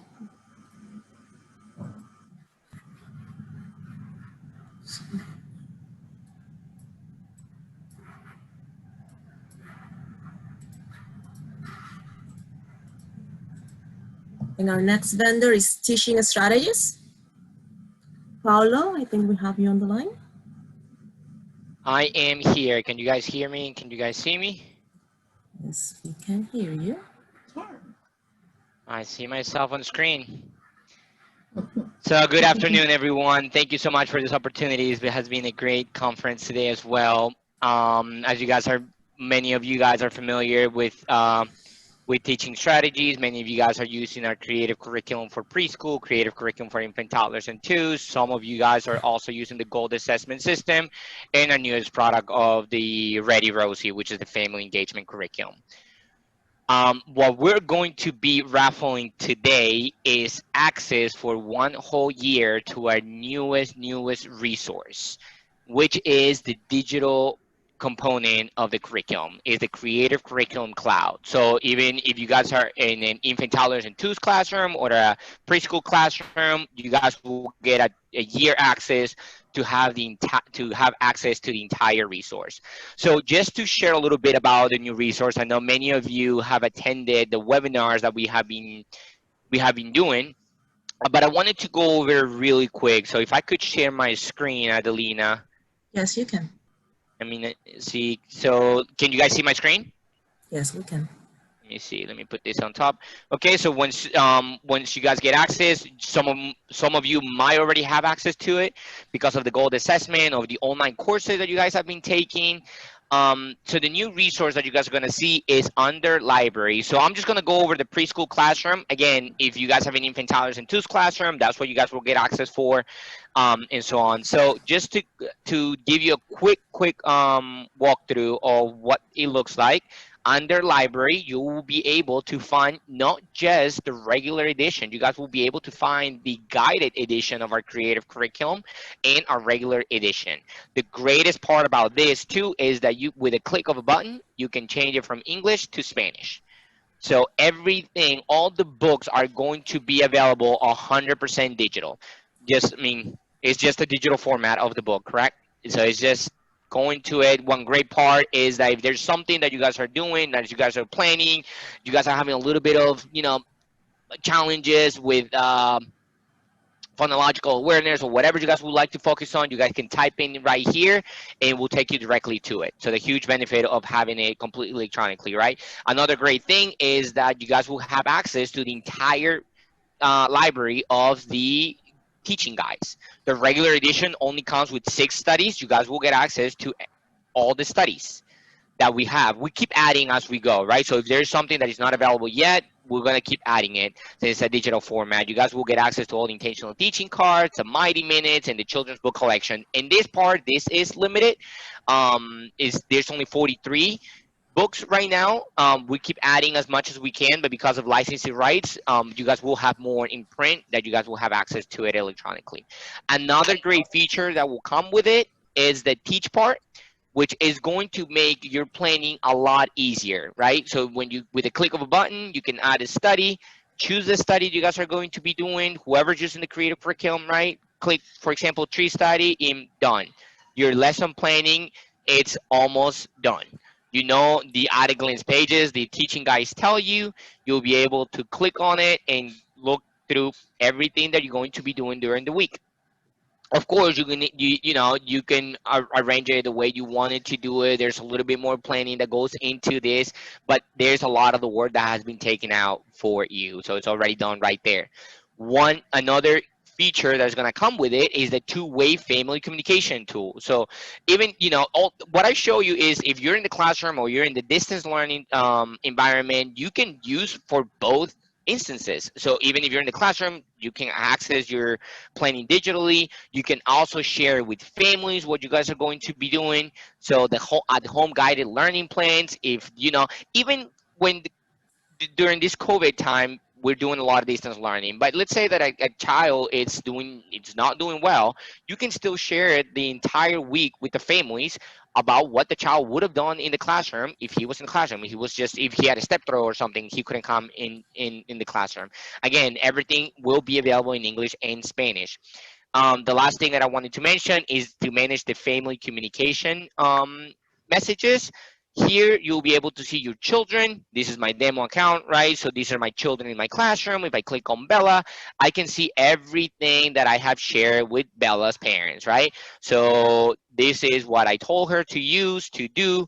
Now, this on the left, the pictures that you have seen right here, it's pictures that I'm pretending, of course. Let's just pretend that that is my little Bella playing around, being nice to each other, counting to 20. If you guys are also using the gold assessment system, you can take that directly and use it as a piece of documentation to add into the child's portfolio.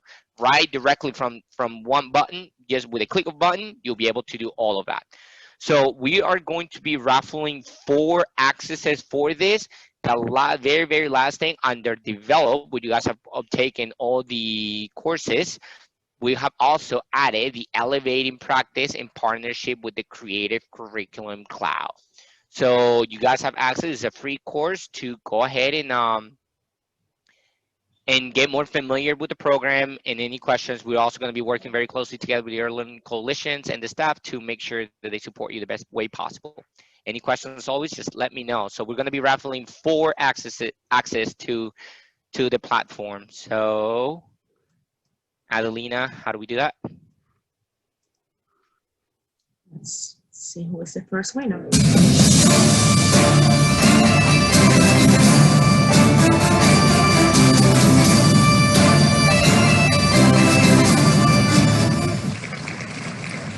Awesome. So Betty Aguiar Perez. Let's see. That's the first one.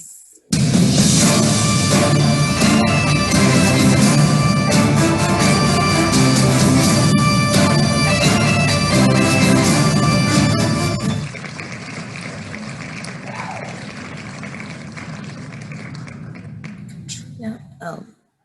Katrina L. Yes, that's our second winner. Katrina, awesome. Congrats, Katrina.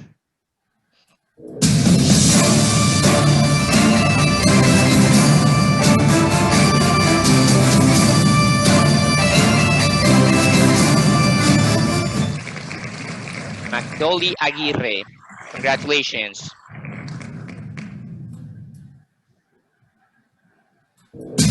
Last winner.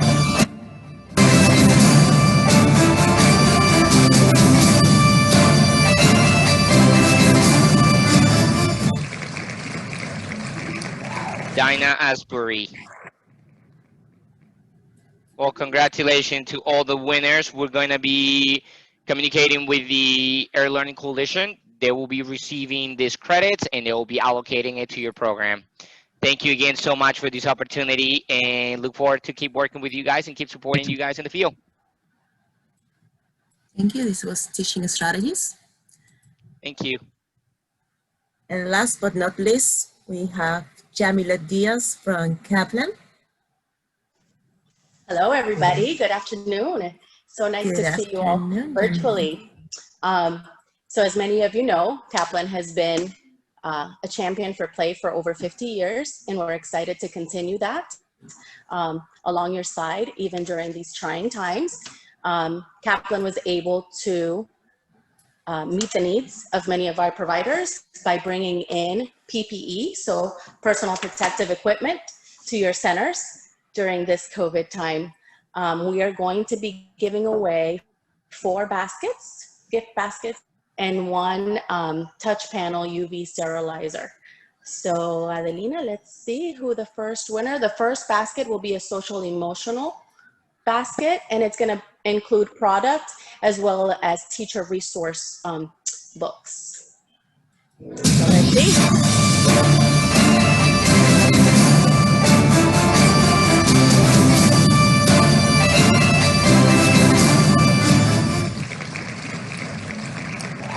Yahaira Linares. Congratulations. You have won a social emotional gift basket. The next gift basket will be a classroom environments gift basket.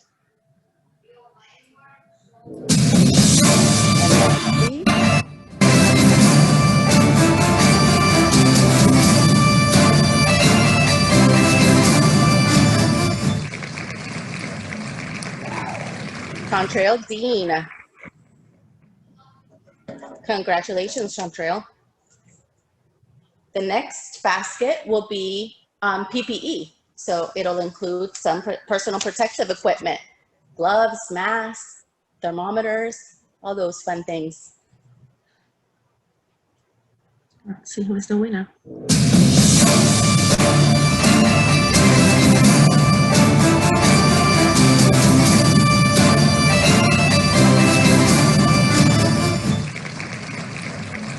Catalina Poblano. Congratulations, Catalina. And our last gift basket will be in trauma. So trauma-informed care, which is a hot topic these days. Let's see who is the lucky winner.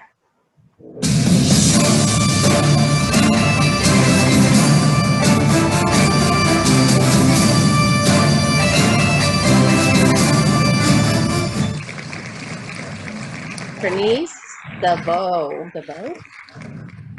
All right. And we have, last but not least, the touch panel UV sterilizer and dryer. So you can use it for anything from sippy cups to electronics. So it's a nice little sterilizer. And let's see who the winner is. We lost the wheel. There we go.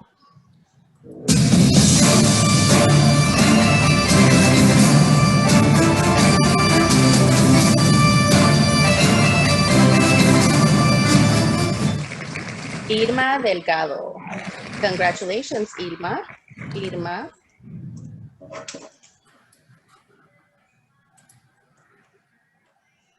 Adelina, I'm not sure if you have the manifesto video, but I encourage all of you to visit our website at kaplanco.com, where we have our new manifesto video. It's all about transforming lives through play, and I'm sure you will all enjoy it. Thank you for all you do, and again, thank you for having me this afternoon. Thanks to you, Jamilat, for joining us today, and thanks for all the amazing tips that you provided to our participants. You're very welcome. My pleasure. And at this moment, we are moving to our mindful closing with Alina, we got Lucy. it. We got it. Yes. Okay, it's gone. Never mind. There's a gray box. Those are the products. Oh, those are the products that you just won. Yes.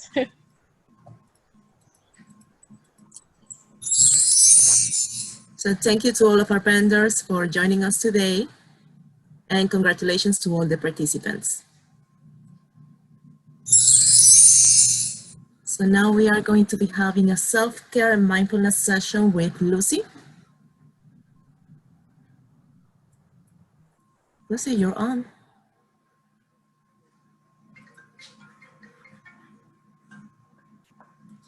Yes, come on. Done. Done.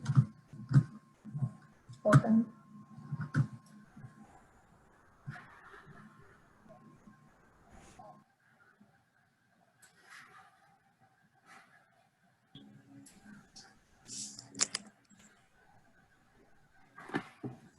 Hello, everybody. Can you hear me? Yes, we can hear you. Well, good afternoon, everyone. My name is Lucy Schreck. I'm the Inclusion and Line Manager, and it is my privilege this afternoon to close this amazing morning with you with a little gift. A lot of you won some amazing gifts, so now I'm going to give everybody an amazing gift. A gift of peace, tranquility, and calm. Why are we giving you this gift? Because we know all the amazing things that you do with our children, with our future, with the families, with your staff, and also with your own personal life. It's hard. It's hard. We all have our challenges. We all have our struggles, especially during this time. But unless we treat ourselves with the same compassion, the same love, the same empathy, it's really hard to do that with others. We can't pour from an empty cup. We have to take care of ourselves first. So this is my gift to you. There's a lot of positive benefits to mindfulness and flow, like basically an overall well-being, self-awareness, self-esteem, compassion, building our love and compassion, our gratitude practice, not only for ourselves, but the people that we work with, the people that we love. And also decreases depression, isolation, fatigue, something that unfortunately we see a lot of right now. So we are going to do this flow. We're going to start with flow first, which is going to be 4 rounds. I need you to be aware of what you could do, what you're able to do, and be aware of your injuries. The first round is very slow, and remember to breathe with every movement. All right, so without further ado, let's go. We're going to kick off our shoes. Our feet are shoulder width apart, firmly on the ground. Think of yourself as a tree. Your feet are the roots. And remember, this is your time. This is your mindfulness practice for right now. Try not to think of anything else. This is for you right now. So we're going to start off with just some simple breathing. All the way up. Reach up and out. All the way up and out.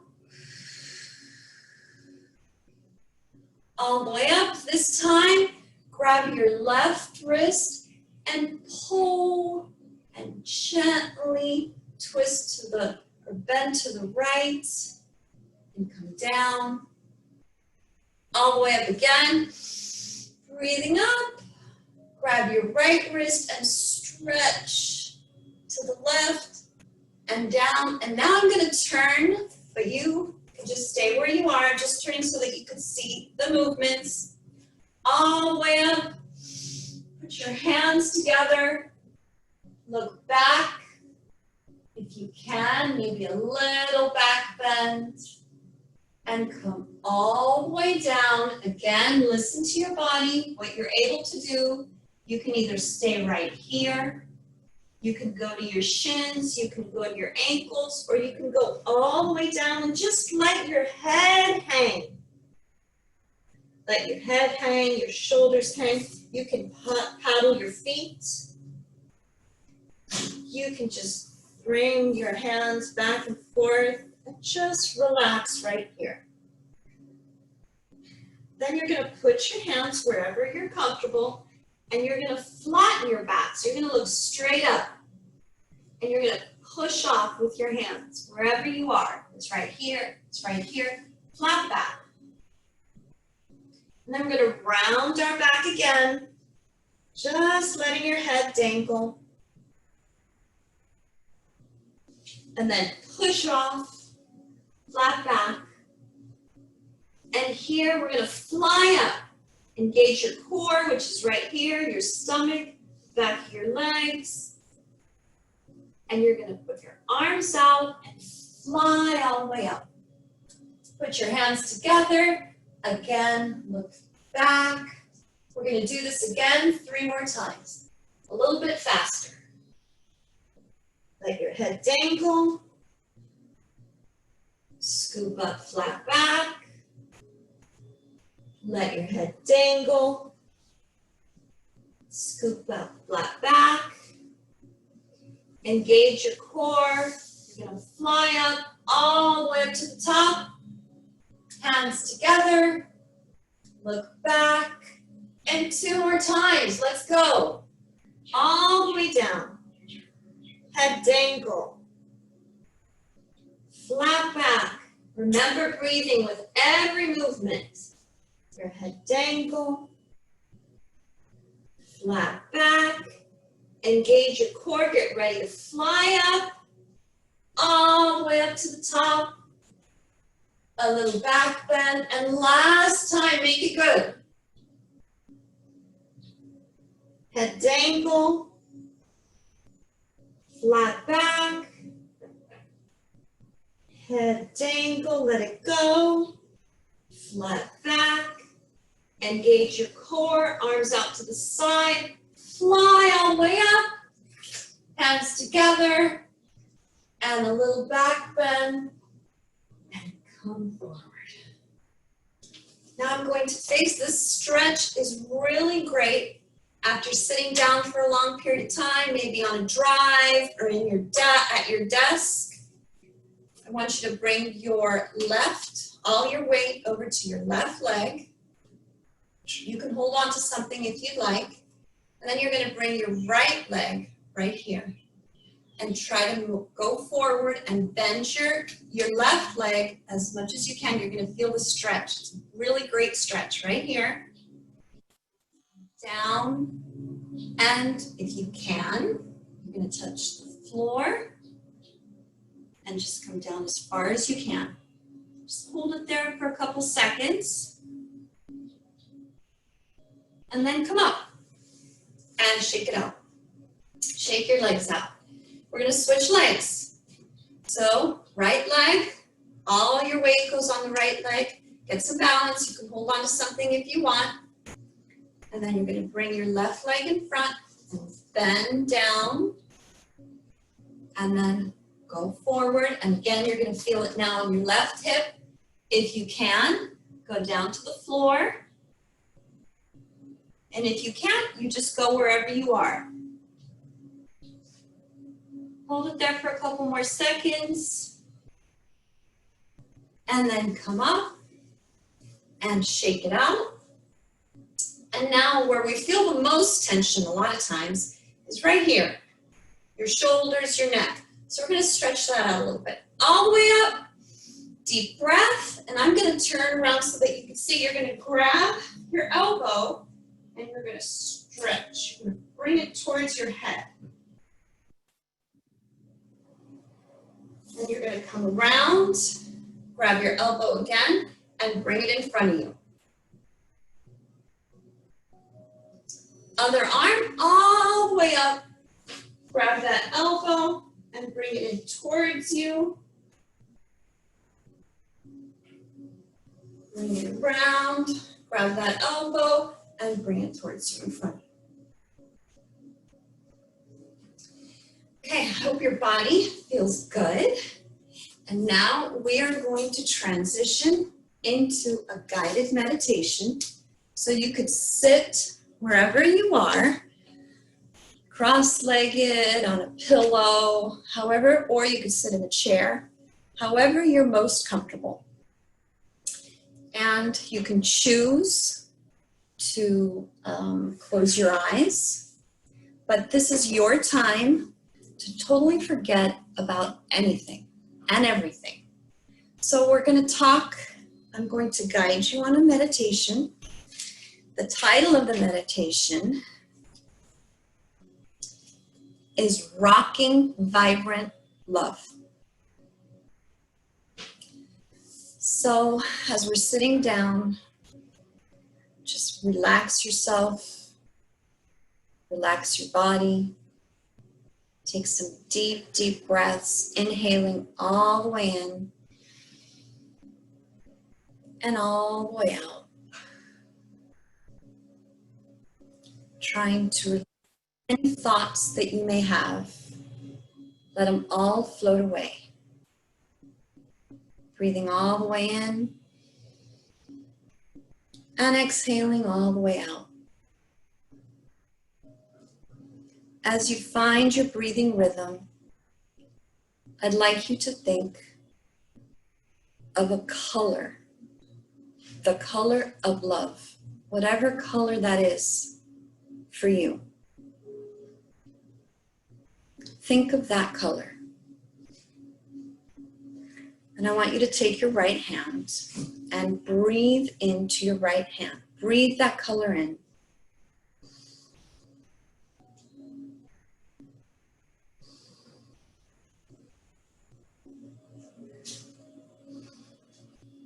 Feeling your hand nice and warm, place your hand on your heart.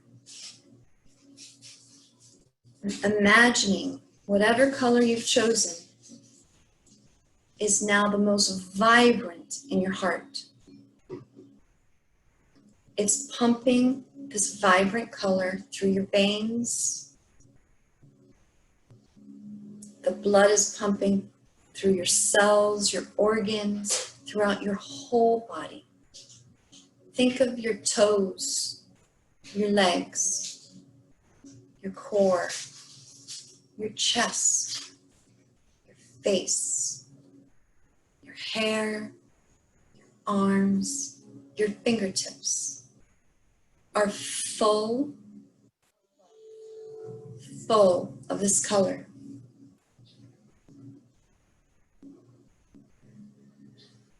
Feel the aura, feel this energy.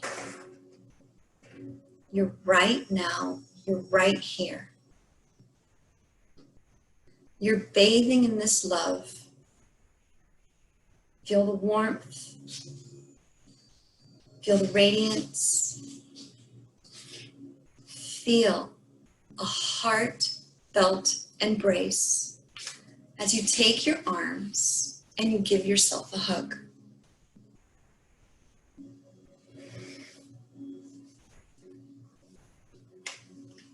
You are beautiful. You are just the way you are supposed to be. Drink in this experience and know that you are unconditionally loved and accepted just the way you are. Allow your heart to bask, be bathed, cradled, and rocked in this love. Be rocked moment by moment in this swinging rhythm, beating of this love for one another. Feel this cadence of your own breathing and allow your heart to be held and bathed.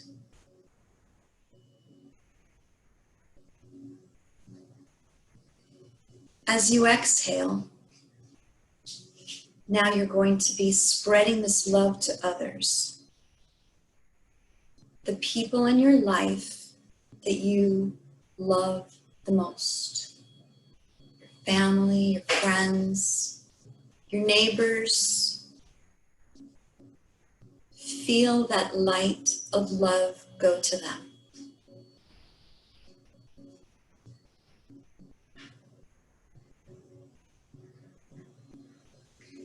Now picture somebody that maybe you don't know their name, but they're doing so much for you. The people at the market, the drugstores, the medical professionals. Spread this love to them.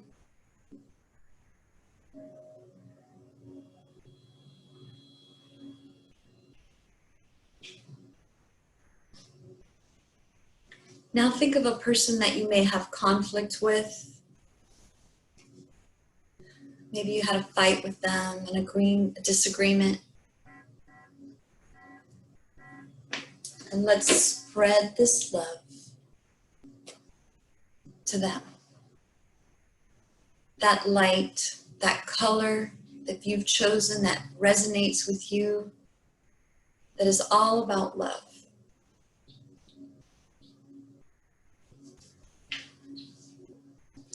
Continue to breathe deeply, settling your body where you are, relaxing your neck, your shoulders, your back, your entire body. Tune into your breath. Be present and give your weight and gravity to this space.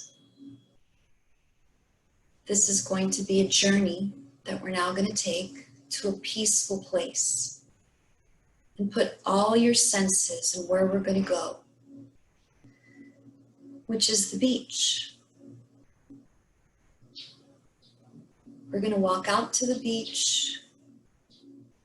We're going to feel the powdery, warm sand on the soles of our feet. We're going to feel the salt air on our body, whip through our hair. We're going to taste the salt air on our lips and breathe it in.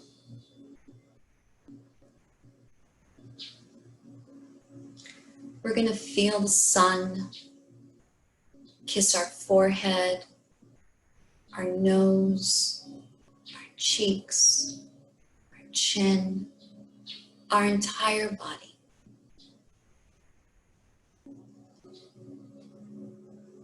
Keep breathing in, listening to the waves crash against the shore, imagining the ebb and flow, hearing the birds in the distance. Feel yourself as light as a feather, letting your worries, anxieties, all the list of the things you need to do today, tomorrow, float away like a cloud.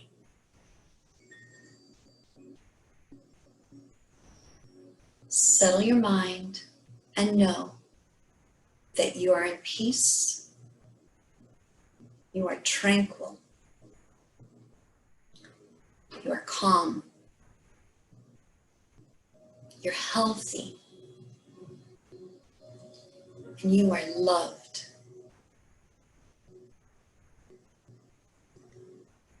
Hold this sacred pause as we meditate silently for a few minutes.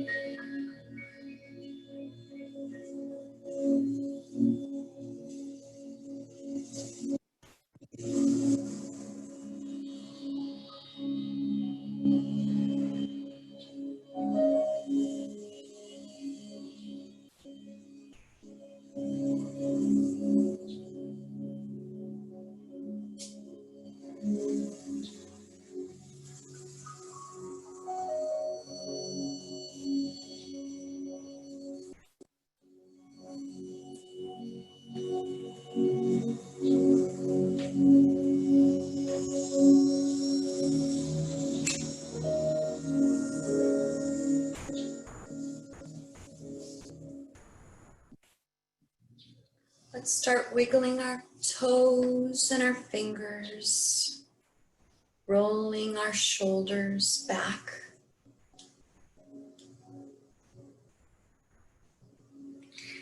And forward. Gently rocking our head to the right, to the left, front, and back. Gently start opening our eyes, being grateful for this moment together and for this wonderful day. On behalf of the coalition, I want to tell you from the deepest part of our hearts, we are grateful for everything that you do, for your dedication, your passion, your commitment to our families, our children, and we appreciate everything that you do. So I want you to have an amazing weekend, rest of your day from my home and from my end of the internet to yours. Namaste.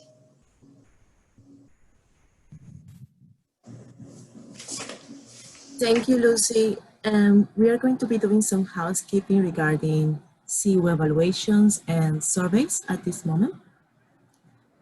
So at the end of this conference, you will be receiving an email with a SurveyMonkey that contains the evaluation for the sessions.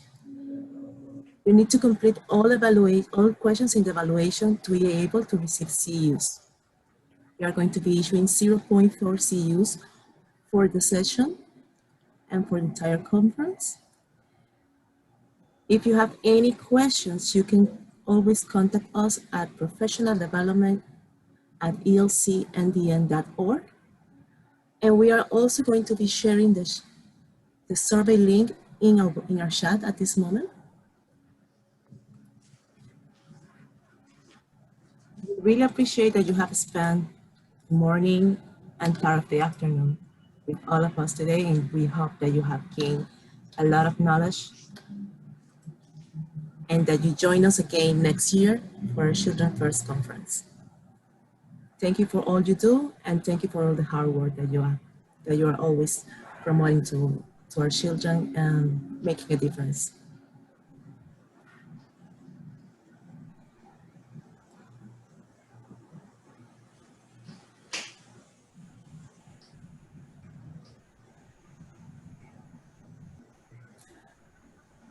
Al final de esta conferencia van a recibir un email con las evaluaciones para que puedan compartirlas, para que puedan llenarla y recibir su certificado de CEUs. Si ustedes tienen alguna pregunta, por favor no duden en contactarnos a professionaldevelopment@elcmdm.org. Si no completan todas las preguntas en la evaluación, no van a poder recibir los CEUs y tampoco van a poder someter la evaluación. La información de la evaluación se ha compartido en el chat. Recuerden, nuestros teléfonos siempre están disponibles para que ustedes nos puedan contactar. Thank you, have a great weekend. Gracias y tengan un muy buen fin de semana.